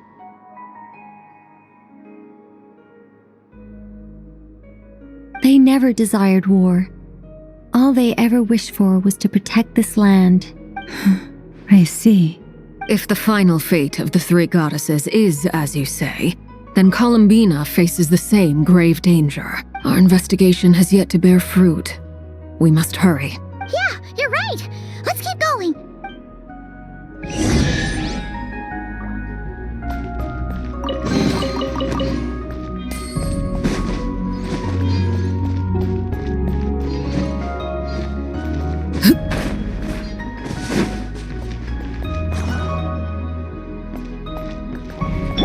Say cheese!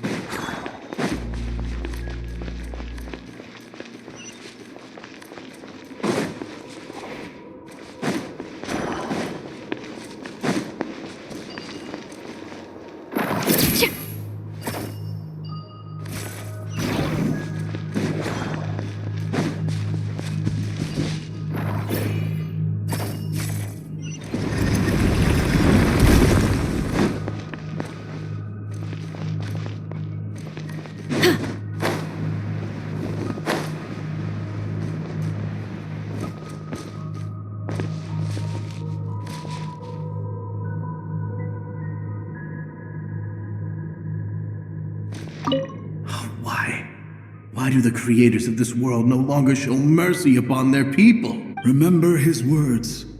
We must change our fate with our own hands.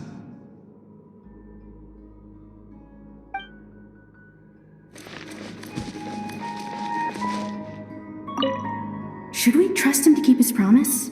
We have to. There's nothing. Wait, that's odd. Who is he? Is something wrong?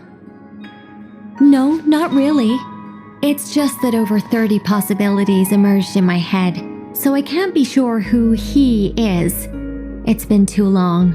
My memory isn't as sharp as it once was. Okay. 30! Wow! Impressive!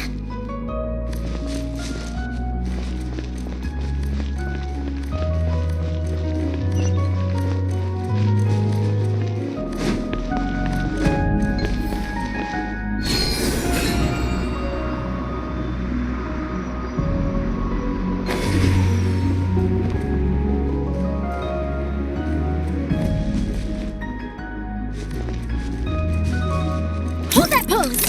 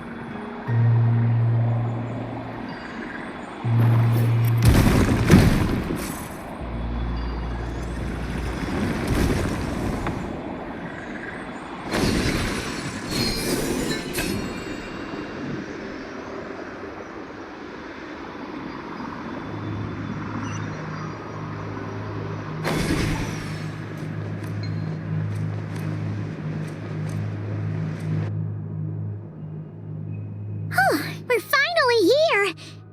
Guessing we'll need to activate this thing? Indeed. I was a little worried about that at first, but as we got closer, I sensed that the Kuvaki within it flows unimpeded. It should be functioning normally. The only issue is how to activate it. It's looking a little worse for wear. What about the cores from some of the other devices we've seen? Can we repair it using those? In all likelihood, yes. I imagine that would have been the Hyperborean's backup plan.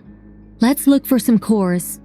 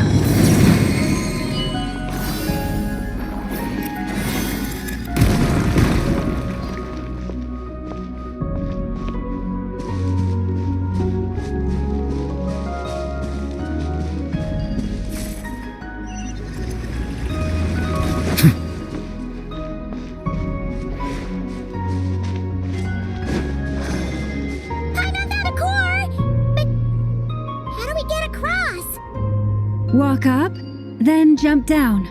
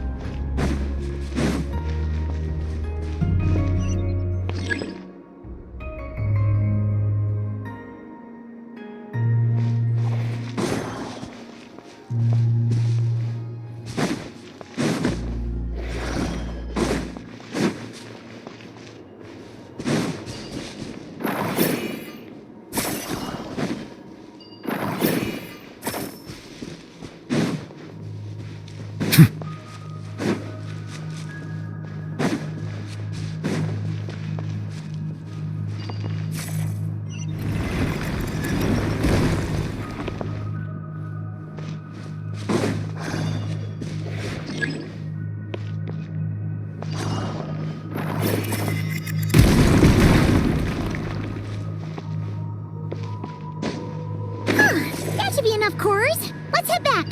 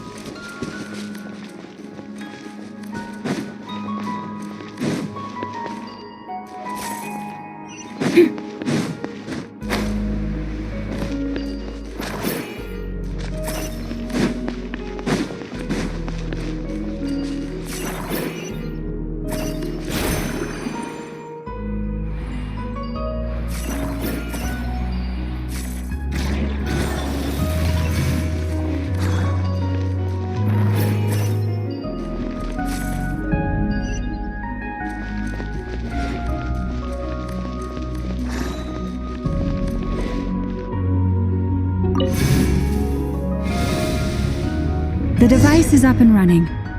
It's hard to believe that the ancients were capable of constructing such things. Paimon sees our destination! It's right up ahead! Yes, let's go.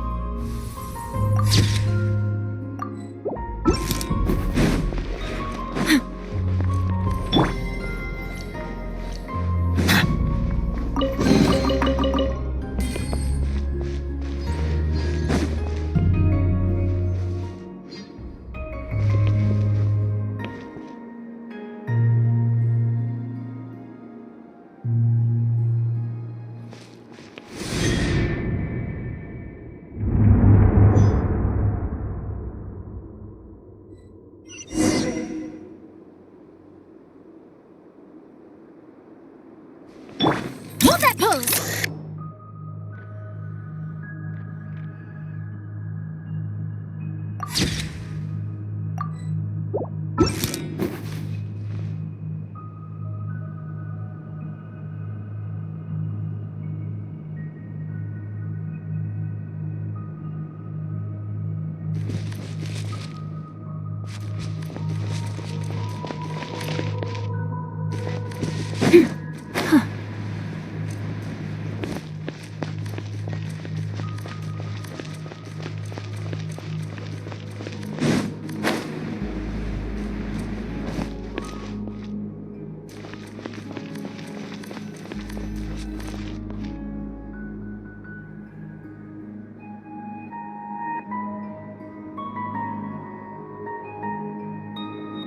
This is where the people of Hyperborea communicated with the moons. We need only place the moon marrow upon this platform on Moon Prayer Night, and we shall be able to open a portal to the moon and send our moon goddess back home. The assumption being, of course, that we can find her first. That's right. You want to know if it's safe there, don't you?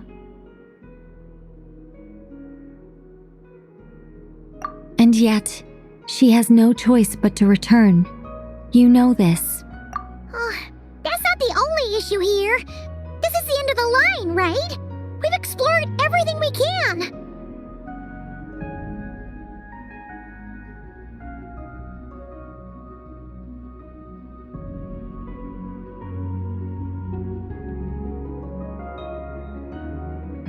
But despite looking at historical artwork and talking to people from Hyperborean times, we're still no closer to learning Columbina's name.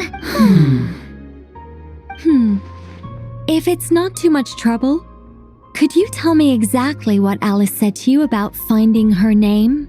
Oh, sure. What she said was... Then your first job is to find it. As a moon goddess, I'm sure she must have a name she identifies with. Neither Columbina nor Kutar is her true name, and she's never really accepted either of them. Is it not also possible that she has never had a true name? Not at any point in history?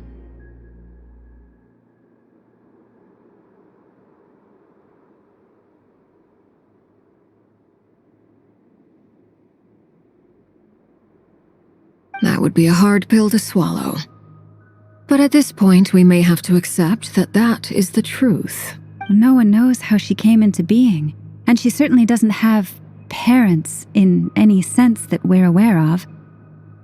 Perhaps she was never granted a name at all. But does that mean there's no way to get Columbina back? She's just gonna disappear and there's nothing we can do about it?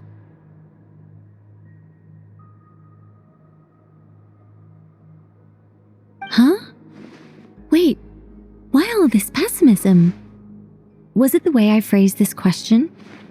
You all seem to be taking this in completely the wrong way.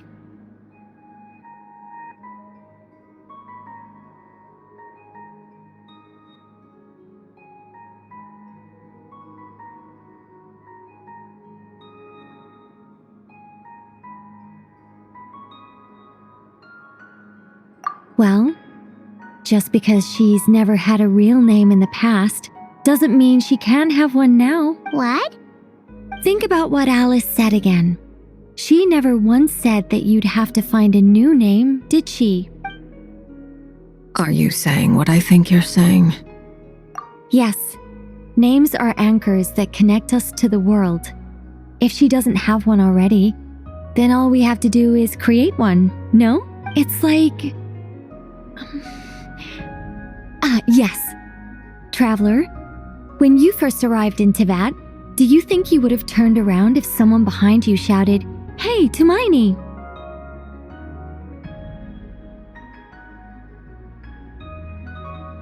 But what about now? I understand what you mean. Life is a long journey. Even the friends and family by our side can change over time. When people call you by different names, what matters isn't so much the words themselves, but what they symbolize.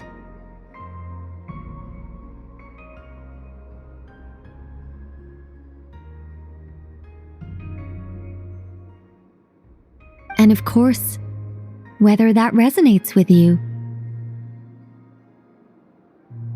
Lumine. So, close your eyes and picture the moon goddess in your mind. If you were to call out to her in this moment, what would you say? Columbina. Columbina. Paimon would call her Columbina too. She has long forsaken everything that Kutar represents.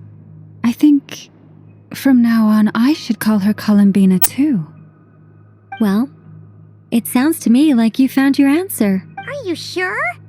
Is it really that simple? We haven't found her this whole time, and not for lack of trying. For a journey like this, the process is every bit as important as the outcome.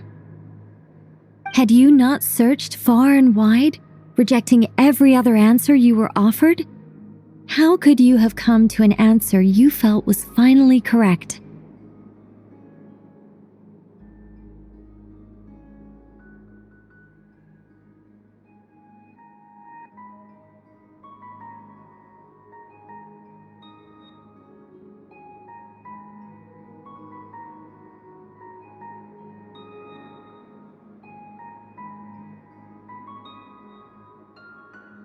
Oh, it all makes sense now.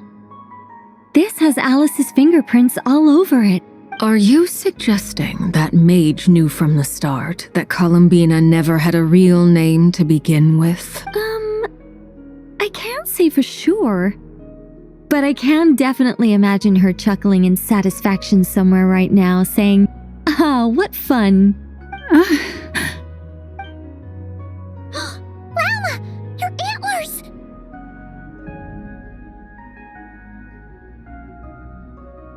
You should hurry.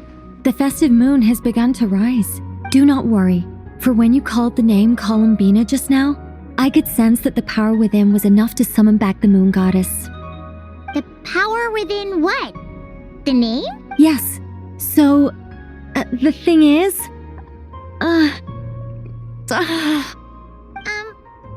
What's wrong now? This is so annoying. I really want to explain how that whole thing works. Starting from the founding principles of Tevat and... Oh, I could talk about this for hours, but... Deep breaths, Nicole. Deep breaths. You're an angel. A sober, sensible, solemn angel who has her priorities straight. Okay then. Sorry for asking. Clearly a bad call on Paimon's part. Anyway, you all need to hurry. Last thing, remember how it felt when you called out that name. Then it is agreed. By the name Columbina, we shall find her. Then we'll throw her the best Moon Prayer Night party ever! And at last, we will send her home.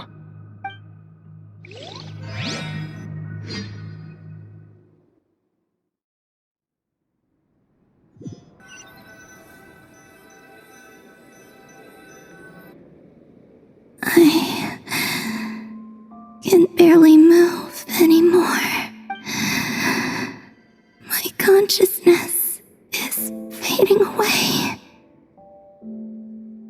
Have they come back out? I'd love to see them one more time.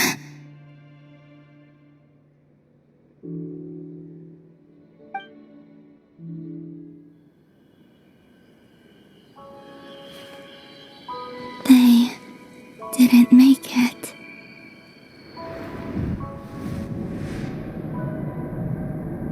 Could you tell me your name? My name is... Columbina!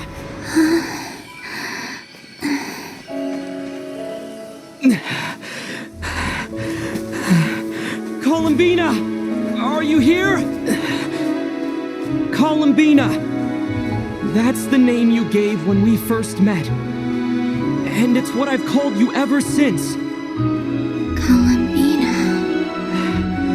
It's a fine name. I have many fond memories of Columbina, and so do all of your friends.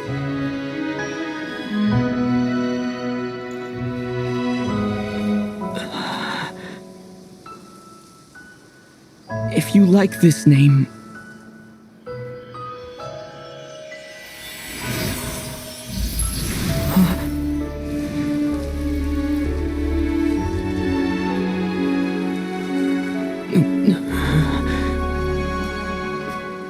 Looking for me? I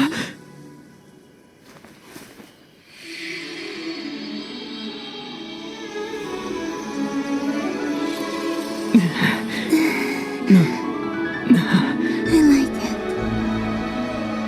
You can carry on using it. My name is Columbina Hyposelenia.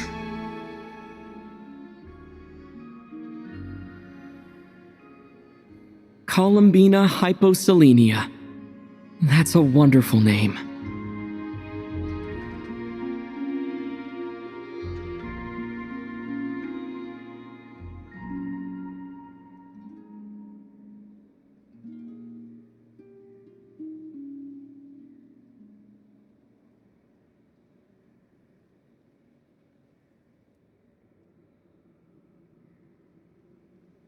I never thought that Columbina would become my real name.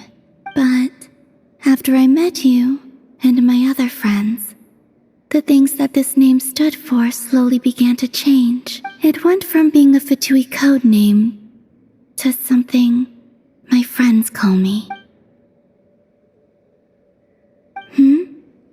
What is it? Why aren't you saying anything? I'm just so happy for you.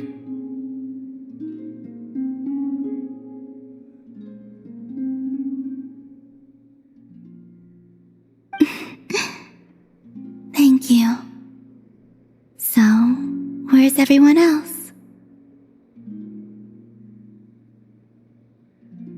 We can go and meet them very soon. Everyone went to different places to try calling your name. Great. I'd like to thank them as well. Everyone's done so much for me. Searching for my name, entering those ancient ruins.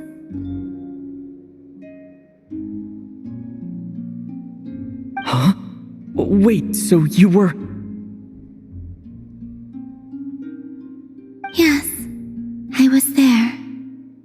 Not physically, but my consciousness was still holding on. I followed you the whole way.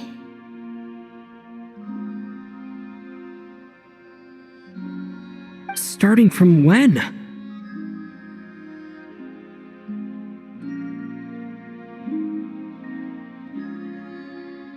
You turned around and called out my name while you were in Nasha Town.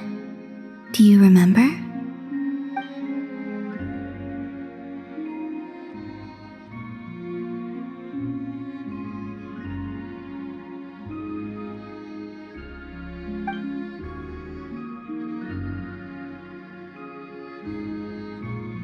Let's go. We don't want to keep them waiting.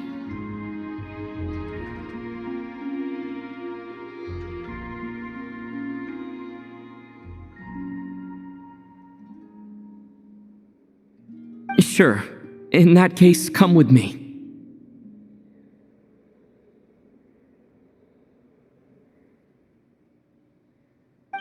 But...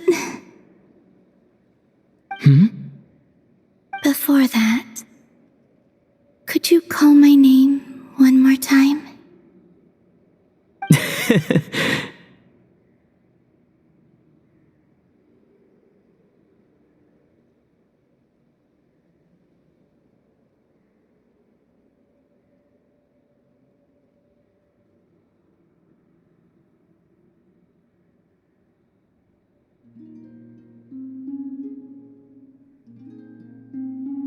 Sure.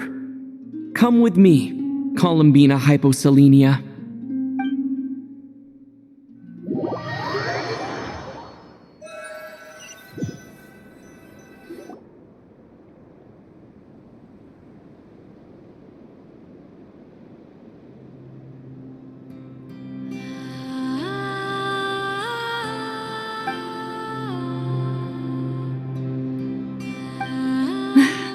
Columbina! Oh, this truly is wonderful.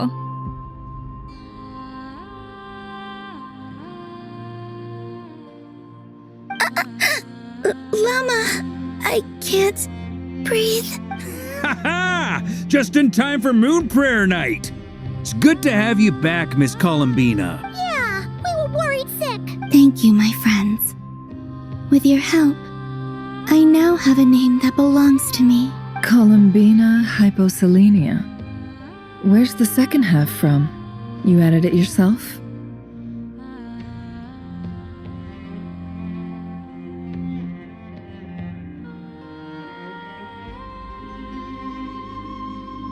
That's right. It means... Born beneath the moon. Yes. And by extension, it can also mean born beneath this world. A fine name. Now, as much as it pains me to interrupt this beautiful reunion, I feel obliged to remind you that the Moon Prayer Night celebrations in Nasha Town have already begun. Don't you want to enjoy the festivities? There's so much to see and do. And some of the ambient lighting and entertainments were sponsored by the kind souls in the Hexen Circle. Nicole? Why'd you turn into Dodoko? So you're Miss Nicole. Thank you for helping us, and for helping me find my name. It's nice to finally hear your voice. You're quite welcome. Guiding lost people to hidden treasure is what we Seelie do. And if you ask me, spiritual treasures are far more precious than material ones. Chests are all well and good, but this was what it's all about. So satisfying.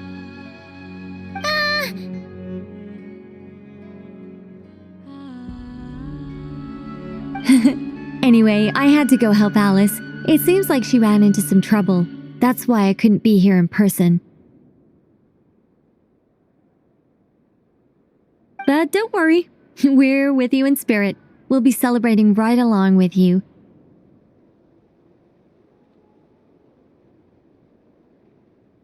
Keep an eye out for the Hexenzirkel's festive stalls in Nasha Town. I think you'll like what we came up with. Alice said she even managed to rope B in this time.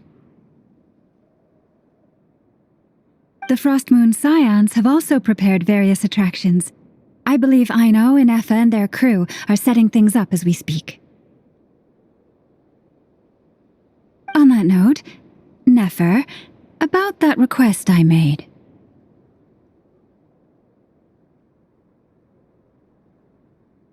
It's all in hand. Yehoda is on site to ensure that everything goes off without a hitch. Wonderful. In that case, Traveler? Huh?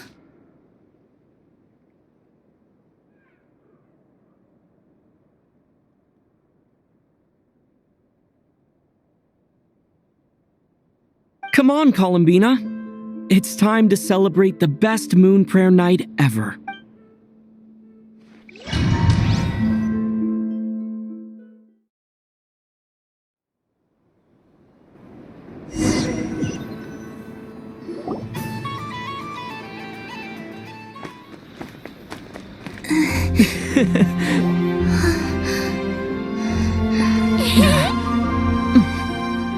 Hey, young lady. Would you like some moon prayer night candy? Happy moon prayer night. Oh, yeah. I almost forgot to say. Welcome home, moon goddess.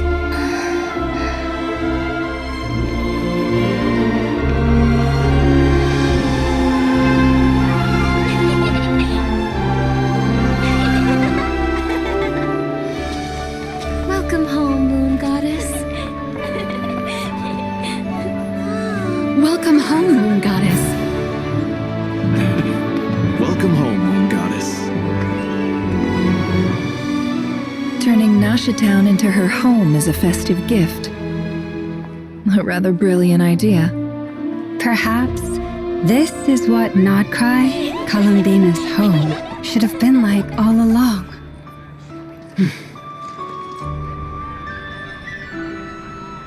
Thank you for the gift. I like it a lot.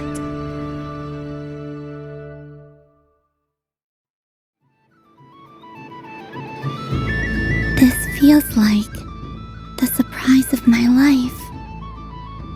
I do. I never imagined I'd ever get to enjoy Moon Prayer Night with everyone so freely. If you're happy, we're happy. Quite a strategy you came up with. Hide the tree in the forest. It's not your usual style, Lauma. Is there something about Moon Prayer Night that enhances what's in your head as well as the antlers on top? Apparently so. It even inspired a perennial penny pincher to use their resources for a greater cause. It truly is a magical festival.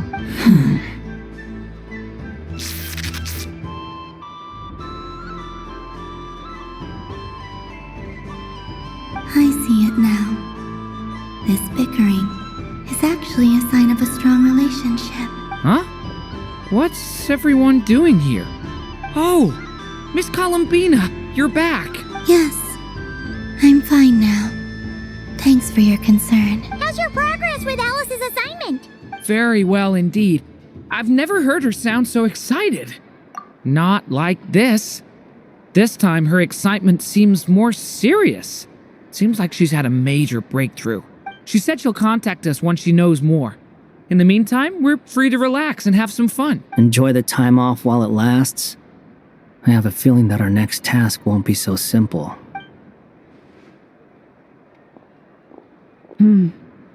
I should go. I still have a few things to attend to at the Frost Moon Scion's stall. And I think I'll take a look around. With any luck, this once-in-a-year festival will come with once-in-a-year opportunities. Hold up a second. Where's Varka? I believe he made a beeline for the flagship the moment he entered Nasha Town. Ah, that's Mondstadters for you. They know what they want when festivals roll around. Goodbye for now, Columbina. I hope you have a wonderful night.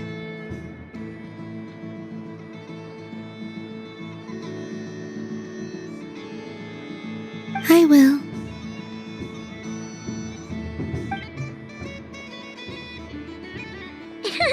Well, in that case, don't just stand there. Get out there and have some fun.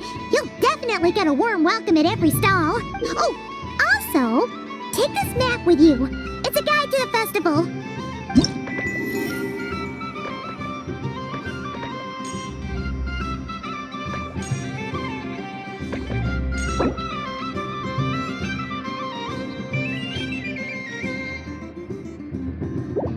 The Frostmoon Scion stall is over here. Lauma's invited a whole bunch of cute animals to celebrate too. Over there is the Hexencircle section. Alice seemed more excited than anyone about this festival, so she insisted on making it a grand affair.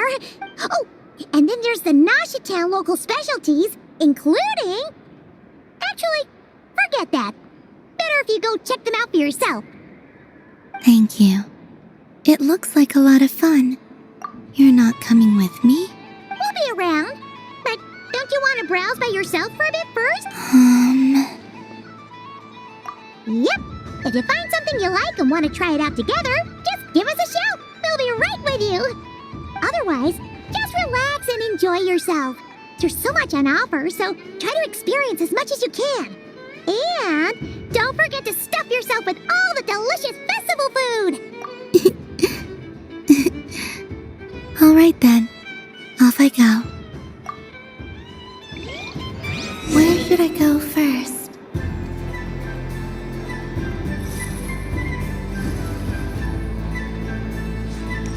This must be the mage's stall. It feels like I've entered a fairy tale. Ah, how lovely.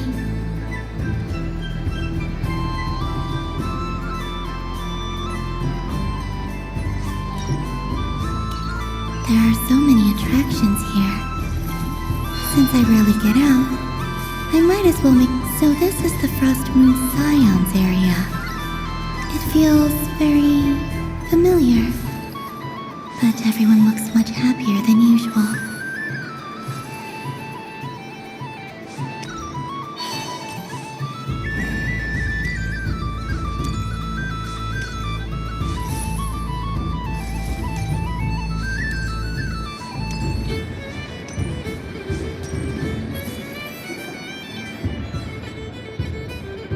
Dodoco's Whirligig! Come check out Dodoco's Whirligig! Ah, welcome home, Moon Goddess. Might I ask what this is? Ah, it's a very special amusement sponsored by the great mage herself. Ride on a soft and furry Dodoco and embark on an unforgettable adventure. I say that, but I'm just following a script here. Who is this mage, anyway? And what the heck is a Dodoco? I'd like to ride. No problem. But, are you by yourself? Is that not okay? Oh, no, it's fine. It's just that each Dodoco can accommodate 2 passengers. Would you like to bring a friend along? My friend... That should do it. Now, we just need to get everyone else to draw something on it too. But we gotta keep it a secret from Columbina. Traveler? I want to go on that ride. Will you join me? Let's go then. Don't worry. Paimon will do the rounds. You go have fun. All right. I think we have to wait in line over there. Please take your seats. For safety reasons, you mustn't try to leave the ride before it comes to a complete stop. All right, you're all set. I wish you both a wonderful journey.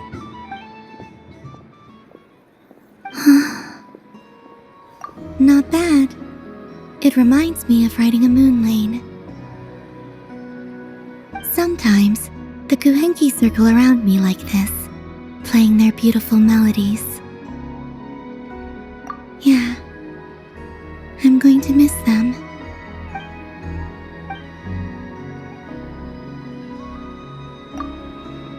It does. I've felt scared in the past, too. But this is a little different. You know something? I got to see a lot of fascinating things during my disappearance. I saw how the Frost Moon Scions act around their families. So different than how they used to act in my presence. And I also saw how they interact with their friends. It made me curious at first. Why do people act so sincere when they're worshipping gods, but save their truest, warmest feelings for each other? Slowly, I came to realize that it's because they trust one another. They know, deep down, that they'll be accepted for who they are. All of it. The good and the bad. I know. I knew it the moment you started calling out my name. What I fear now is the end. I fear losing all this the very night I have gained it.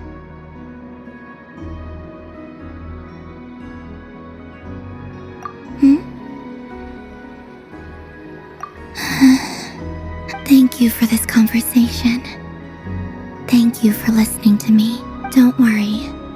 This fear I have, and the unknown that awaits me, they cannot hurt me. Not when I possess a treasure far greater. I just want you to remember this version of me, the real me, on this final night together.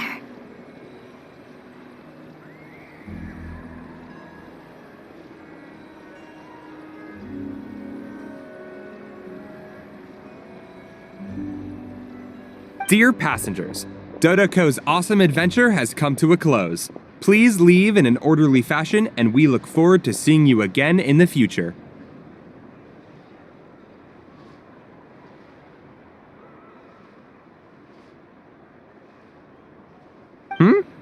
Don't want the journey to end, huh?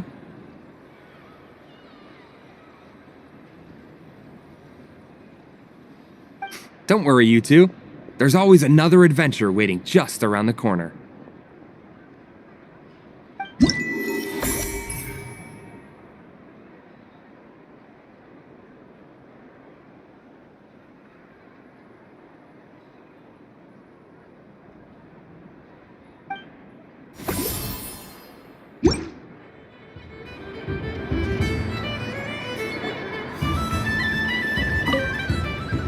Dodoko's Whirligig. Come ride on a Of course, Moon.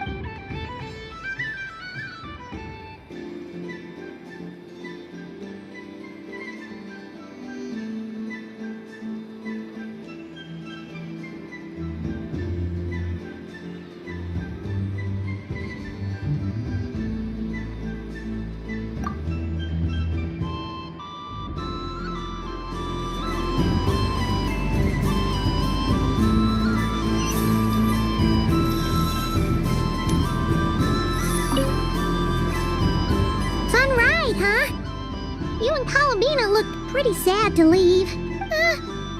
This isn't gonna make Paimon dizzy, is it?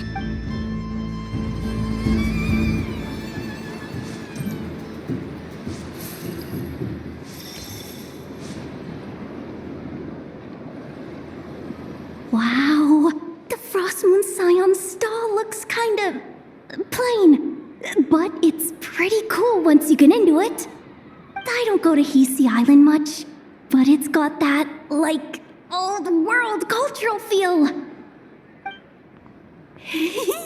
And if culture means we get more festivals, I'm all for it!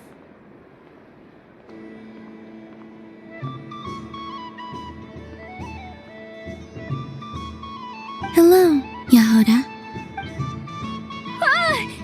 Columbine!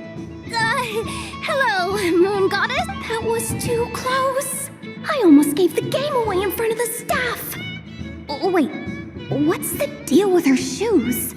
They don't make a sound when she walks.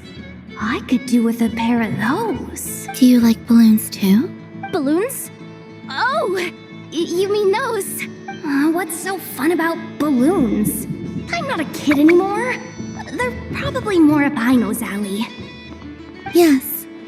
The animals seem very curious about these strange flying objects. I was drawn here by their voices. I recently learned a fun new game you can play with balloons, so I decided to come and give it a try. A new game? Hello. Welcome home, Moon Goddess. Here to buy some balloons? Yes. Could you give me a few that haven't been inflated yet? Are you sure? I guess it's not a problem, but... Yes, please. Thank you. Uninflated balloons? But those are just little rubber pouches. What does she want with those? Would you like to play the balloon game, Yehoda? Huh? Sure. I guess. How do you play it? Wait here a moment. Oh. This is so weird. What have I got myself into now? I thought I saw Columbina nearby. Uh-oh! That's the fourth Harbinger! Although she's helped us out quite a bit, she's good people, right? Is she looking for Columbina? Oh, guess that's my ticket out of here. I'm not sure my heart can take being sandwiched between two Harbingers. Which stall is she checking out? Oh, it's that other Frost Moon Scions one. Try on the headgear, see what it's like having antlers or animal ears for a day. Oh, I wouldn't be caught dead wearing that stuff. So embarrassing. I have enough gear to carry as it is. Wait, what? She put it on?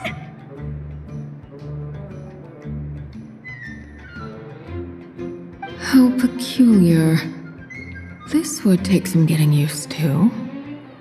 I wonder if this is what it's like for Lynette. It really suits you, ma'am. What is this? She was so intimidating a moment ago, but now, dang, she's really rocking those ears. How does she make them look so cool? I suppose I may as well keep them on for now. All part of the festive experience. She's coming this way. How do you do, Miss Yehoda? Oh, jeez. Don't talk to me while wearing that thing. Where am I supposed to look?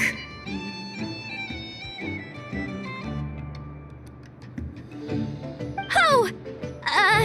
Hey there. I'm looking for Columbina. Have you seen her? She just... Huh?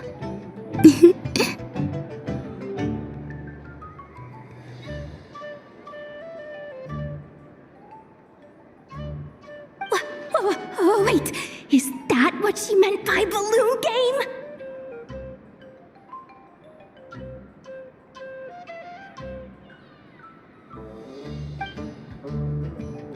Yeah. Huh? No fair! How come I get caught in the crossfire? An ambush from the rear? Is this a declaration of war, Columbina? Would you like to play too, Arlecchino? Seriously? Are they gonna start some beef right here, right now? Gladly. That said, I believe there is another who would like to join. Boss Nev! Thank goodness! You've gotta get me out of here! Things are kicking off big time! Hello there. I'd like 10... no, make that 20 balloons, please. Uninflated. What? Miss Moon Goddess, I hope you're prepared to pay the price for assaulting my employee. Welcome to the game, Nefer. Just to be clear, let's keep this a fair fight, okay? No strange powers, please and thank you. Naturally.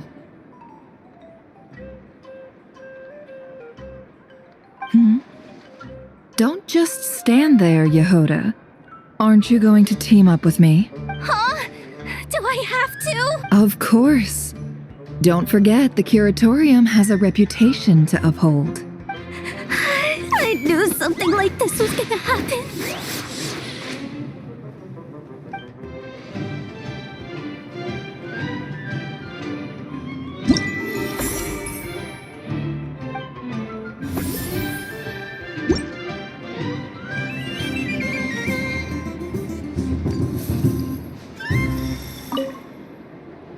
I've seen Linny and the other children play this game before.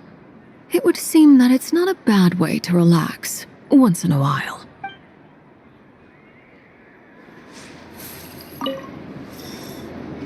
Welcome home, Moon Goddess. Would you like to try on some animal-themed headwear? I always hear Lauma saying how heavy her antlers are. I wonder how it feels. Let me give it a try. Oh my! It really suits you. It's a little itchy. And it's hard to turn my head. Should I keep wearing it? How does this look? How does this look? How does this look?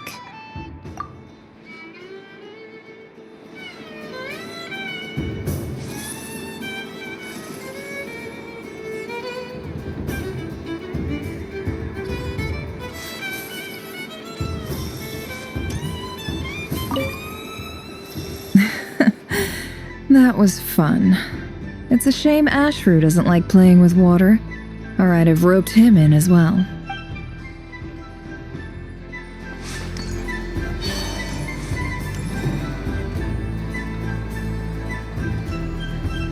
I wish for a never-ending supply of laka berries.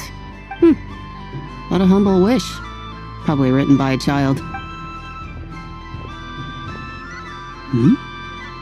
Is that Lauma the Moon Chanter?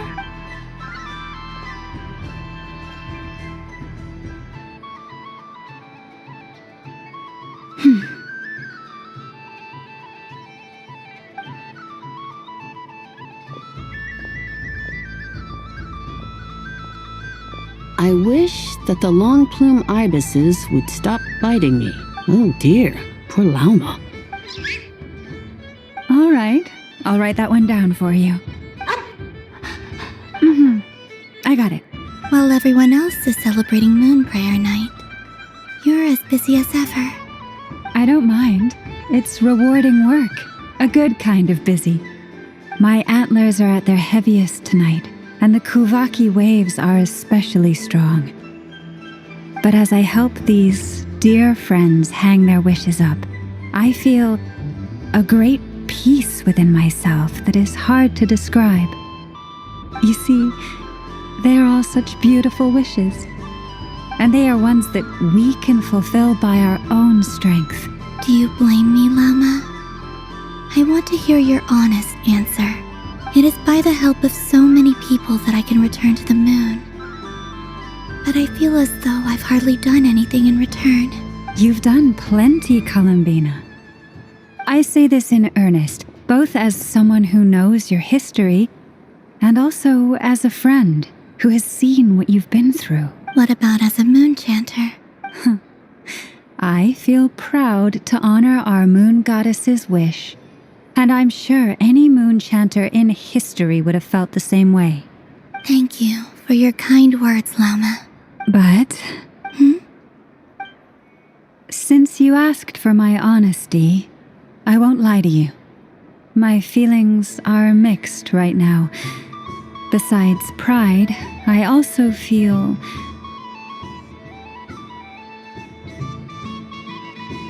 I suppose it's a reluctance to let go.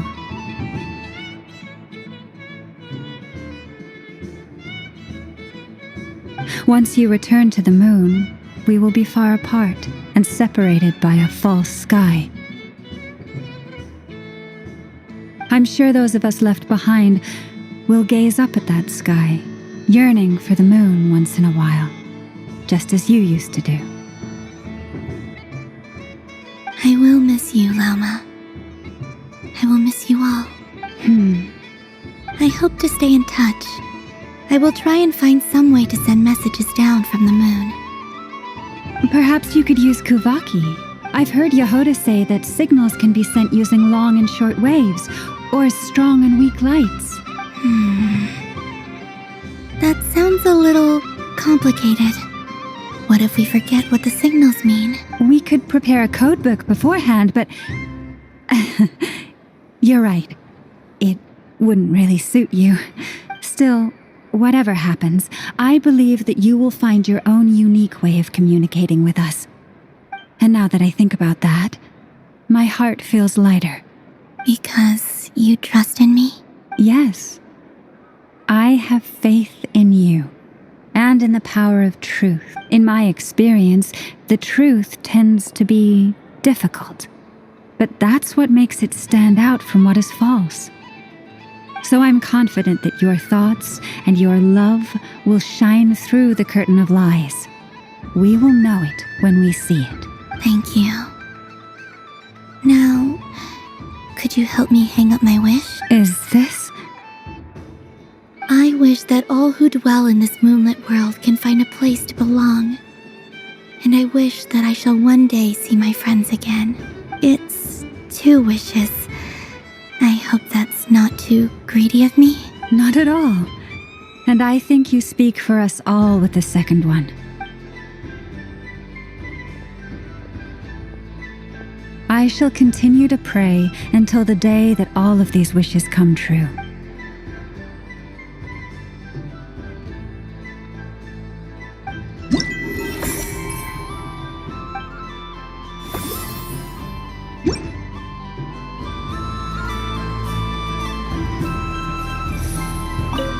Yes, may everyone's wishes come true.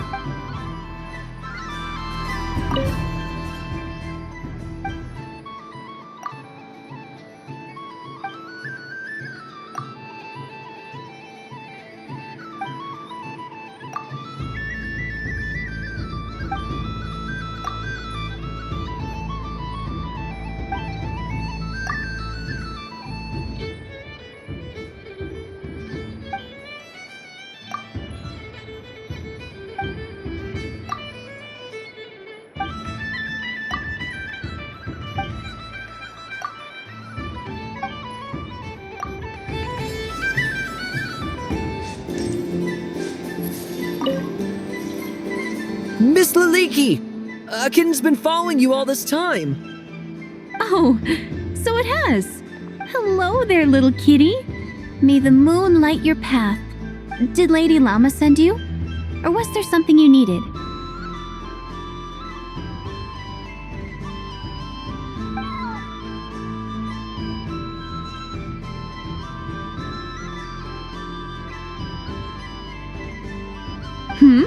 You'd like some moon prayer candies?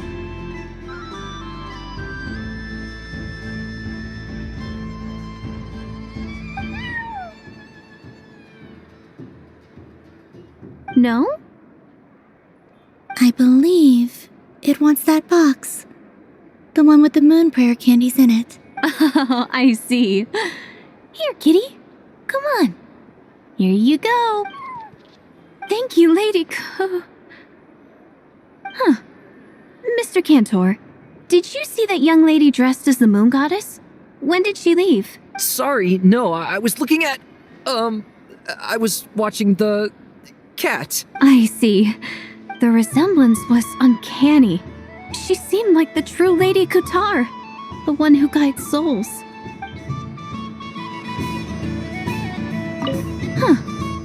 Mr. Cantor. Sorry, no. I see. The resemblance...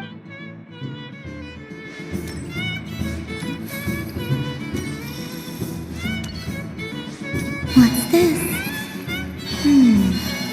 Should I give it a try?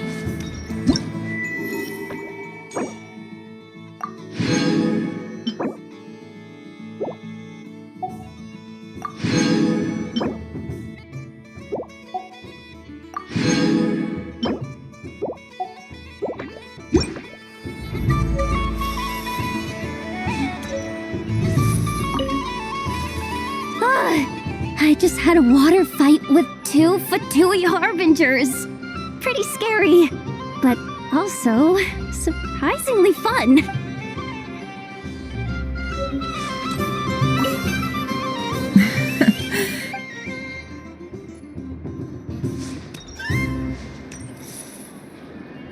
Sunny days! I prefer sunny days. Ah, well, you are as warm as the sun itself, Moon Goddess. Very well. I believe your spirit animal has to be this most adorable chic badger. Wow! Thank you, Mr. Talking Magic Lamp.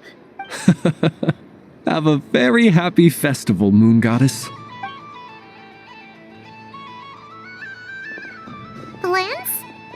That's you, isn't it? Shh. It's our little secret, my dear traveler in Paimon. Okay, sure, but why are you here selling sugar sculptures? Everyone celebrates in their own way. After gazing into the abyss and spending time around gravestones all year, what better way to relax than to see sunny smiles on the faces of the living? Besides that, I like to think of myself as a fair judge of character. I dare say matching personalities to confection suits me rather well. That's not what Paimon was talking about. Aren't you afraid that your true identity might be exposed? Should I be? There is all manner of magic in the air this moon prayer night, thanks to the work of the great mages. I see Miss Columbina is hiding in plain sight. Why should I not do the same? Why miss this rare opportunity to enjoy a special evening in my true form?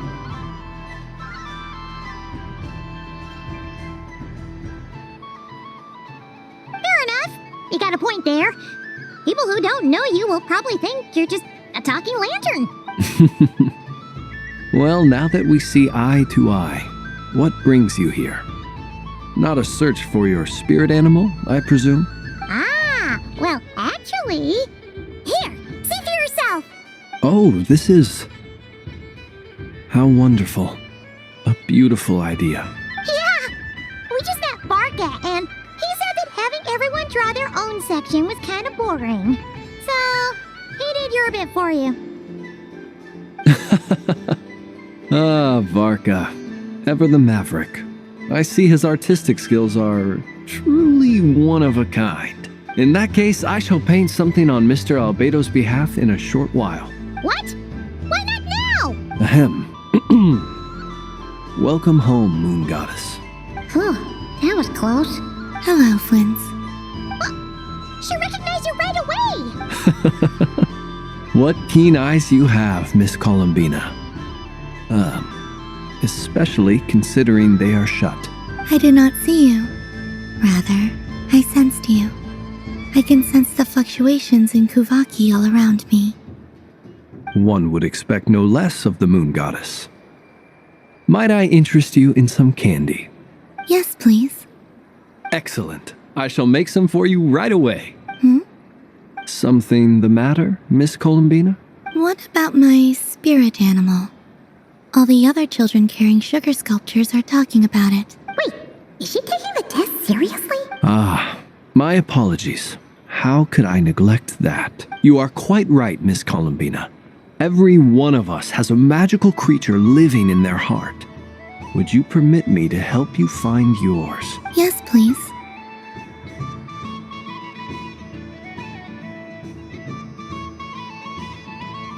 Do you prefer the day or the night? Night.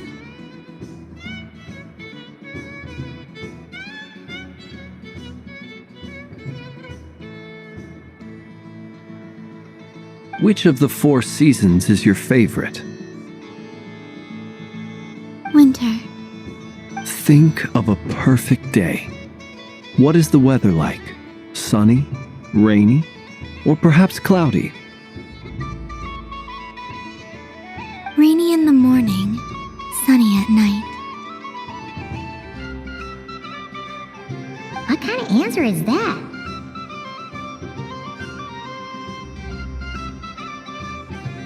forests, lakes, and open seas. Which do you prefer of these? I like them all. Imagine you opened your very own shop. What would you sell there? Moonlight, I think. Wow! Paimon would totally shop there. It wouldn't cost anything. You'd just need to visit. Aha! I believe I know what your spirit animal is. Here, for you. Oh, it's a Kohenki!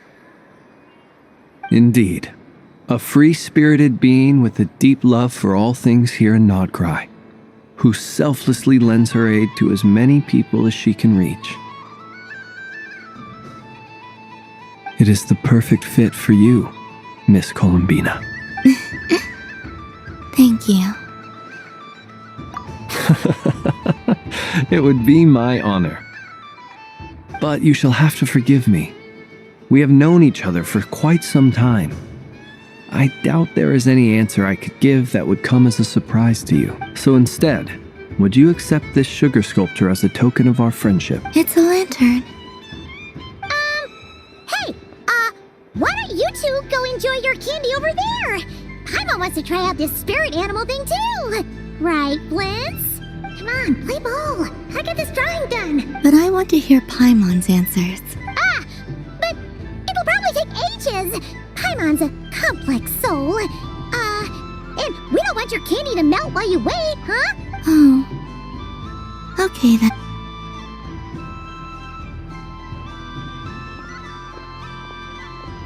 Phew. Nice excuse, Lady Paimon. That was some quick thinking. Yeah, no thanks to you. A little help next time. It's sweet. Is that Lockaberry? I wonder what flavor the traveler got. This way, this way! It's the candy-selling lantern! I'm coming! Of course. Traveler, maybe we can share? Yes. I found out recently that people share their food sometimes, so I'd like to try it. Oh, thank you.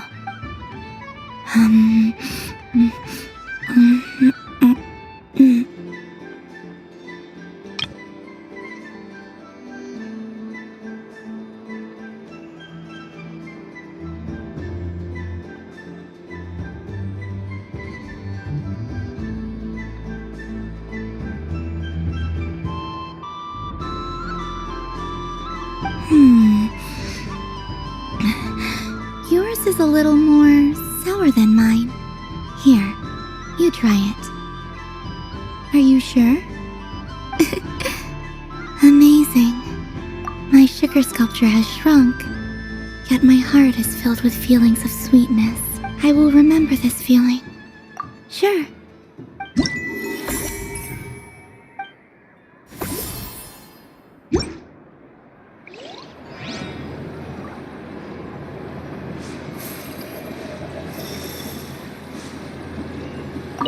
Something about festive lighting always has a way of putting the warmest smiles on people's faces.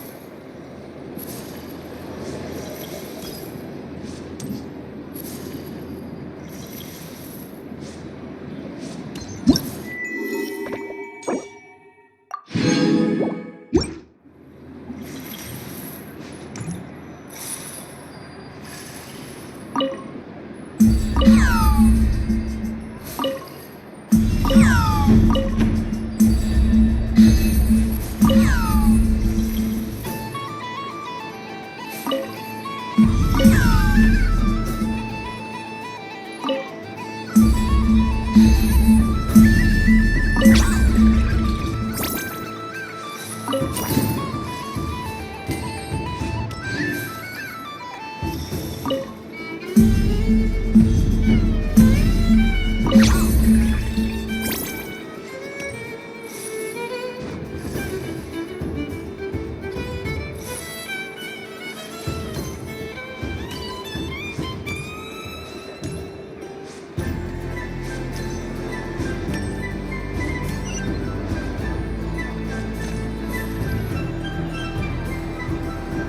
I was aiming right at it!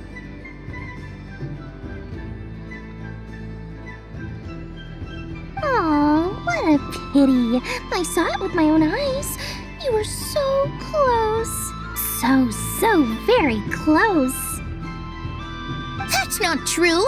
It dodged out of the way right as I was about to snag it.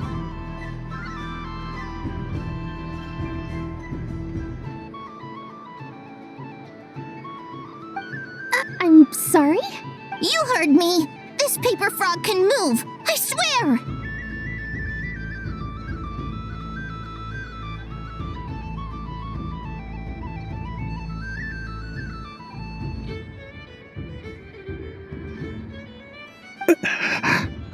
Dear, oh dear, what are you saying? How could a paper frog move? Unless you believe there really is magic in this world. Even if I, the mere humble merchant that I am, knew such magic, surely I would not use it on a paper frog. I'd sooner give Mora legs, so I could walk right into my purse.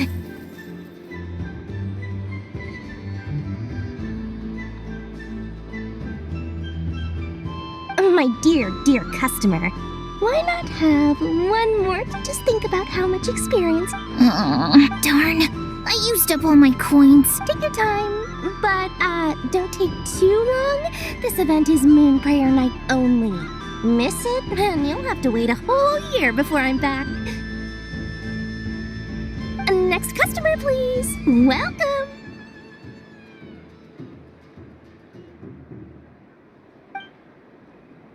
Hello. Whoa! What's this bigwig doing over here? How do I tell my employees not to go running around this time? Shooting them a glance won't work. I haven't known them long enough. Dory? Why, hello there, Miss Columbina. Would you like to play my ring toss game? The rules are very simple, and it's easy to get the hang of. How much for a round? Oh, first time's free. Not a single Mora. After that, well, we can cross that bridge if and when we come to it. But with your sharp sharp skills, I'm sure you'll win all the prizes in one fell swoop.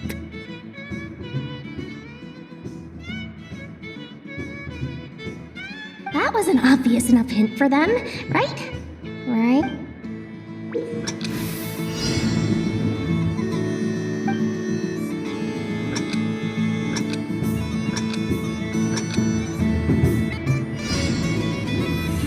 Here comes the ring! Oh, peanuts.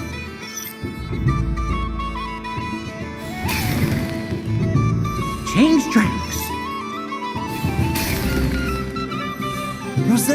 Roselle, should we move or not? Just a tiny bit.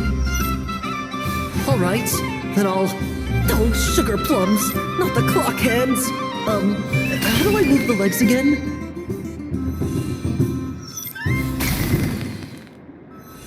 Stop it! Dodging! Oh.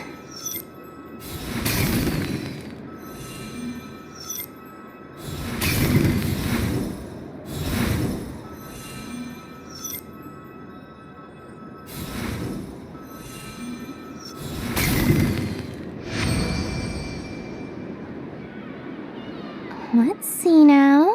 Let's see. Wow, very good.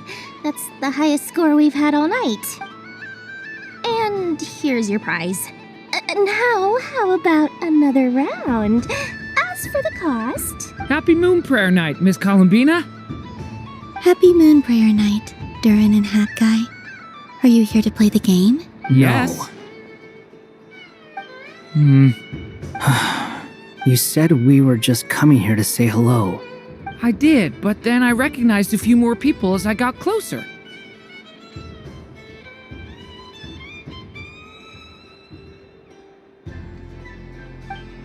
Do my eyes deceive me? Is that... It's our little dragon. He's all grown up. Someone's popular. Well now, since you came all this way, why don't you try out this lovely game we have going? First try is free. He'll have a go. I'll pass. It's only one free try per customer. You can't give your try to him. I'm aware. How has Elder Almond been lately? He's in great shape. He goes for a run in the forest every morning to stay fit and healthy.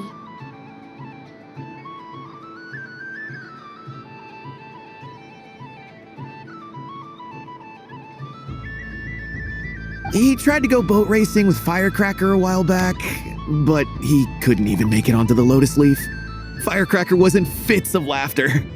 How about you, little dragon? Can you still fly? Yes, I can. But you've become less chatty. Has growing up been tough on you? We call that maturity. You know, the thing people sing about. The knight wields a sword of stone to defend those hearts that are made of gold. Stone is very heavy. That's what keeps them from talking too much. That's awesome! I want to be a knight when I grow up too. Ring, here I come! Oh, the hat-wearing man. I never thought I'd see you again. You seem more determined than when I saw you last on the train. If you say so.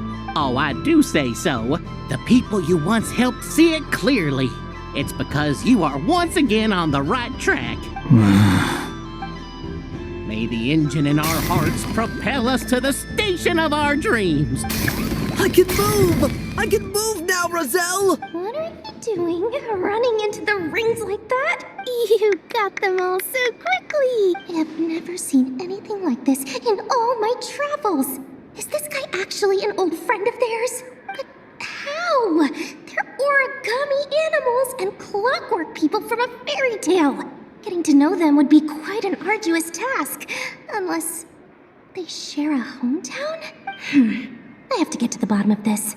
Next time I see the great mage Alice, I shall demand answers. Thank you, Dory. I had a lot of fun. Now for your prize. Where did I put it? Give me a moment to dig it out.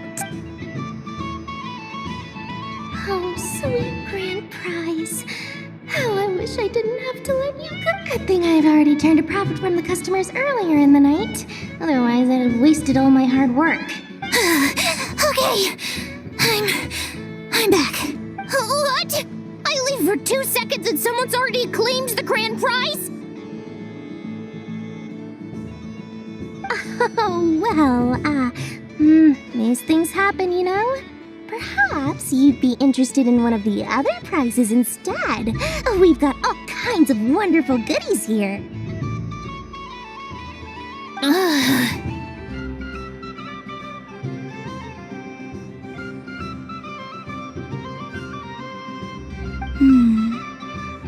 Is this the thing you wanted?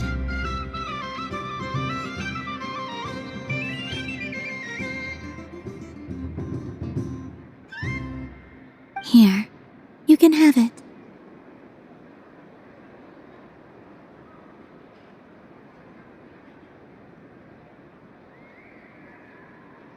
Huh? But... Don't worry about it. It will be happier with you. Oh, thanks so much, miss. Moon Goddess.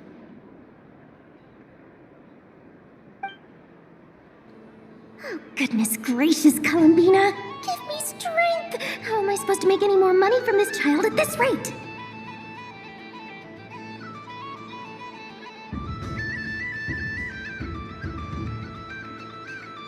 Daddy, look! That's the game I was telling you about! Forget it. She is the Moon Goddess after all. I'll think of some other way to swing this. Huh? Oh, someone already won the grand prize. You can take mine if you want. What? Why? Why are all these bleeding hearts coming here to ruin my business? Happy Moon Prayer Night, everyone. Happy Moon Prayer Night.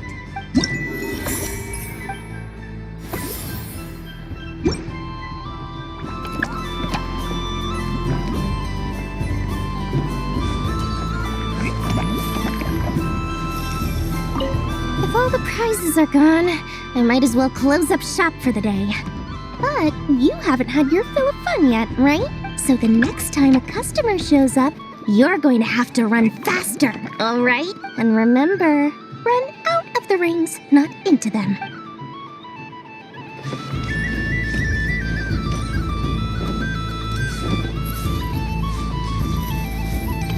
What's this? Should I give it a try?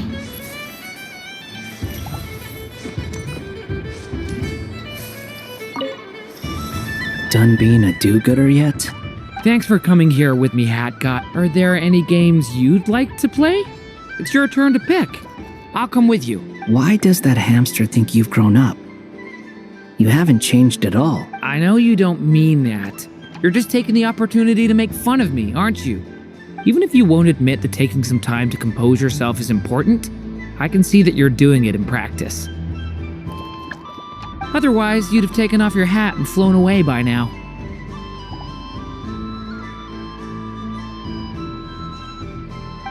Looks like Albedo's socialization program has been far more useful to you than all those Vahumana textbooks.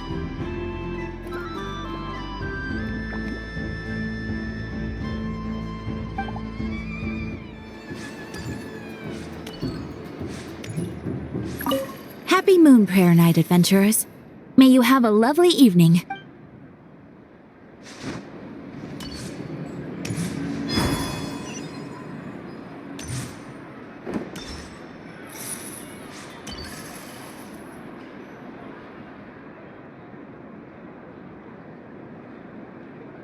Well, look who it is. I heard someone went and disappeared on us the moment we let her out of our sight. They looked all over for you. Frankly, I didn't think you'd be back for Moon Prayer Night. Were you worried about me, Sandrone? You would like that, wouldn't you? Do you even hear what you're saying? It seems to me like you disguised yourself with festive headgear, just so that you could come see me on Moon Prayer Night and make sure I'm okay. You didn't even bring Polonia with you. You? I thought you couldn't see. I cannot. But I sense the confusion of those around us rippling through the Kuvaki currents. Based on what I know about you, let me guess what you're wearing. Is it cat ears? Shut up! I'm only here to protect the Fatui's interest in this territory. Running into you was pure bad luck. Really? But you were the one who asked Arlecchino to help everyone find my name.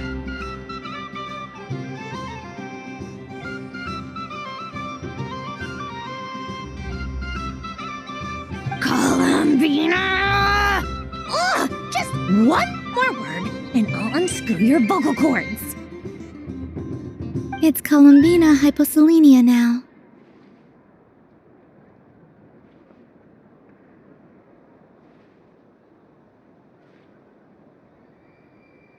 Tell someone who cares. I've missed you, Sandrone. The whole time I was gone, I was thinking.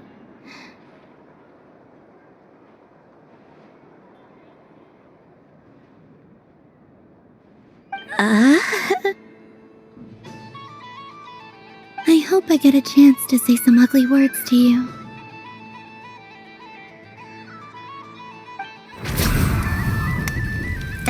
Is that supposed to be a joke? Anyway, let's go play that game.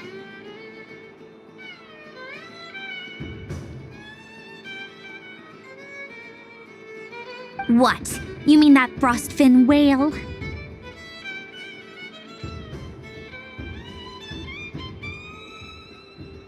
Yes, it's some some kind of game where you get bitten if you step on the wrong tooth. Seems like fun. Who in their right mind would wanna...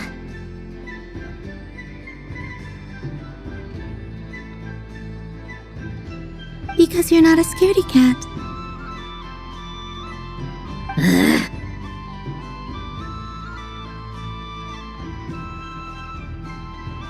Fine! You wanna play? Let's play. Don't complain when I kick your sorry butt.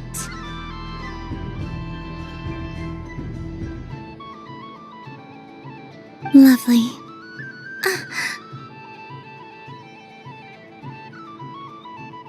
You old geezer! I'm gonna beat the pants off you! Just you watch! I almost forgot.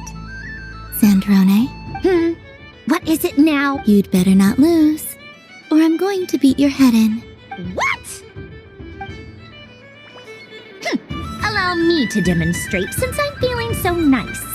You just step on the teeth, like this.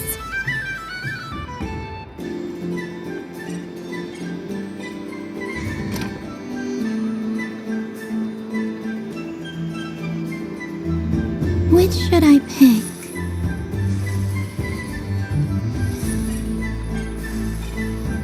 Your turn, Sandrone.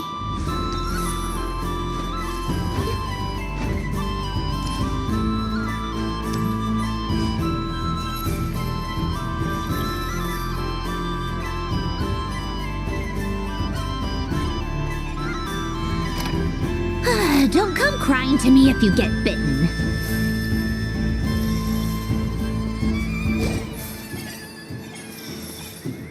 There are less and less teeth remaining.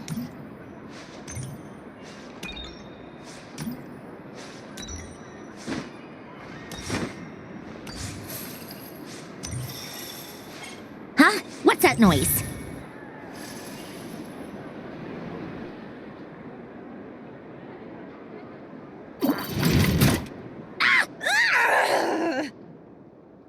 I think you might have picked a bad tooth, Sandrone. Shut it! Do you need any help? It seems like you're stuck. No! It's just a blasted... toy! How is its grip this strong? Stop laughing! All right. Well, you lost. So just like I promised... Hey! What are you doing? Are you seriously? Hiya! Why, you... Oh, just you wait! Rematch! Are you all right, Sandrone? That was quite a strong bite. Are your clockwork parts? Quit your fussing! I don't need it! All right. I'll go first this time.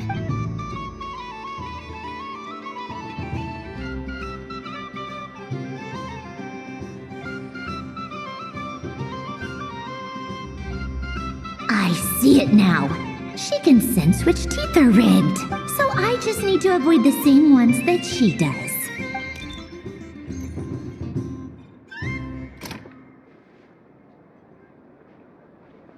This one... Seems fine. She avoided that one then? Now I've got you. All right, my turn.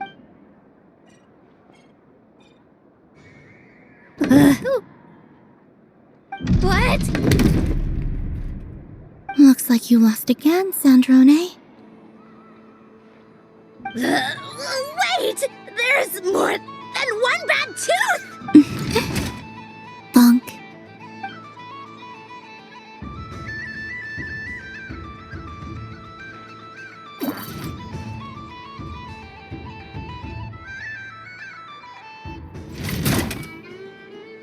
Stupid game! What idiot came up with this? Are you all right, Sandrone? You said some nasty things just now. Oh, I'm peachy. Should I let you bonk me on the head as well? Ah, forget it. Come on, bonk away. It can be your consolation prize for losing so badly. I told you, forget it. Gah, You've always been so annoying. Singing right outside my door, inviting yourself to my tea parties, going AWOL. And now you're off to the moon or something. Of all my days with the Fatui, the times I spent with you, Arlecchino, and Rosaline, they were my favorite.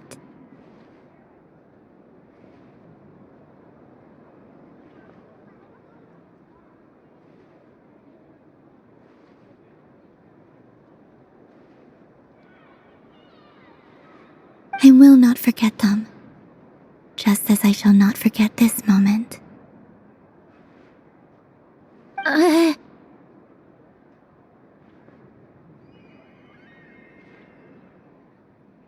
We'll always be friends, no matter where we are, right? Who would want to be your...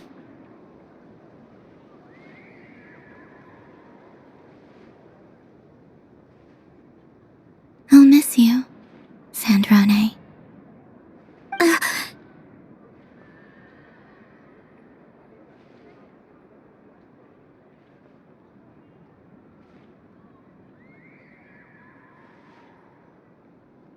Goodbye, Sandrone.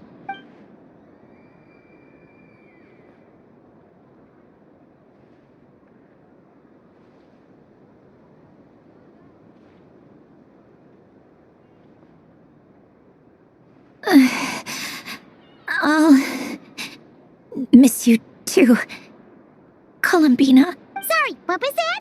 Ah! Ah! Yeesh! No need to freak out. What's wrong? We've been looking everywhere for you. What do you want? Oh, nice ears. What do you want? This. Huh? It's your turn to draw something. You're one of her friends too, aren't you? Doesn't know how lucky she is. Sorry? Nothing. I'm done. Take it. Oh, that was fast. Oh, and one more thing. Last time we spoke, you mentioned you were interested in the Narcissan Kreuz Ordo's research. Remember? There were too many people when we last met, so we didn't get the chance to do this. What are you talking about?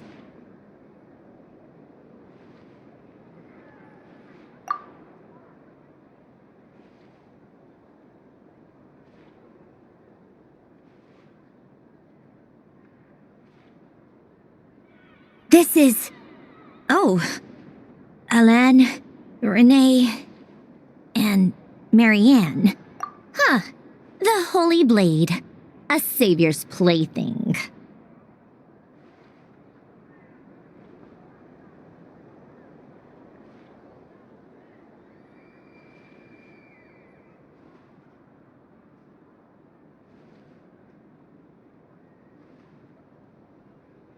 It's not about whether I approve or not. These people, they would sacrifice themselves for the sake of the world.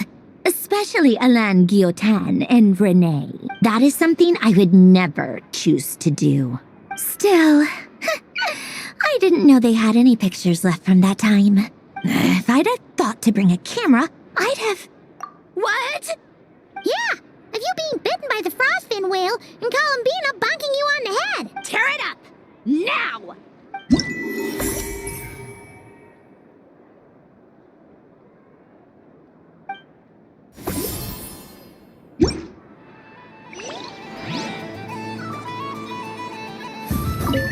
What's there to see on that moon anyway?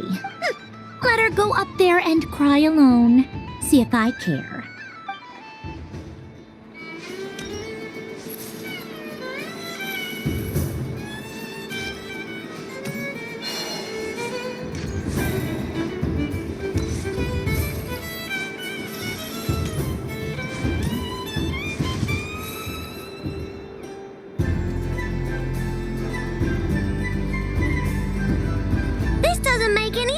How am I losing every single time? Wait, Inefa, you're cheating, aren't you?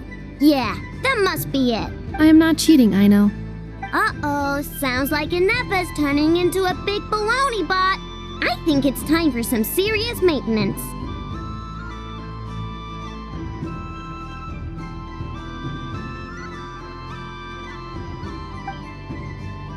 Moon Goddess, help me.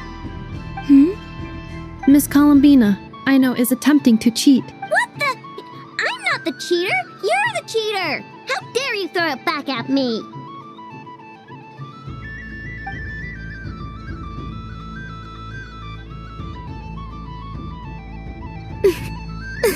All right, fine. Let's all laugh at I know.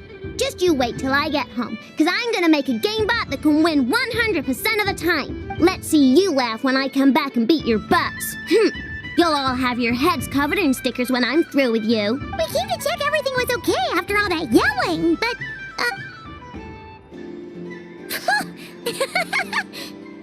Whatever it is, it sounds like cheating is allowed. Kuhenki concentration. Each player starts with differently colored kuhenki. Each round, they draw one kuhenki from their opponent. When a player has two kuhenki of the same color, they make a pair and can be discarded. Any that can't form a pair must be. The round ends when a player can't form any more kuhenki pairs, and that player gets a sticker. Ooh! Can 4 people play as well? That is fine, so long as the turn order is fixed beforehand. Alrighty then! In that case, the 2 of us will join as one team. Okay, but if you lose, you're both getting stickered. I don't want to hear any excuses. Sure. And if we win? If you win, only one of you gets to sticker someone else.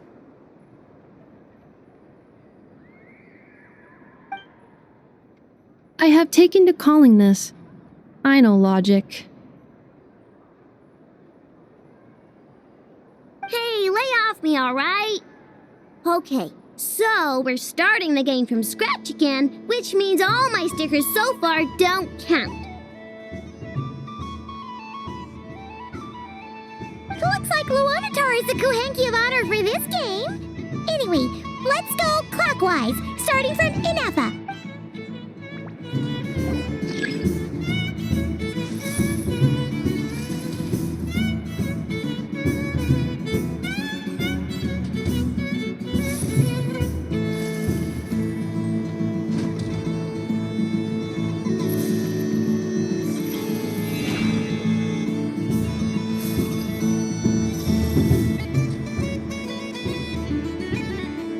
Nice! That's a pair!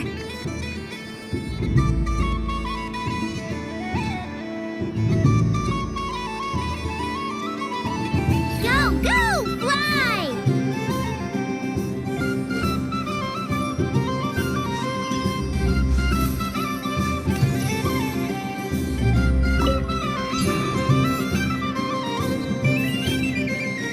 Go on.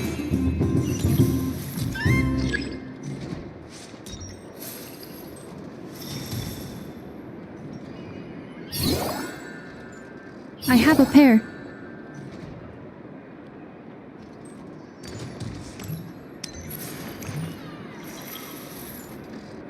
Uh-oh!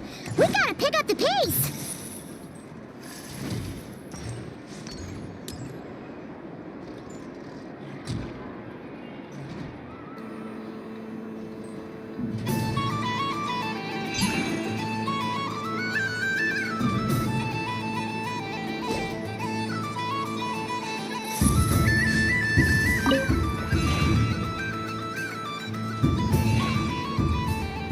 I win.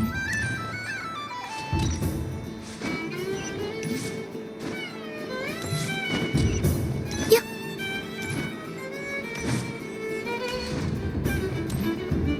Phew, that was too close. I thought I was gonna lose. Good luck, everyone. Aw, we're out!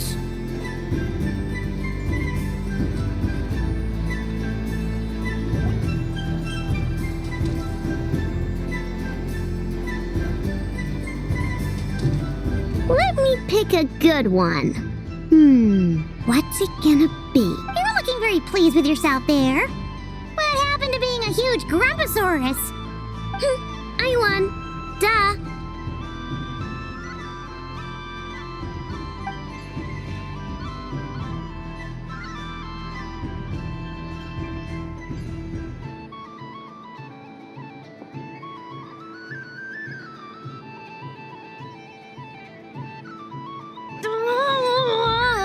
Me again?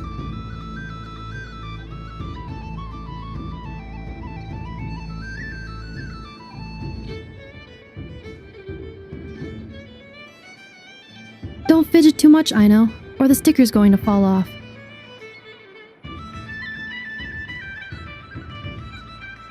I don't care. If it falls off, it falls off.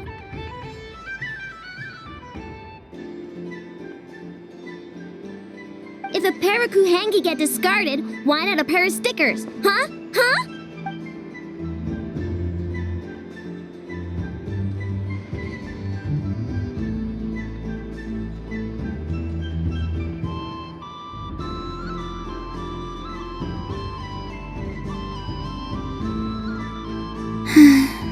I've lost. Sticker, sticker, sticker!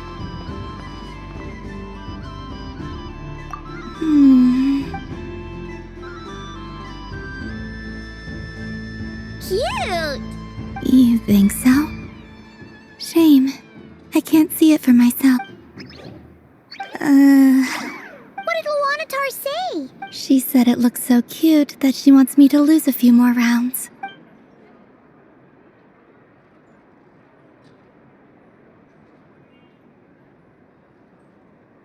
Who put these stickers on Paimon's eyebrows? Ugh, she can barely see! Alright, now, I think we got enough evidence to prove that there's a serious problem here. Yes, I agree as well. The culprit is...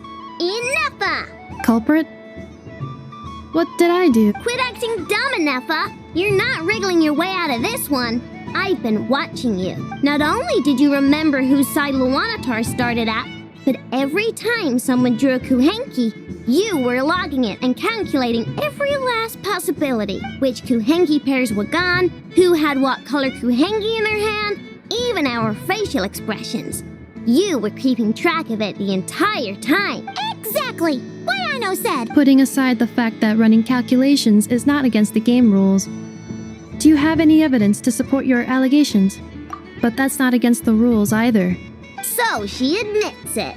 She certainly does. Alright, everyone grab a sticker. It's time to get Inefa back. But... Take that!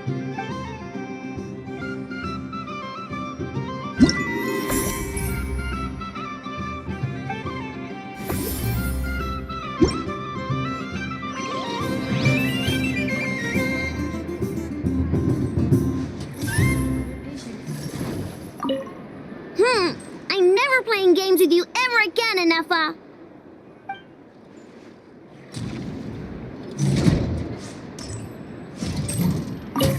Ino is throwing a tantrum again. I believe it will take 3 crumb-kakes to constitute a suitable peace offering. The robot show will now begin.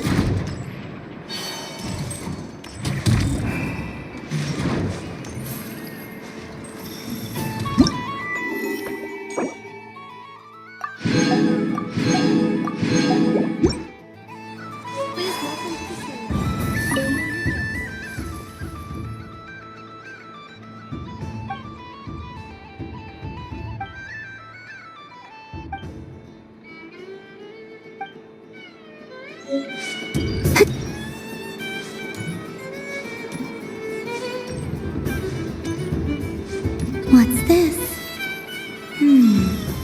Should I give it a try?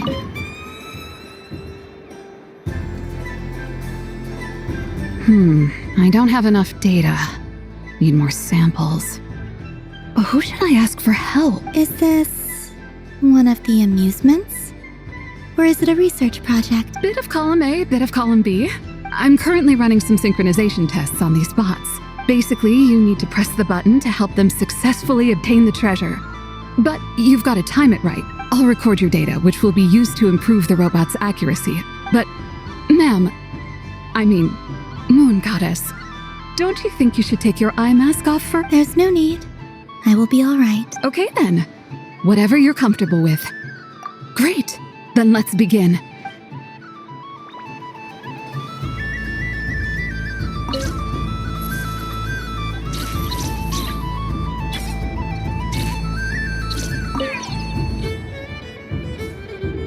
Would you like to try again?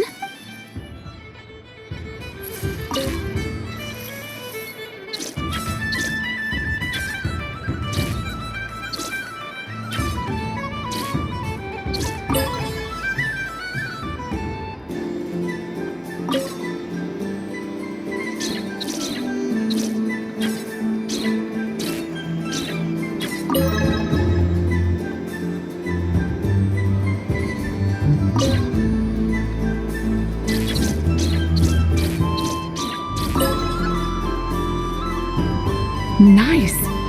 Data collection complete.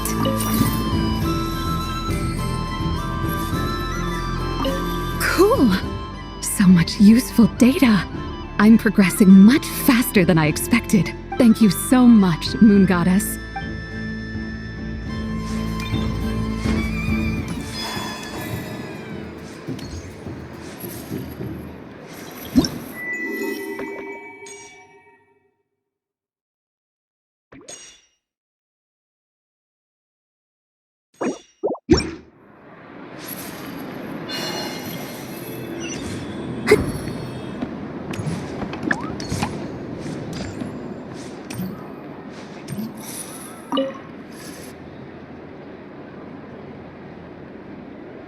Come on, Citrus. One more round. Just one more.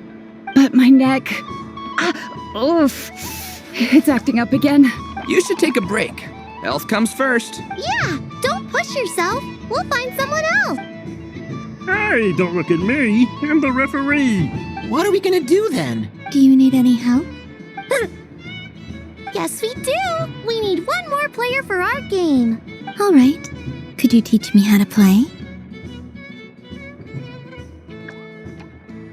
It's really simple. You just throw the dice and move by that number of tiles. First one to reach the finish line wins.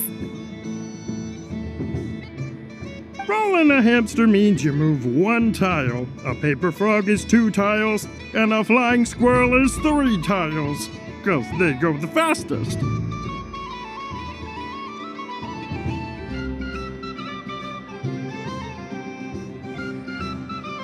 Okay, I get it.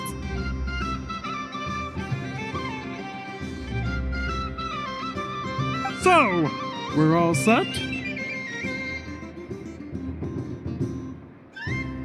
In that case, please take your places and let the game begin!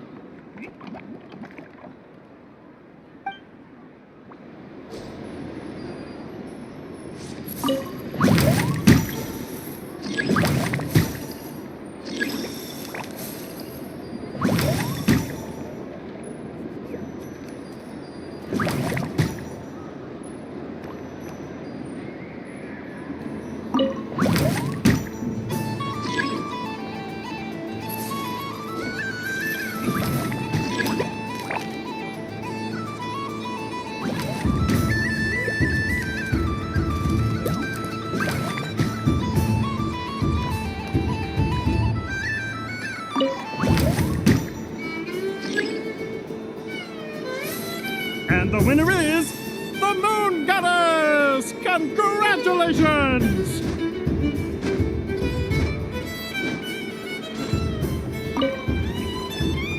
It's a pity that my good friend Faro Bear is busy working on a training program for Princess Semest. If he could have been here, the victory might have been his.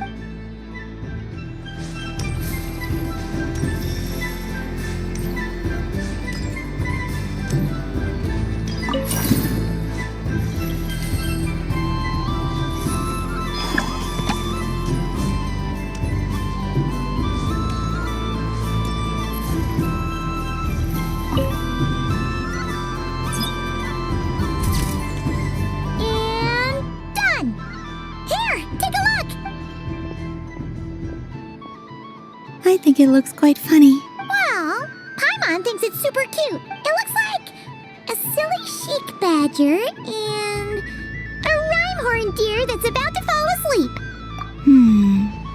Maybe I'll stand on the sheik badger's side instead. It looks like we've attracted the attention of quite a few animals.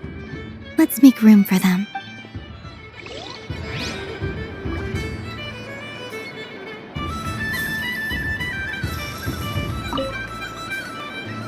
If this were any other day, I'm sure it would make for a great photo opportunity. But Moon Prayer Night has rendered my antlers uncomfortably large. Doesn't it look like this rhyme-horned deer has 2 sets of antlers?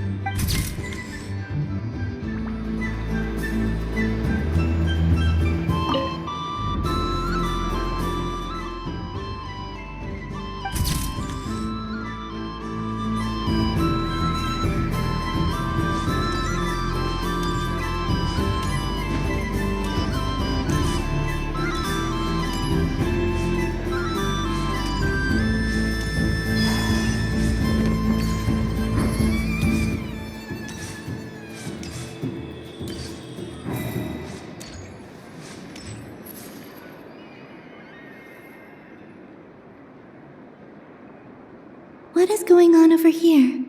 It looks like fun. Hold it right there! You can't run away from me, Moon Goddess. Are you talking to me? Of course. Do you see anyone else here dressed up as the Moon Goddess besides me and you? Hey, come on. Call me by my title. Happy Moon Prayer Night, Moon Goddess.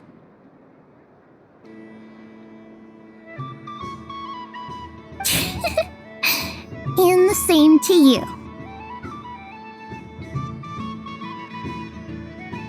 Anyway, there's no time to waste. Get ready for the duel of... Meet my partner, Stacko. Come on out, Stacko! Well, don't just stand there. Let's see your partner. Partner?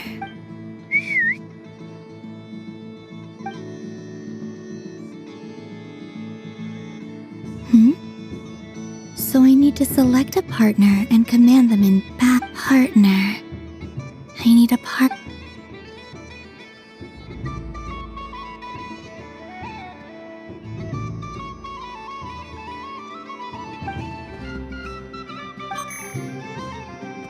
Whoa! Am I seeing things? Where'd you get a Kuhenki? They're super rare. That's great. But you can only bring one partner to battle against me and Stacko. No ganging up allowed. They all look so eager to be picked. Which one should I choose? This one usually lives in Nasha Town. She likes falling asleep to the sound of striking hammers. And I bet she's quite familiar with robots' weak spots. They all look so eager to be picked. Which one should I choose? This deer came to celebrate the festival with the Frost Moon Scions. It wants to help me with its antlers. They are its pride and joy. They all look so eager to be picked. I'm not sure what this bot is trying to say, but it seems very happy.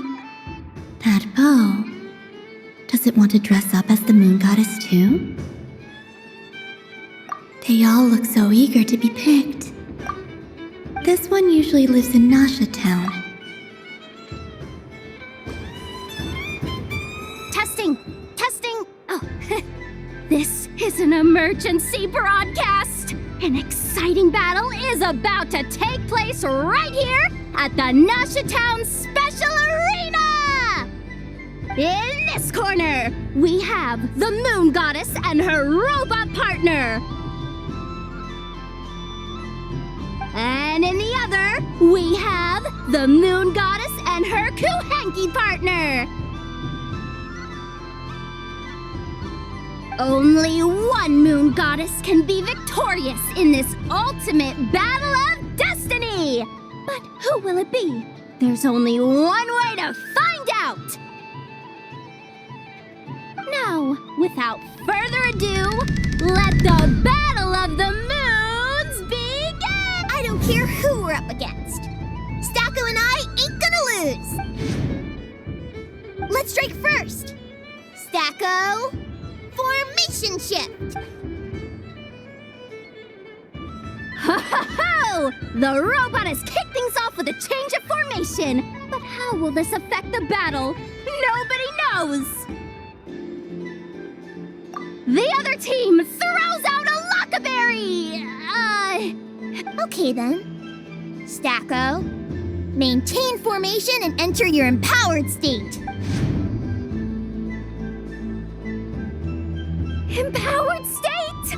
There we go! Now we're talking! Absorbing the immense Kuvaki present on Moon Prayer Night, this lean, mean machine has greatly increased its offensive power! Oh, they chose defense! But Stacko's about to attack with full force! Is it too little too late? The battle is heating up fast! I'm about to start sweating machine oil over here! Go for it, Stacko! Set Kuvaki to maximum! Can their opponents withstand this blow? And what will this moon goddess do? Don't be afraid. Fight however you wish. It's a moon lane! A deft use of a moon lane allows the Kuhenki to dodge the blow. And now it's spiraling around its foe in circles! 1 loop, 2 loops! The robot's screen is bugging out! It's getting dizzy! Stacko! Stacko is down for the count! Our winner is the Moon Goddess! The slightly taller one, I mean. You did your best, Stacko. I'll take you to Ainos for a checkup right away, don't you worry.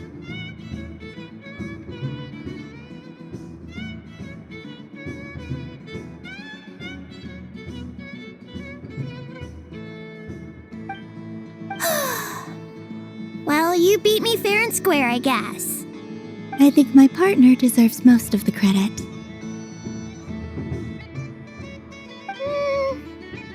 Just you wait. When I'm a little bit older, I'm gonna come back a whole lot stronger. You ready for a rematch?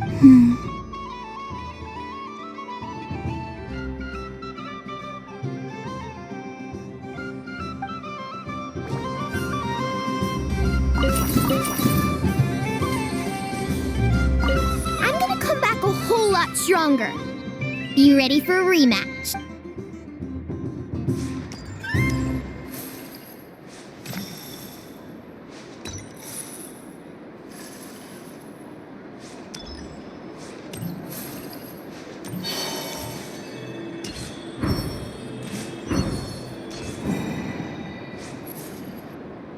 Moon Prayer Candy! Beautiful, tasty Moon Prayer Candy!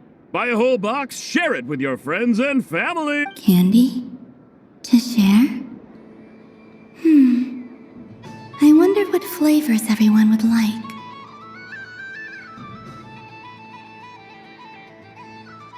Welcome home, Moon Goddess. Fancy a box of Moon Prayer Candy?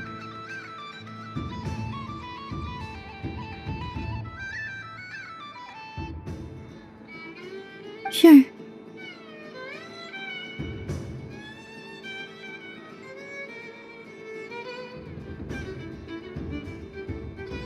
I knew you would! Now, what flavor would you like? I'm not sure.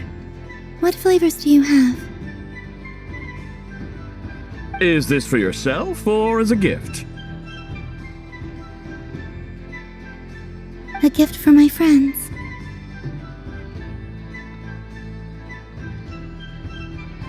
Ah, I see. In that case, I'd recommend apple, lockaberry, or midsummerberry. Those are the most popular.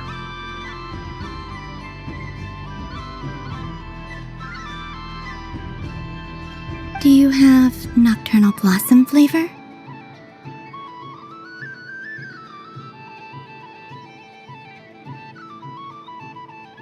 Huh. I've seen couples give those as gifts before, but I did not know they were edible. No? Okay then. Moonfall silver? You did say this was for friends, right? Maybe smetana then. Hey, now that's a creative idea! I've never tried it before, but if you're happy to wait, I can see about whipping up a batch on the spot while we're at it. You got any other ideas?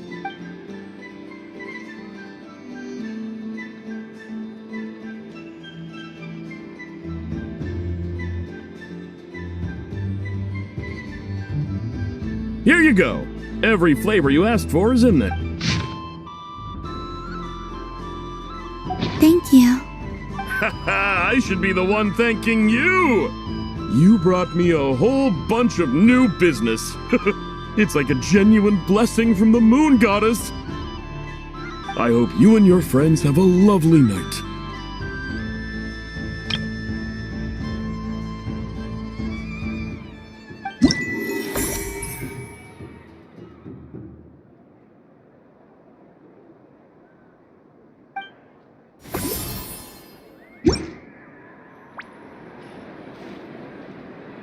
Assorted Moon Prayer Candy! All your favorite flavors in a box!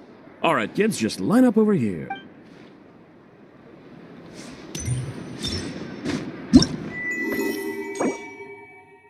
The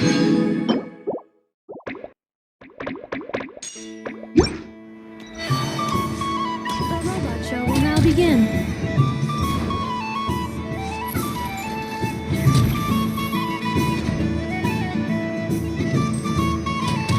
Please welcome to the stage, Cool Your Jets Ducky. Combining precision engineering with water cooling technology, this high-performance sprinkler fires powerful, controlled balls of water for up to 14 seconds at a time, as well as providing accurate plant watering at range.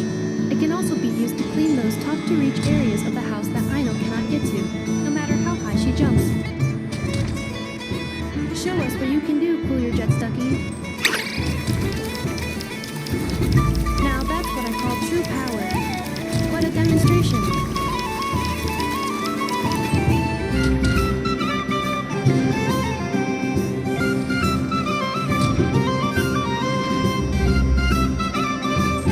Dealing with stage waterlogging.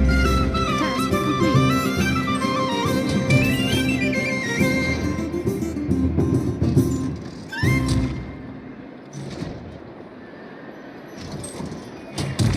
Ding dong. The next robot show will start in 5 minutes. We thank you for your patience.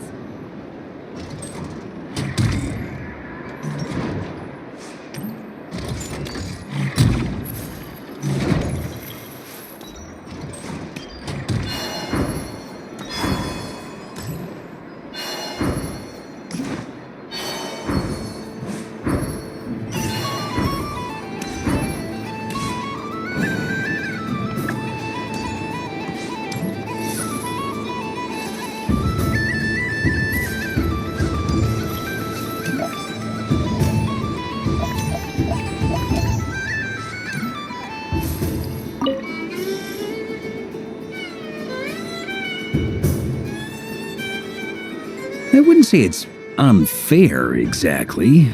I mean, your voice goes right into people's heads. How would you explain that to the kids? You can't just explain it away as magic. Is something the matter? Ah, Miss Columbina! No, nothing you need to worry yourself about. Ah, impeccable timing. Stick around for a second, Miss Columbina. I need your input on something. This self-proclaimed Knight of Justice has yet to give me a satisfactory answer. I, for one, would like to hear your verdict on the matter. Hey, now, I left the flagship just to help you out, Miss Nicole.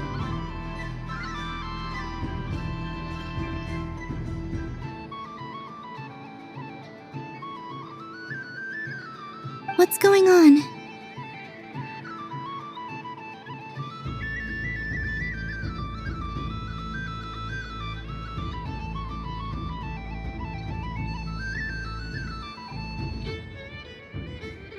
So Alice and I are both using long-range remote control spells that work on similar principles, allowing us to attend this festive fair in Dodeco form. Sorry, let me backtrack a little. While similar, there are some key differences.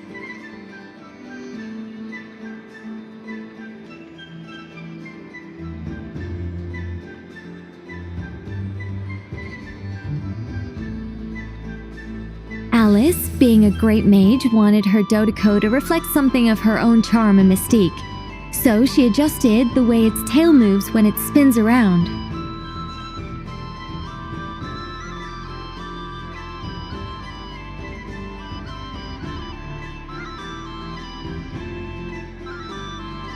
An entirely gratuitous move, in my opinion. I hardly see how anyone is going to notice that.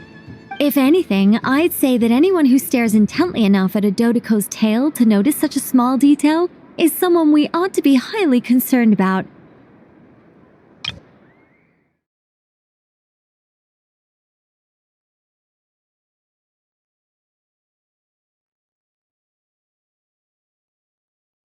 I only say this to emphasize that my question has nothing to do with tails.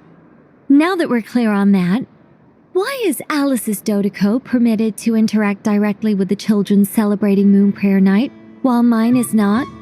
Your voice speaks directly into people's minds. See? Exactly what I said. Miss Nicole? Ugh, I can't stand it. I know that probably makes me sound like a whiny child acting out in front of their parents. And it's a little embarrassing now that I think about it. But hey, I said it now, I can't take it back. That would be even more embarrassing. Also, don't go reading too much into that analogy. It was off the top of my head. I'm actually an awful lot older than either of you. Miss Nicole, are you saying that you'd like someone to play the game you've prepared? I'm not so invested in that. It's just something cobbled together using items I borrowed from Alice. She probably didn't even make them herself.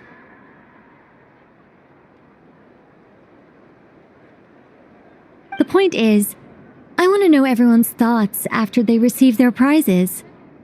But as you've said, I can't just ask. I've been biting my lip for so long, and I've had no one to vent my frustrations on.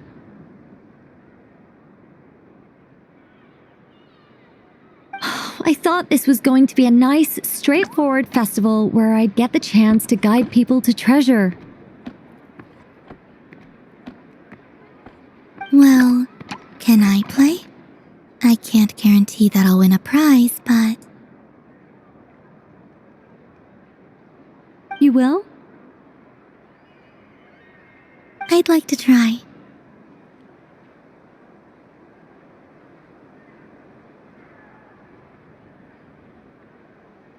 Then what are we waiting for? Let the game begin!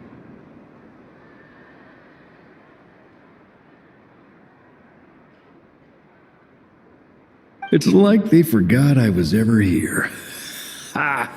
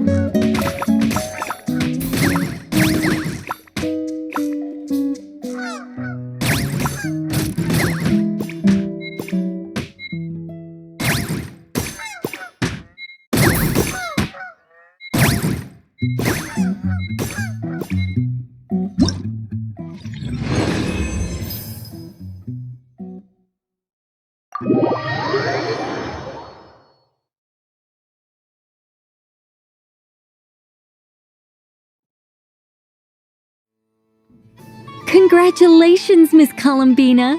With your great wisdom, you have overcome every obstacle in your path and conquered the great challenge posed to you by fate. Fate? Well, something to that effect. If you'd prefer something more poetic, it could be the icy winds or the dawn. Anything you like, really.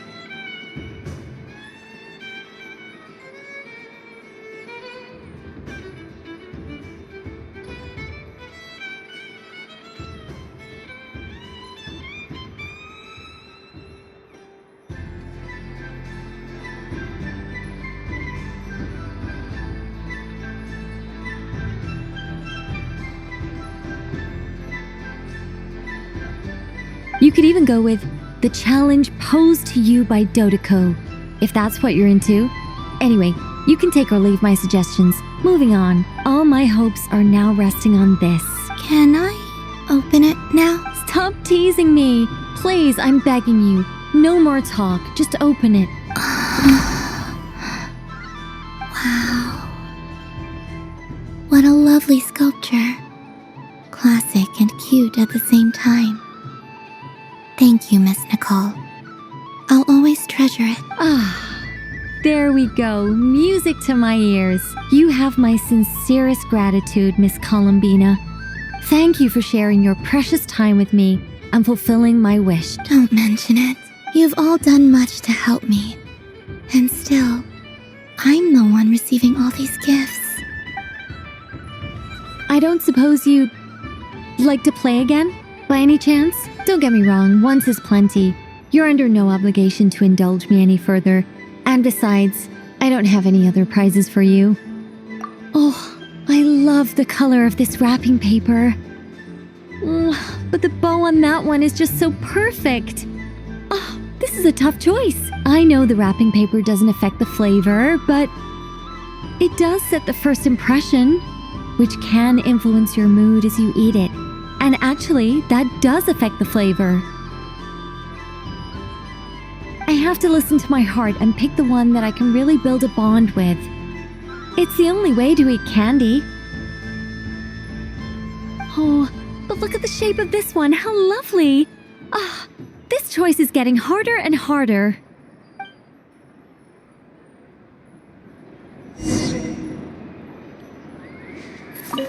I don't suppose you... Don't get me wrong, once is plenty. You're great. Is it really all that much fun, though? Huh.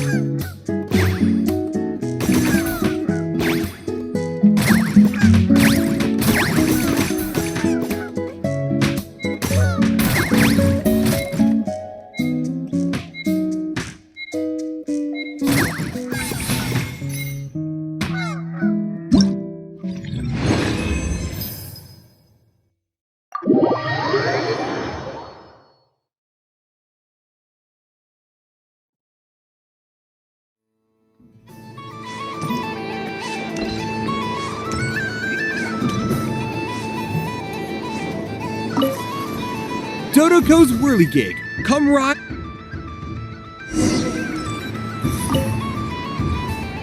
Fun ride, huh? This isn't gonna make Paimon dizzy, is it? Oh, candy for us? Thanks a bunch, Columbina. Don't mind if we do. Whoa, this one's intense. But it's so tasty. What about you, Traveler? How does yours taste? Oh, sounds good. Paimon's drooling now. Are there any more Smatna candies in the box? Yes, I believe so. Okay, gotcha. Let's... Sure. This one, and... Yep, this one looks right, too. Okay, that's 3.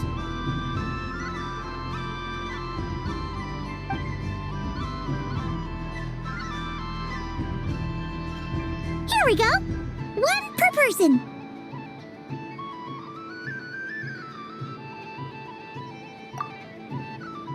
It's so sweet.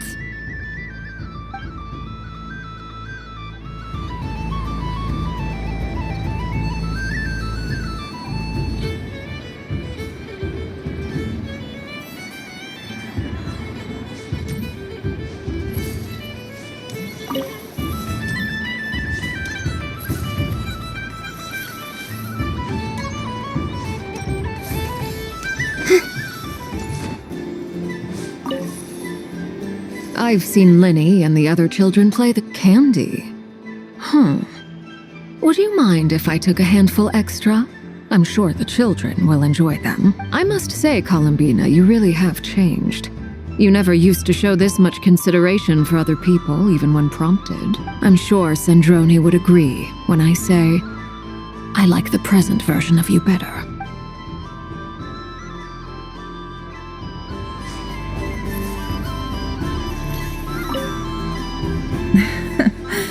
That was fun. It's a shame Ashru doesn't like Oh, a gift? You shouldn't have, Miss Columbina. Very nice indeed. Candy is one of many luxuries that the desert folk could never afford. How I yearned for candy when I could not have it. Yet, now that it is readily available to me, I never seem to crave it. May your moon prayer night be one free from regrets.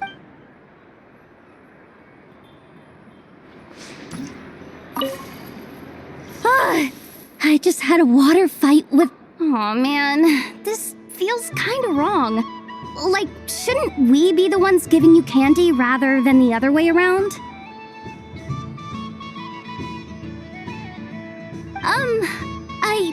I guess I'll just take one.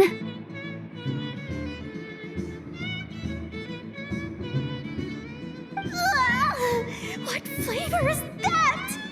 It tastes like getting a mouthful of muddy grass. After being rear-ended by a blunt-horn rhino, then face-planting the ground. I'll never get this taste out of my mouth. It's delicious.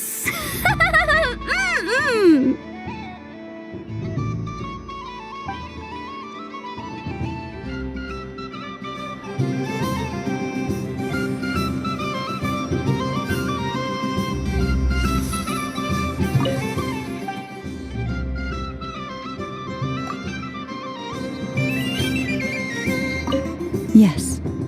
May everyone's wish. Why, thank you. Oh, my.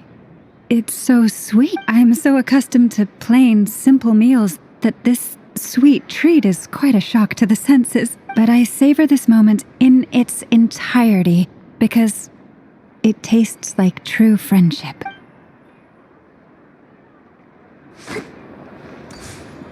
Huh. Sorry, no. I see. The resemblance was...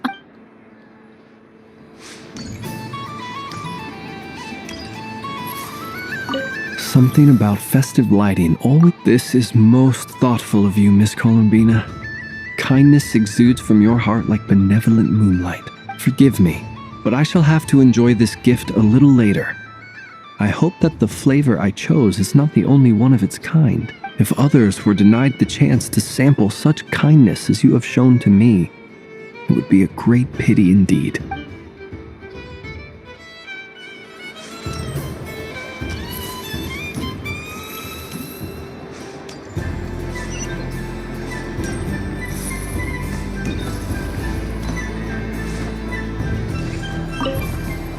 Done being a do-gooder? Thanks for coming here. Are there any... Why does that I know you don't... Even if you won't admit to taking some... Otherwise, you'd have taken off your hat and Looks like Albedo's socialization program has been far more useful to you than all the... A moon prayer candy for me? Huh, thank you. It smells like...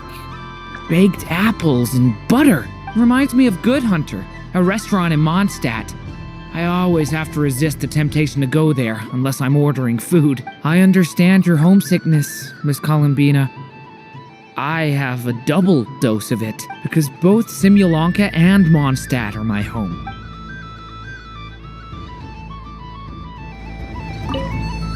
Done being a... Thanks for coming here. Are there any... Why does that... I know you don't... Even if you won't admit... Otherwise, you'd... Looks like Albedo's socialization. I thought you'd actually spend your precious time doing something more worthwhile. Everyone has to take one? Well, fine. I'll take mine.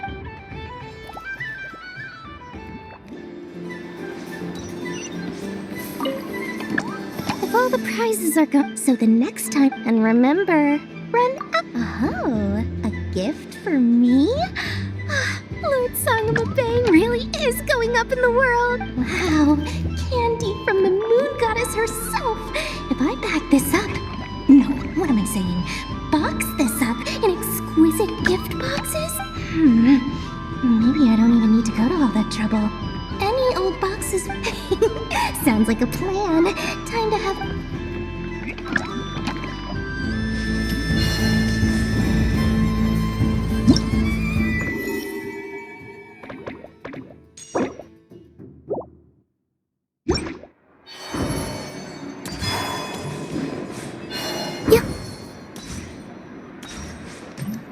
What's there to see? Let her go up there. You're giving me candy? That isn't like you. This had better not be some weird prank. Coffee flavor? I thought you hated coffee. Hey! Don't take it away. I never said I didn't want it. I mean, you can't unmake the candy now.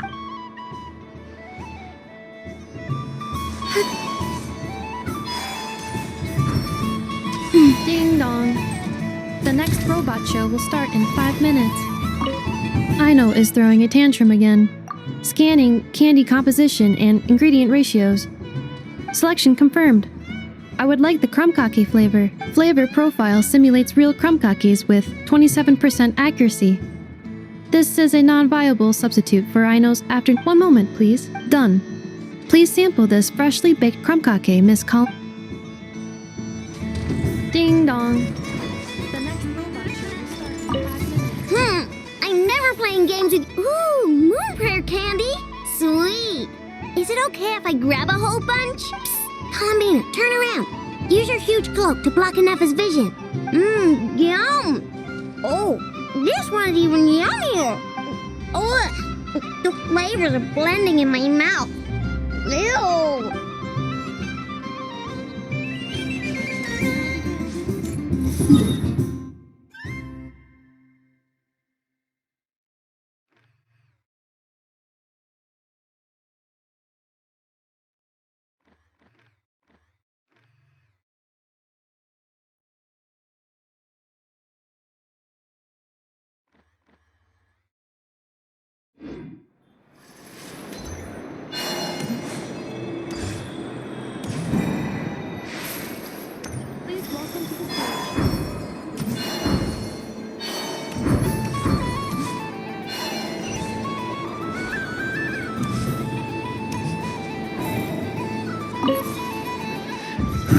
It'd be rude to just leave without saying anything.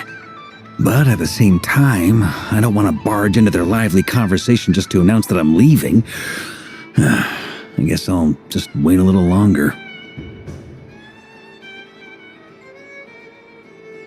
Huh? Albedo?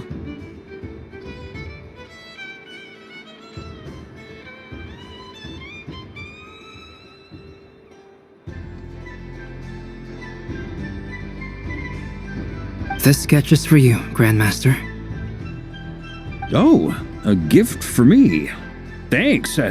Let's see what you've done for me.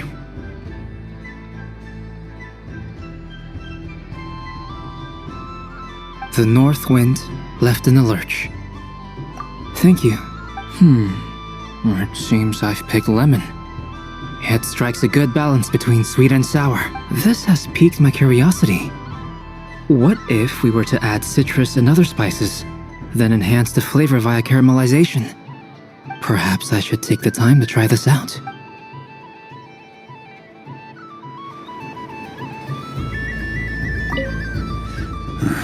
Huh? Albedo? This sketch is for you. Oh. The north wind left in a lurch. Ooh, I get one too? Nice, thanks. What is that? It's so familiar.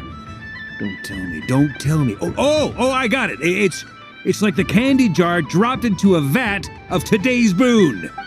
Seems I'm a proud recipient of today's Feast of the Moon, huh?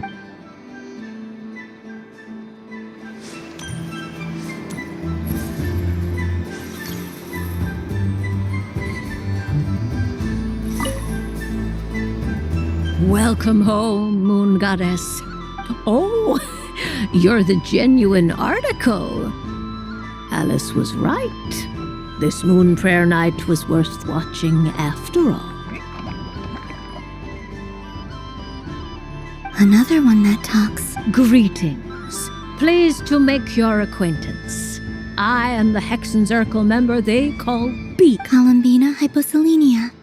Pleased to meet you too.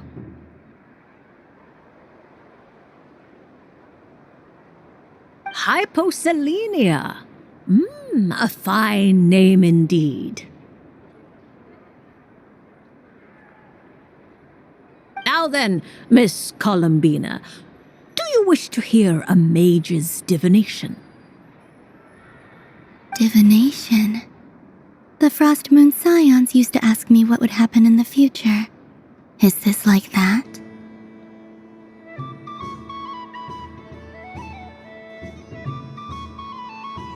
From the perspective of the one seeking answers, perhaps.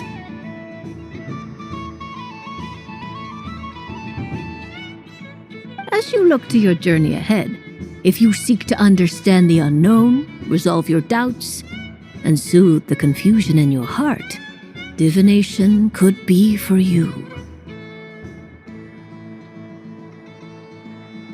The unknowns on my journey. Of course, if one wishes to peer into fate, then hydromancy is the more precise option. But that is a complex affair, and to relegate that majestic art to the status of a festive amusement would seem somewhat uncouth. Besides, it is sometimes better to not know fate with great certainty. Hence, I shall use the suitably festive Luna Arcana to tell your fortune instead. It is more popular with the youth in any case. Lunar Arcana. Indeed. Unlike hydromancy, this will only display possibilities and trends. People like to think of themselves as creatures of agency and free will. Peering too far and too clearly into the future is detrimental to both body and soul.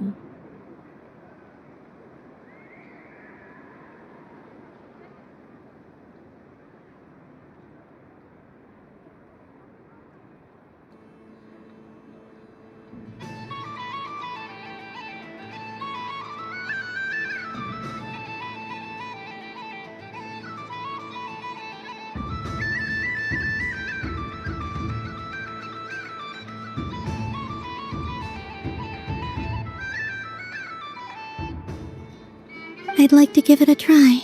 Of course you may. Come then, take a seat, Miss Columbina. Before we begin, are there any specific questions you would like to ask? Let's stick to general possibilities and trends, like you suggested. Ah, very well. Then I shall use the basic Lunar Arcana deck. Now, try to relax. Cast your mind upon the things you have experienced and the things you are soon to experience. I will shuffle the deck.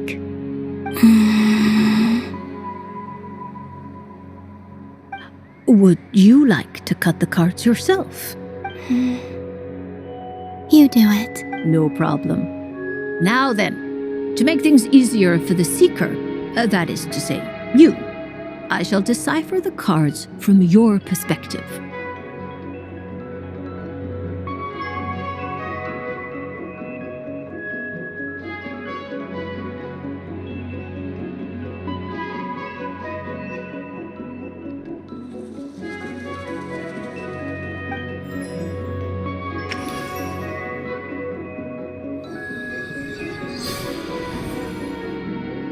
Please, draw the first Lunar Arcana. This...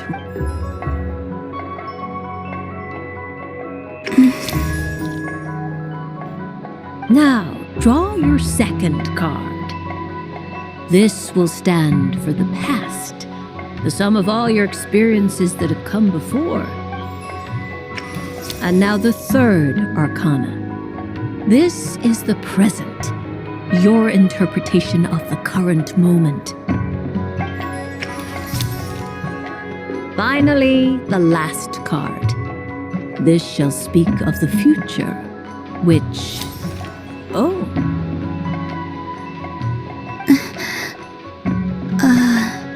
Kuvaki Pulse?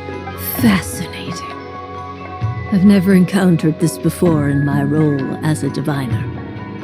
Something has exerted an influence upon this card, causing it to leave its designated position. What do you make of this, Miss Columbina? Perhaps this is the guiding hand of fate in action. Of course, if you wish, you can choose to deny the validity of this card and draw the future for yourself. No, it's fine. Let's go with this one. A bold decision. I must say I'm looking forward to the results. Well then, let us flip the Lunar Arcana in sequence and see what emerges. Sure. First, Destiny. No surprises here. The card that represents yours is the Moon. The Moon. Indeed. The moon can represent the truth at some times, but deception at others. False peace, destructive calamity, and the world-changing power that lies within. When the moon is placed on the destiny tile, it indicates that your destiny is not what it may appear on the surface. Instead, it may yet have a hidden side. It symbolizes a journey through the fog, fraught with uncertainty and deception, where one must face inner challenges head-on. I don't understand. Patience, my dear. This is but the first card, which serves as a basis for the interpretations that follow. Our divination will only grow clearer from here on out. Now then, flip the second card, the one that speaks for the past.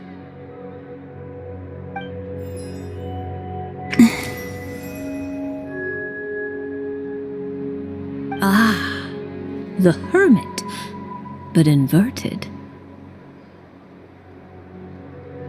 Inverted? Yes. The Hermit symbolizes solitude, introspection, and the pursuit of truth. When inverted, it represents isolation, truth out of reach, and a path that leads one astray.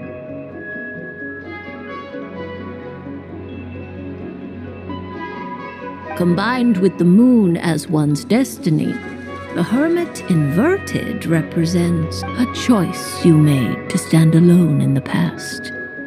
It was a choice made not out of fear or arrogance, but for reasons that others could not perceive. You fumbled through the darkness without a guide, but you did not find your way. Rather, you went astray. More than once, it would seem. Is this about how I became Kutar despite not wishing to become a god? And how I joined the Fatui because I yearned for a place to belong? I suspect only you know the answer to this question.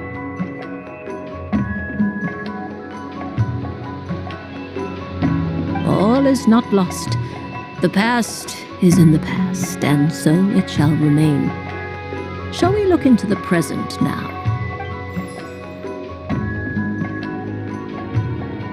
Oh my, the lovers. One of the most interesting Luna Arcana. What does this one mean?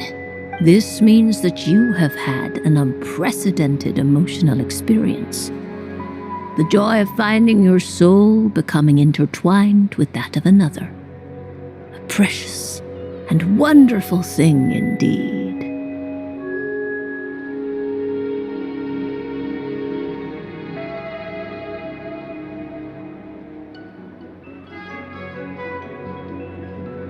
It's true. I've made a lot of friends recently, and they are very good to me. I like them a lot. That sounds lovely. I am most delighted for you. The lovers can also represent important decisions, perhaps related to a parting of ways. Now, if I were to guess... Yes. My return to the moon.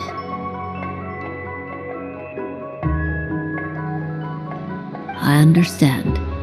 Parting with friends is never easy, Columbina. But rest assured, this is not the end of your journey. There is always another story waiting to be told. The future always lies ahead.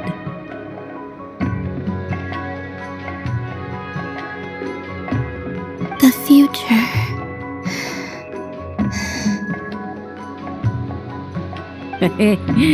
Well now, it's finally time to flip this most mysterious of cards. Why did it appear? And what does it wish to tell you? I'm ready. Very well. Flip this card and see what lies on the other side. Oh. Miss Barbeloth? What is it? This card is death.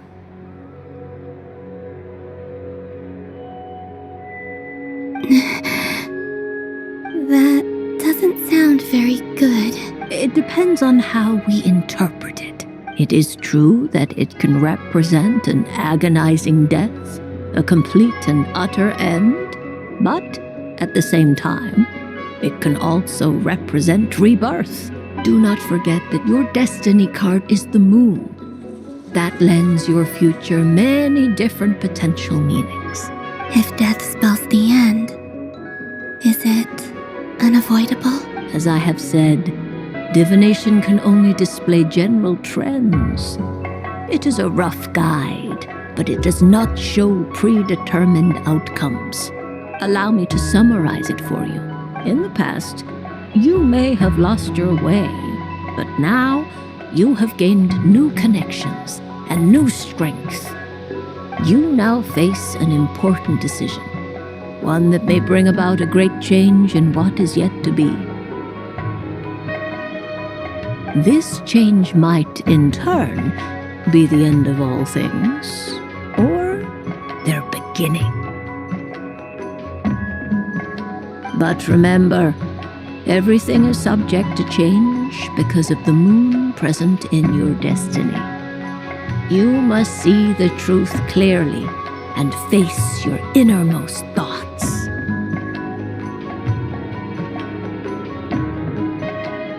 The truth.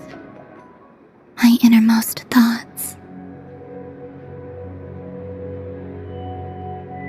Thank you, Miss Barbeloth.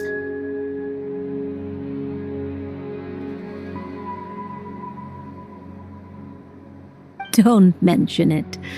Some people dislike divinations, for fear of glimpsing an ending to their story that they wish was not so.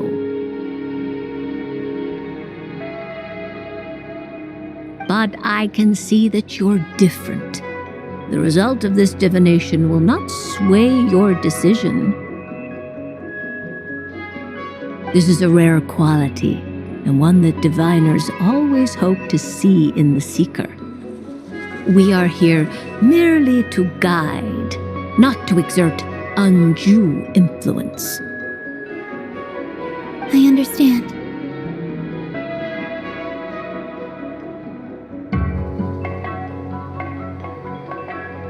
Go then and illuminate your future, Miss Columbina. The moonlight that shines from you now is most captivating.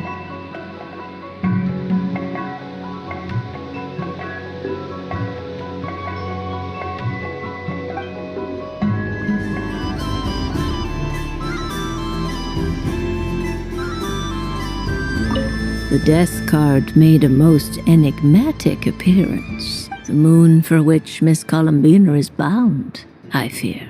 Fretting is of no avail. I will have a chat with Alice about it sometime. Ah, you're such a polite child, Miss Columbina. But we elders have already partaken of our fair share of stories in this world. Enjoying candy, keeping up with the hip and groovy trends of the day. Oh, these things should be left to youngsters like you. I hope you don't misunderstand me. I do not intend to lecture you or reject your kindness. It is simply that the mere sight of this candy is starting to give me a toothache.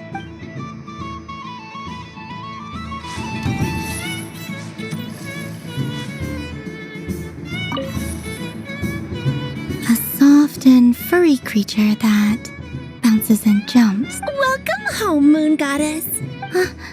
This one talks, too. Allow me to introduce myself.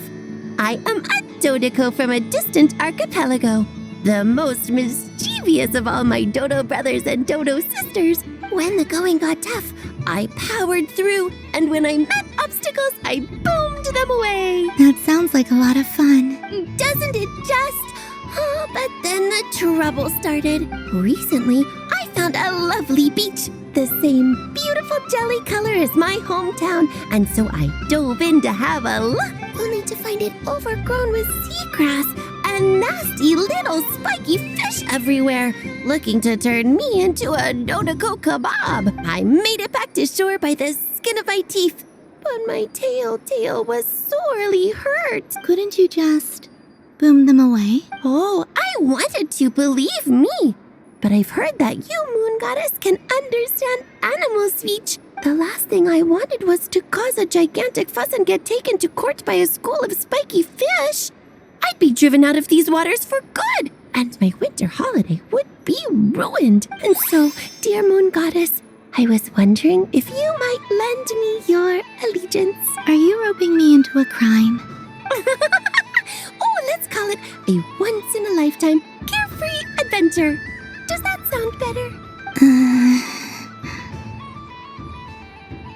All the festival goers tonight are dressed up as the Moon Goddess.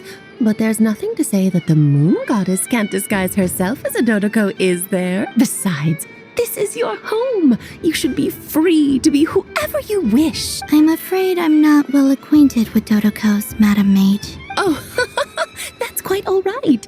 We Dodocos are innocent, happy creatures with a free-spirited nature. Many, like myself, are mischievous troublemakers. Others are lazy souls who like nothing better than to lie down on a nice rock and take a nap.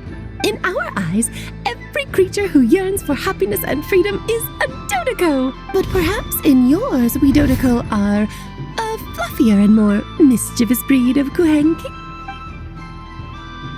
Yes, that is a much easier image to follow. Oh, wonderful! Then let's play! Grab onto my tail and follow me into the sea! Time to settle some scores with the bad guys!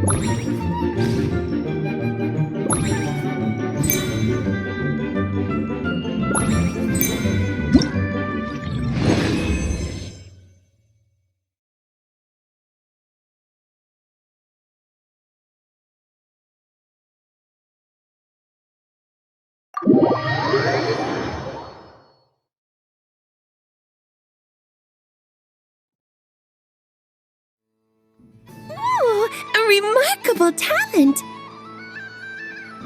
So, what do you make of it?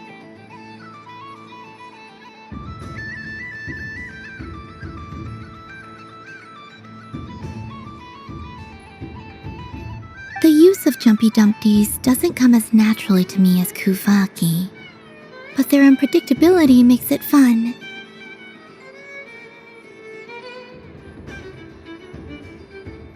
I think they call this novelty.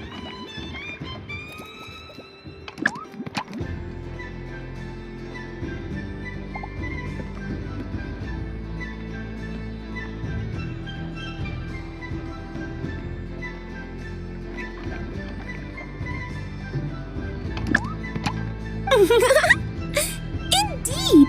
And how did it feel blowing those pesky nuisance? Not bad. Any guilt? What do you mean? Oh, wonderful!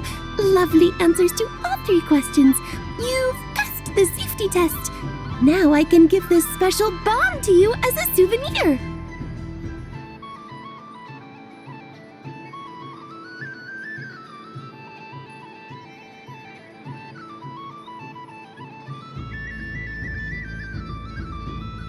Remember, if you find any meanies living on the moon, you can use this to boom them into oblivion! I will.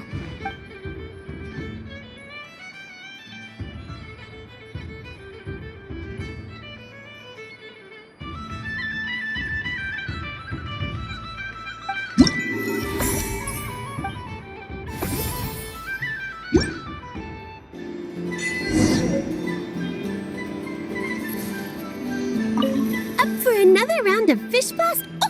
Of bye-bye bad fishies! Oh, bless my fluffy tail! Dodoko has never seen candy shaped quite like this before. Why, it shines like a lovely crystal. Let the feasting begin! Oh, sweet as a tomato bathed in sunlight.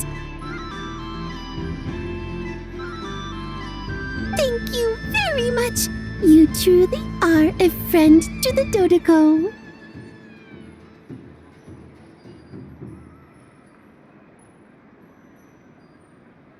Please share the rest with other people. I am sure everyone will fall in love with the taste of pure joy.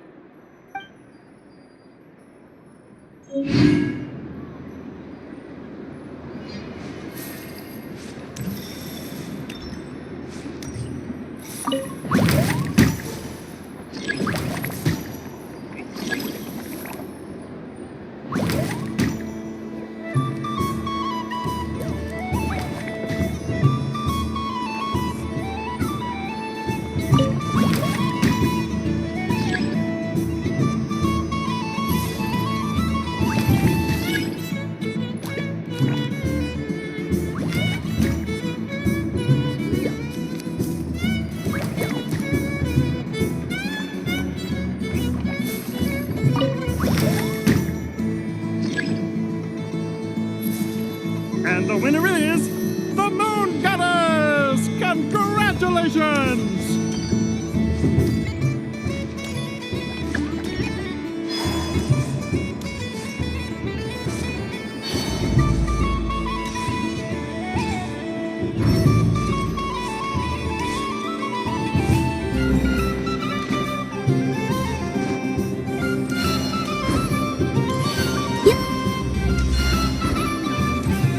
The next robot show will start in 5 minutes. We thank you for your patience.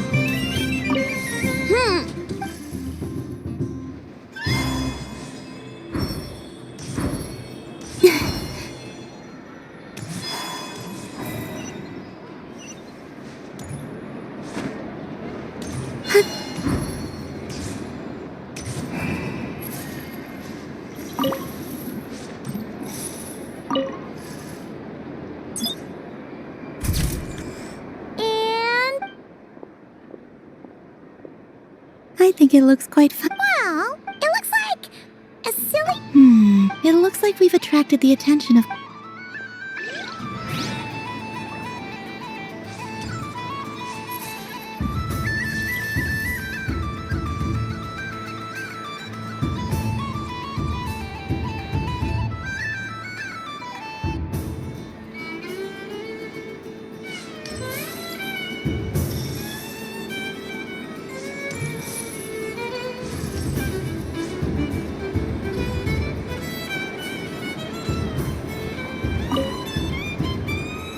Traveler.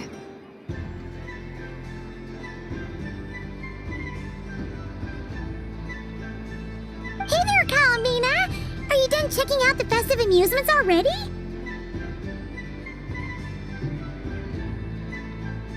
Are you sure you don't want to look around some more? You might not get another opportunity like this for a while. Right now, what I'd like to do is... Thank you. But I think I've had enough fun for one night. I've made plenty of precious memories.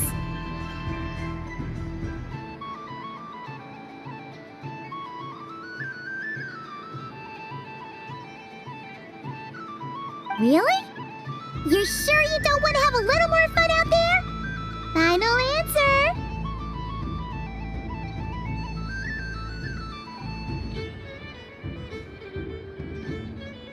Yes, I am sure.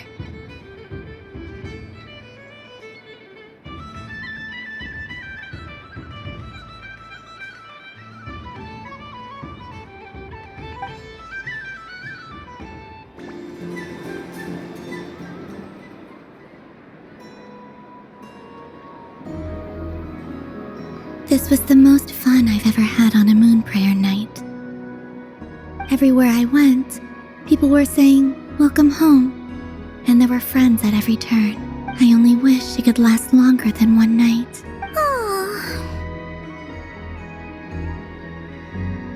Yes, you're right. The moon prayer blossoms. Ooh, look! Look! Moon prayer night has come.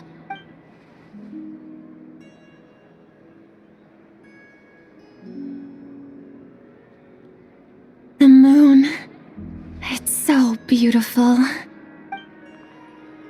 Happy Moon Prayer Night, dear. Happy Moon Prayer Night.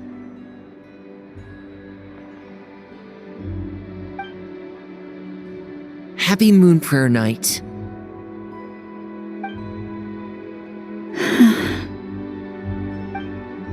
Aww.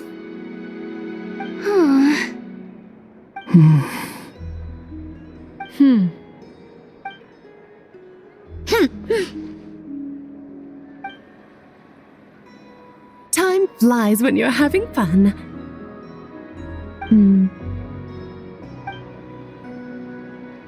Oh. Looks like the time has come.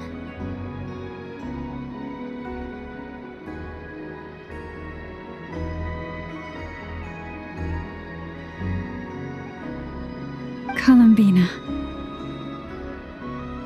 You're heading off then? Yes, to the ruins you mentioned. And from there, back home to the moon. Wait! I know? At least...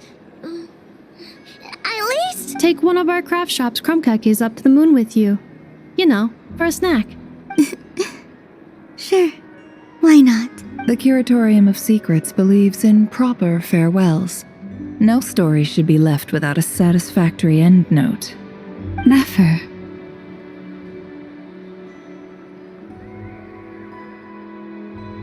Farewells are an important affair for the Ratniki, too.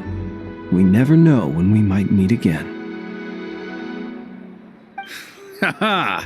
And here I thought grand farewells wouldn't suit tonight's mood. But I suppose friendly passion is not to be stopped, eh?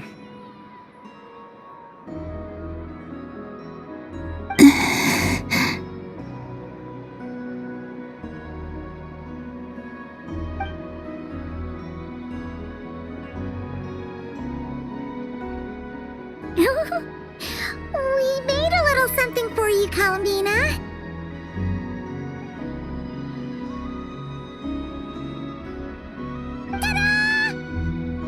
What is it? A Moon Prayer Night greeting card with drawings by all of your friends.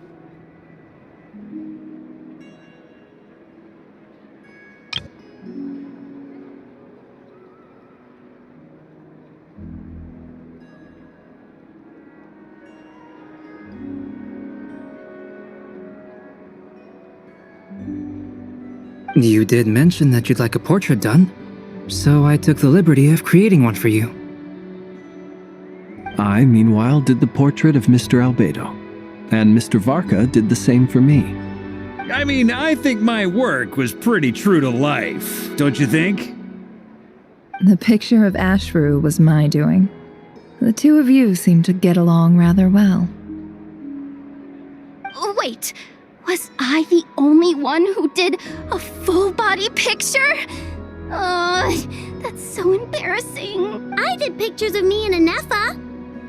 I did my own portrait and one for Hat Guy. Plus, there's the two mages, Arlecchino and Sandrone. So, if you ever miss us, just flip the card open and we'll all be right there with you. I don't know what to say. Thank you so much, everyone. This whole Moon Prayer Night was more than I could have ever asked for. It is the greatest gift I have ever received. Lama, I figured it out. Figured what out? Remember how the Frost Moon Scions used to use milk as invisible ink to write hidden messages? That was a very long time ago. Oh, are you saying? Yes. When I miss you all, I shall use moonlight in the same way to write words that only you can see upon the moon itself.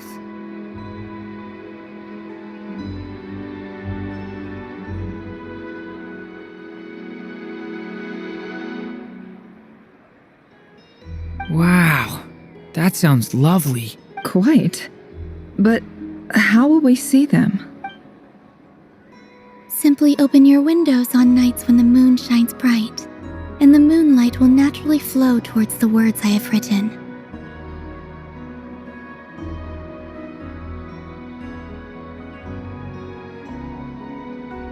That sounds most fitting indeed.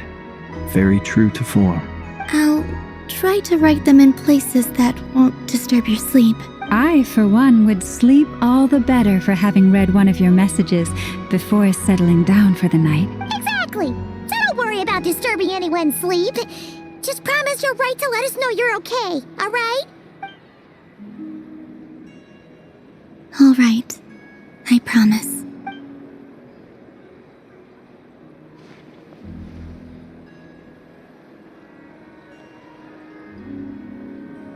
In that case, Columbina. I'm ready. Very well. Let's go.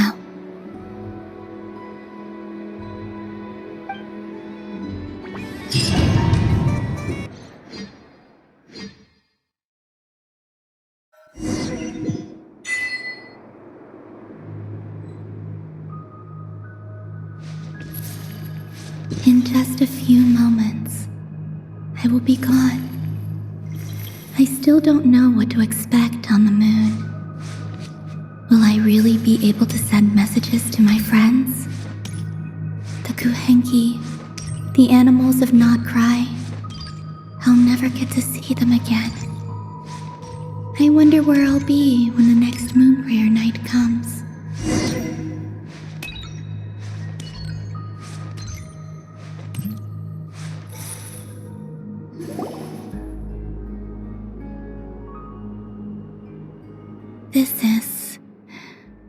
This is where the people of Hyperborea used to communicate with the moons.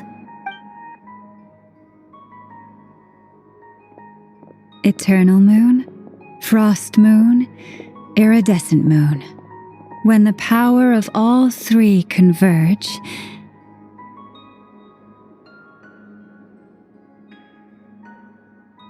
the gate to the moons shall open.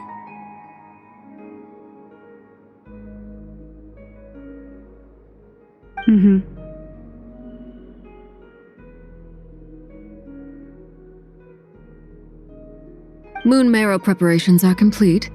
Only the final step remains.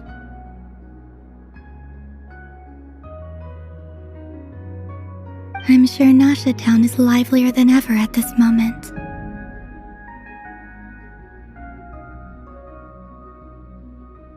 Yeah, it's a shame you couldn't be there for it, but it's now or never, right?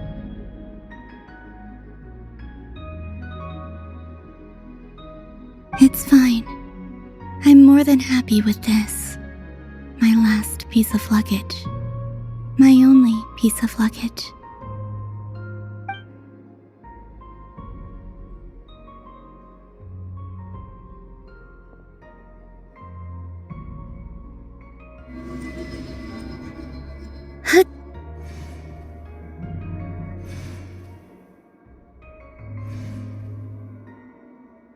I can already feel the moon calling to me.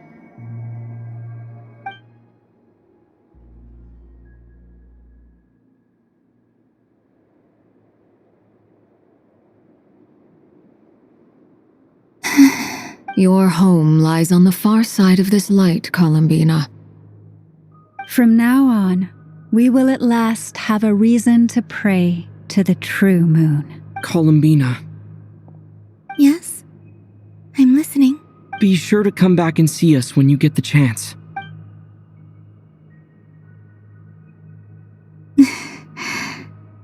Of course. But if that chance doesn't come, then remember that you have friends on this planet. People who will miss Columbina. Yes, I will. Thank you for everything you've done for me. And remember, come night or day, the moonlight shall always connect us. Well then, farewell, my friends.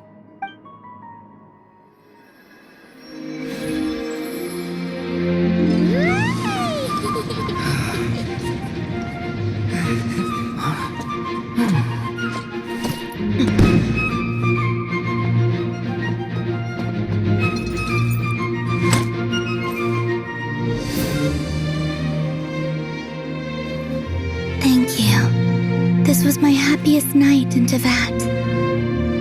Farewell, Columbina.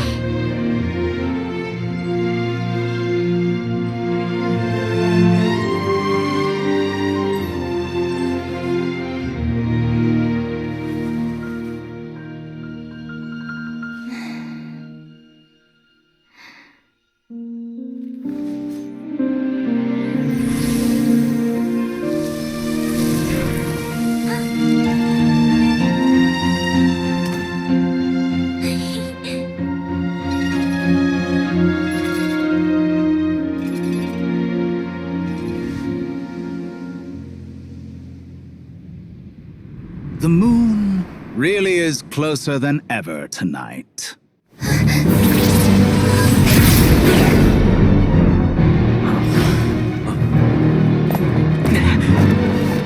Columbina. All 3 moons in one place. Time for one final experiment. Reason, life, death, time, and space. They all believed I would fail.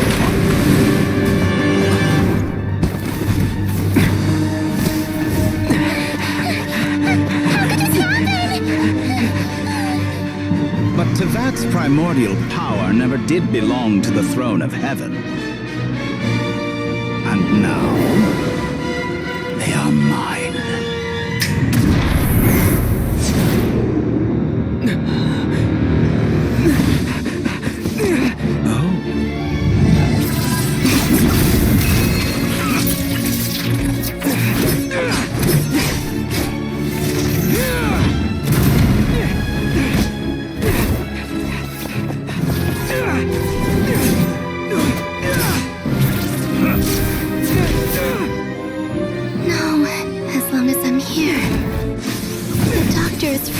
The 3 moons' power.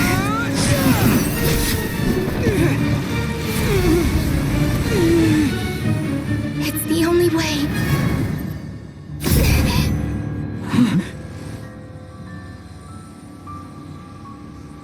I guess I won't be going home today. Columbina!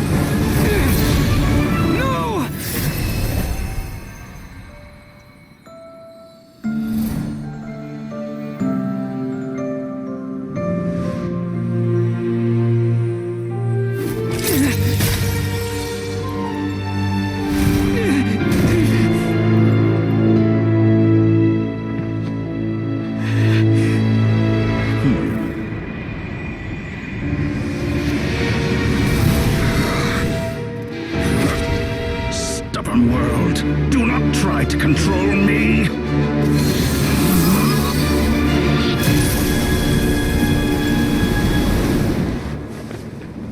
Columbina.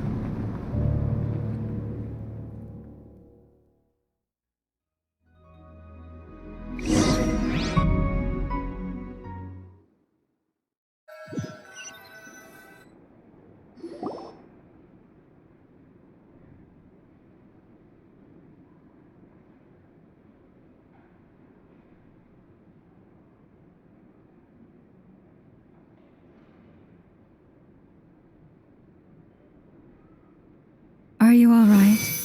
Do your wounds still hurt? I had someone prepare a little medicine that could prove effective. Take it if you need to. In that case, let me relate the contents of the call we made to Alice after the incident occurred.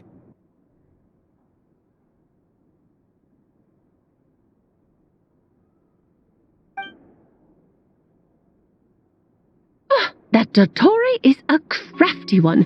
He distracted the Hexenzirkel by creating a huge fuss at Tevat's borders. I'd assumed that the cause was an abyssal intrusion from the outside world, which in fairness is a rather common occurrence. But after learning that you managed to influence the phantoms in Nordcry, I realized that perhaps this interference could have come from within Tevat instead. But we weren't able to change their fates. True, you couldn't change how their stories ended, but you did build some variables around yourself. Variables? Yes. things you heard that you could not otherwise have learned, ideas that would otherwise have never crossed your mind, all these things are variables. Of course, most variables usually pale into insignificance with the myriad of possibilities floating around. But the moment you start treating them as building blocks and intentionally stacking them, that changes things. That's what Dottore did, and it's how he created the necessary conditions so that when you activated the portal tonight, it played right into his plan. However, we have no way of knowing exactly what he did. Yeah, we also need to ascertain Columbina's status. And that about sums it up. As I suspected, Dottore has disappeared completely. If it's any consolation, he wasn't able to control Columbina as he might have wished to. Oh no! What? She did what? All we saw was Dottore appeared and used some kind of power. The next thing we knew, he and Columbina were gone and you were falling into the sea.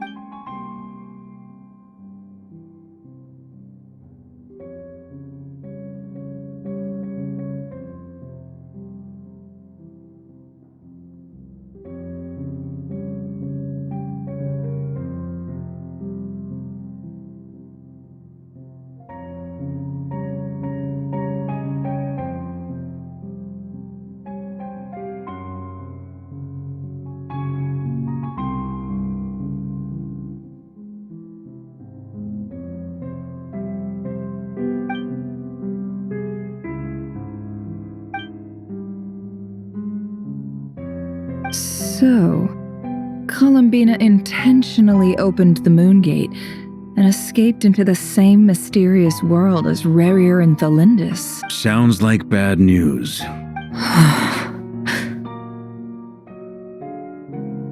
Seen in that way, the Trilunar Syzygy and Rarier's emergence, Dottore might have been pulling the strings in both cases. According to Miss Alice, he is attempting to transcend his destiny and finish an experiment that only a god might complete. An utter lunatic. Wait a sec, where's Hat Guy? Seems like he'd want to be here for this. He took off with a Dodo communication device after we spoke to Alice. He said he had a hunch that he wanted to investigate by himself. The look on his face was terrifying. I've never seen him like that before.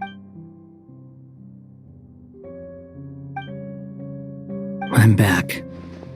Hat Guy!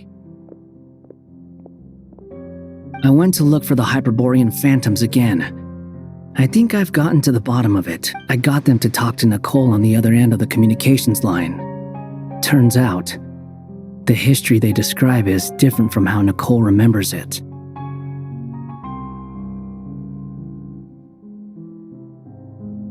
Really? But how? Surely Nicole can't have been wrong. Because the phantoms are the ones who are deceived. They speak of a savior who appeared in their history. One who never should have existed. This savior promised to create a new moon within the false sky, and even bring back their moon goddesses.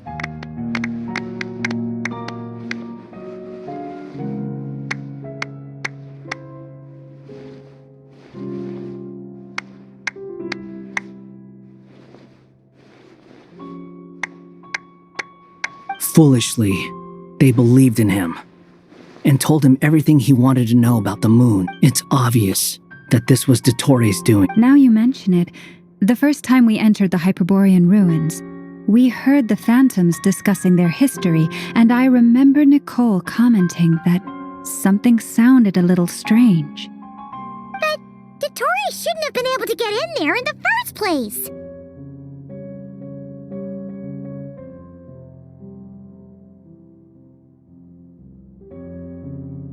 He didn't. Nicole said that this was an anomalous state triggered by disruptions in the causal connections between phantoms from the same era.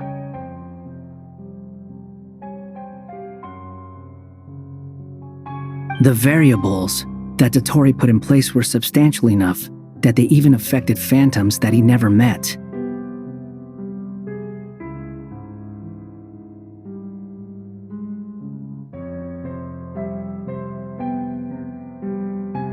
So it's not that their memories were unclear.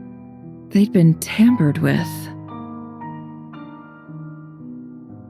That's exactly the possibility Dottore was trying to manufacture. He turned these variables into knowledge and engineered the situation so all that knowledge would fall into his hands.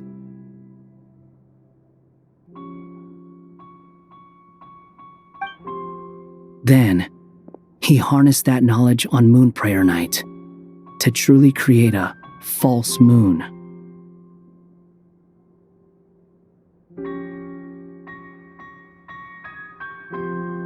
How is that even possible?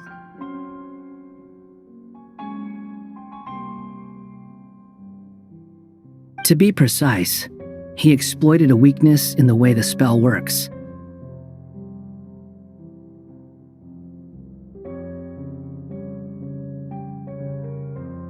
The spell senses Kuvaki to detect the moon's location. So, as long as the false moon more strongly resembled the moon than the frost moon beyond the skies, the gate would teleport Columbina to the false moon's location. In other words, to Dottore's side.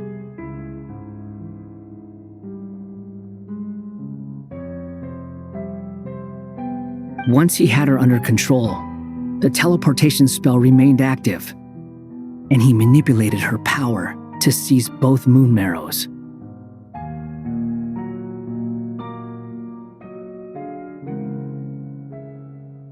At that moment, the moon marrows disappeared right before our eyes.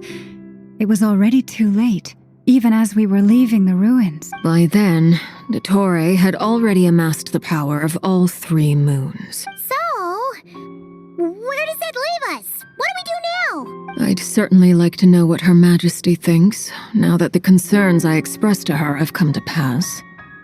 But we cannot simply sit and wait for her to decide the matter. And in any case, it is not the Fatui Harbinger Damselette who sees us as her friends, but rather Columbina Hyposelenia. If, even in such extreme circumstances, Her Majesty will not lift the prohibition on Harbingers drawing steel against one another, then I will do as my heart demands. I will fight as Peruware instead. Oh, Arlecchino! Time is short, so I'll make the first move.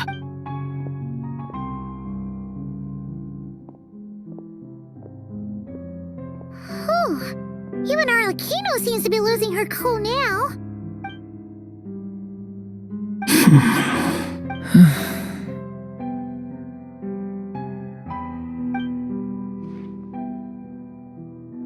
All right. Lose those dejected looks for a moment and let me get a word in. It looks bad, I won't lie. Very bad, in fact. So Dottore's pulled some real dirty tricks to gain the upper hand. For now. And yeah, it's to the point where even the mages say that his variables have affected destiny. I'm not so sure, though. Many have told me that Tevat's destiny is fixed, and that does appear to be the case. Well, what makes Dottore so sure he'll be the exception?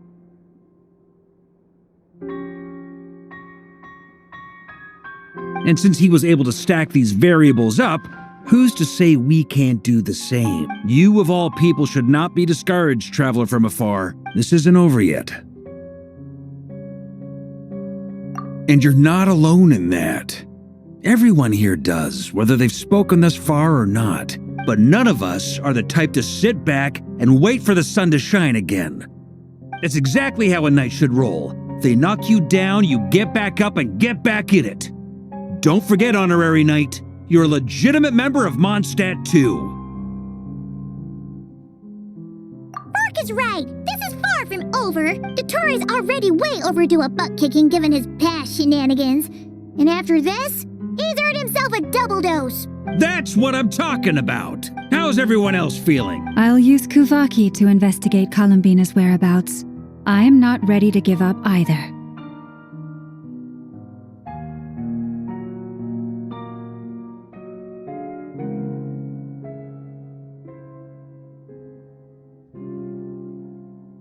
Leave the intel gathering to me. Whatever happens within Nodcry's borders, when the Curatorium of Secrets wants to be in the know, we always find a way. Anno and I will do all we can to support you. We will attempt to reverse engineer Dotori's actions and seek a breakthrough that way. Alice and Nicole are busy dealing with an emergency at Tavat's borders, so they can't return just yet. But they're both very angry about this. They've asked Albedo and me to act on the Hexen Circle's behalf and do everything in our power to fight back against Dotori.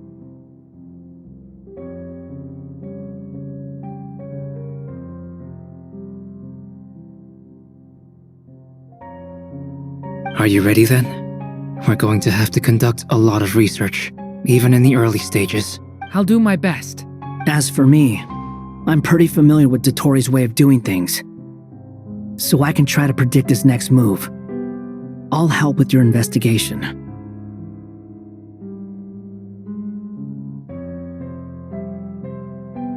Nice! Looks like we have our basic division of labor. I'll get in touch with Flints and Eatlua, get them to have a chat with their Starshiner. It couldn't hurt to bring the Lightkeepers on board as well.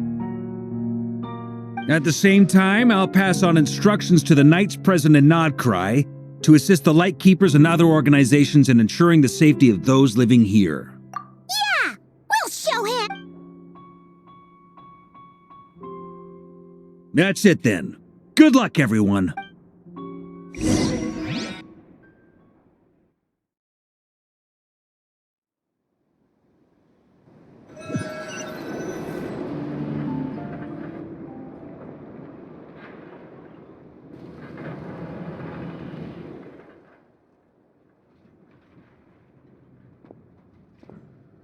I never thought that Columbina would become my real name. It went from being a Fatui code name to something my friends call me. And remember, come night or day, the moonlight shall always connect us.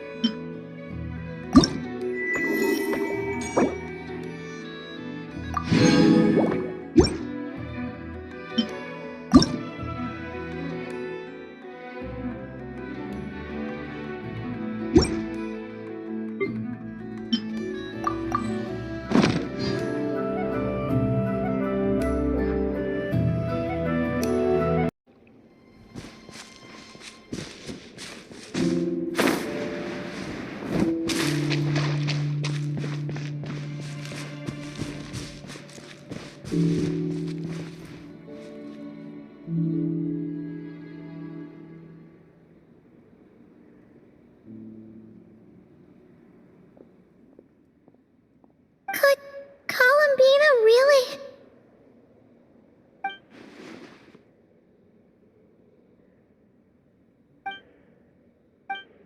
Columbina?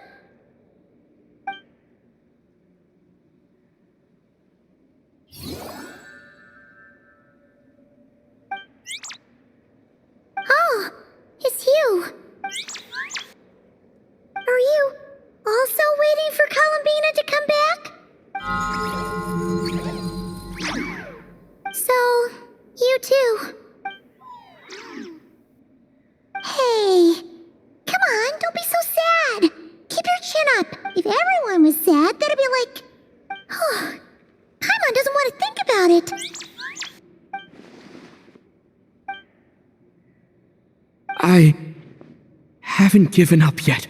Columbina, all of her friends, none of them would ever just give up like this. Give us a little more time. I can't promise anything, but I'll do everything I can.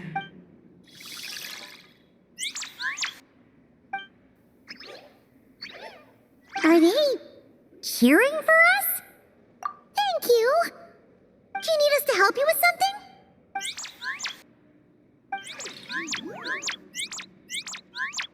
This Kuhenki. Paimon thinks it's the one who likes playing the lyre. Why don't you play something? If they hear a familiar melody, maybe they'll calm down a little bit.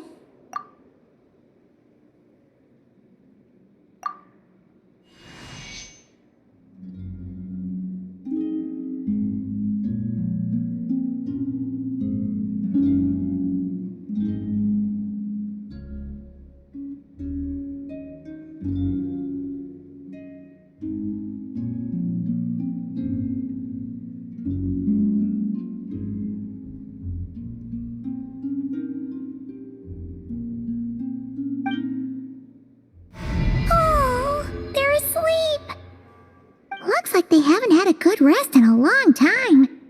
Shh, let's leave.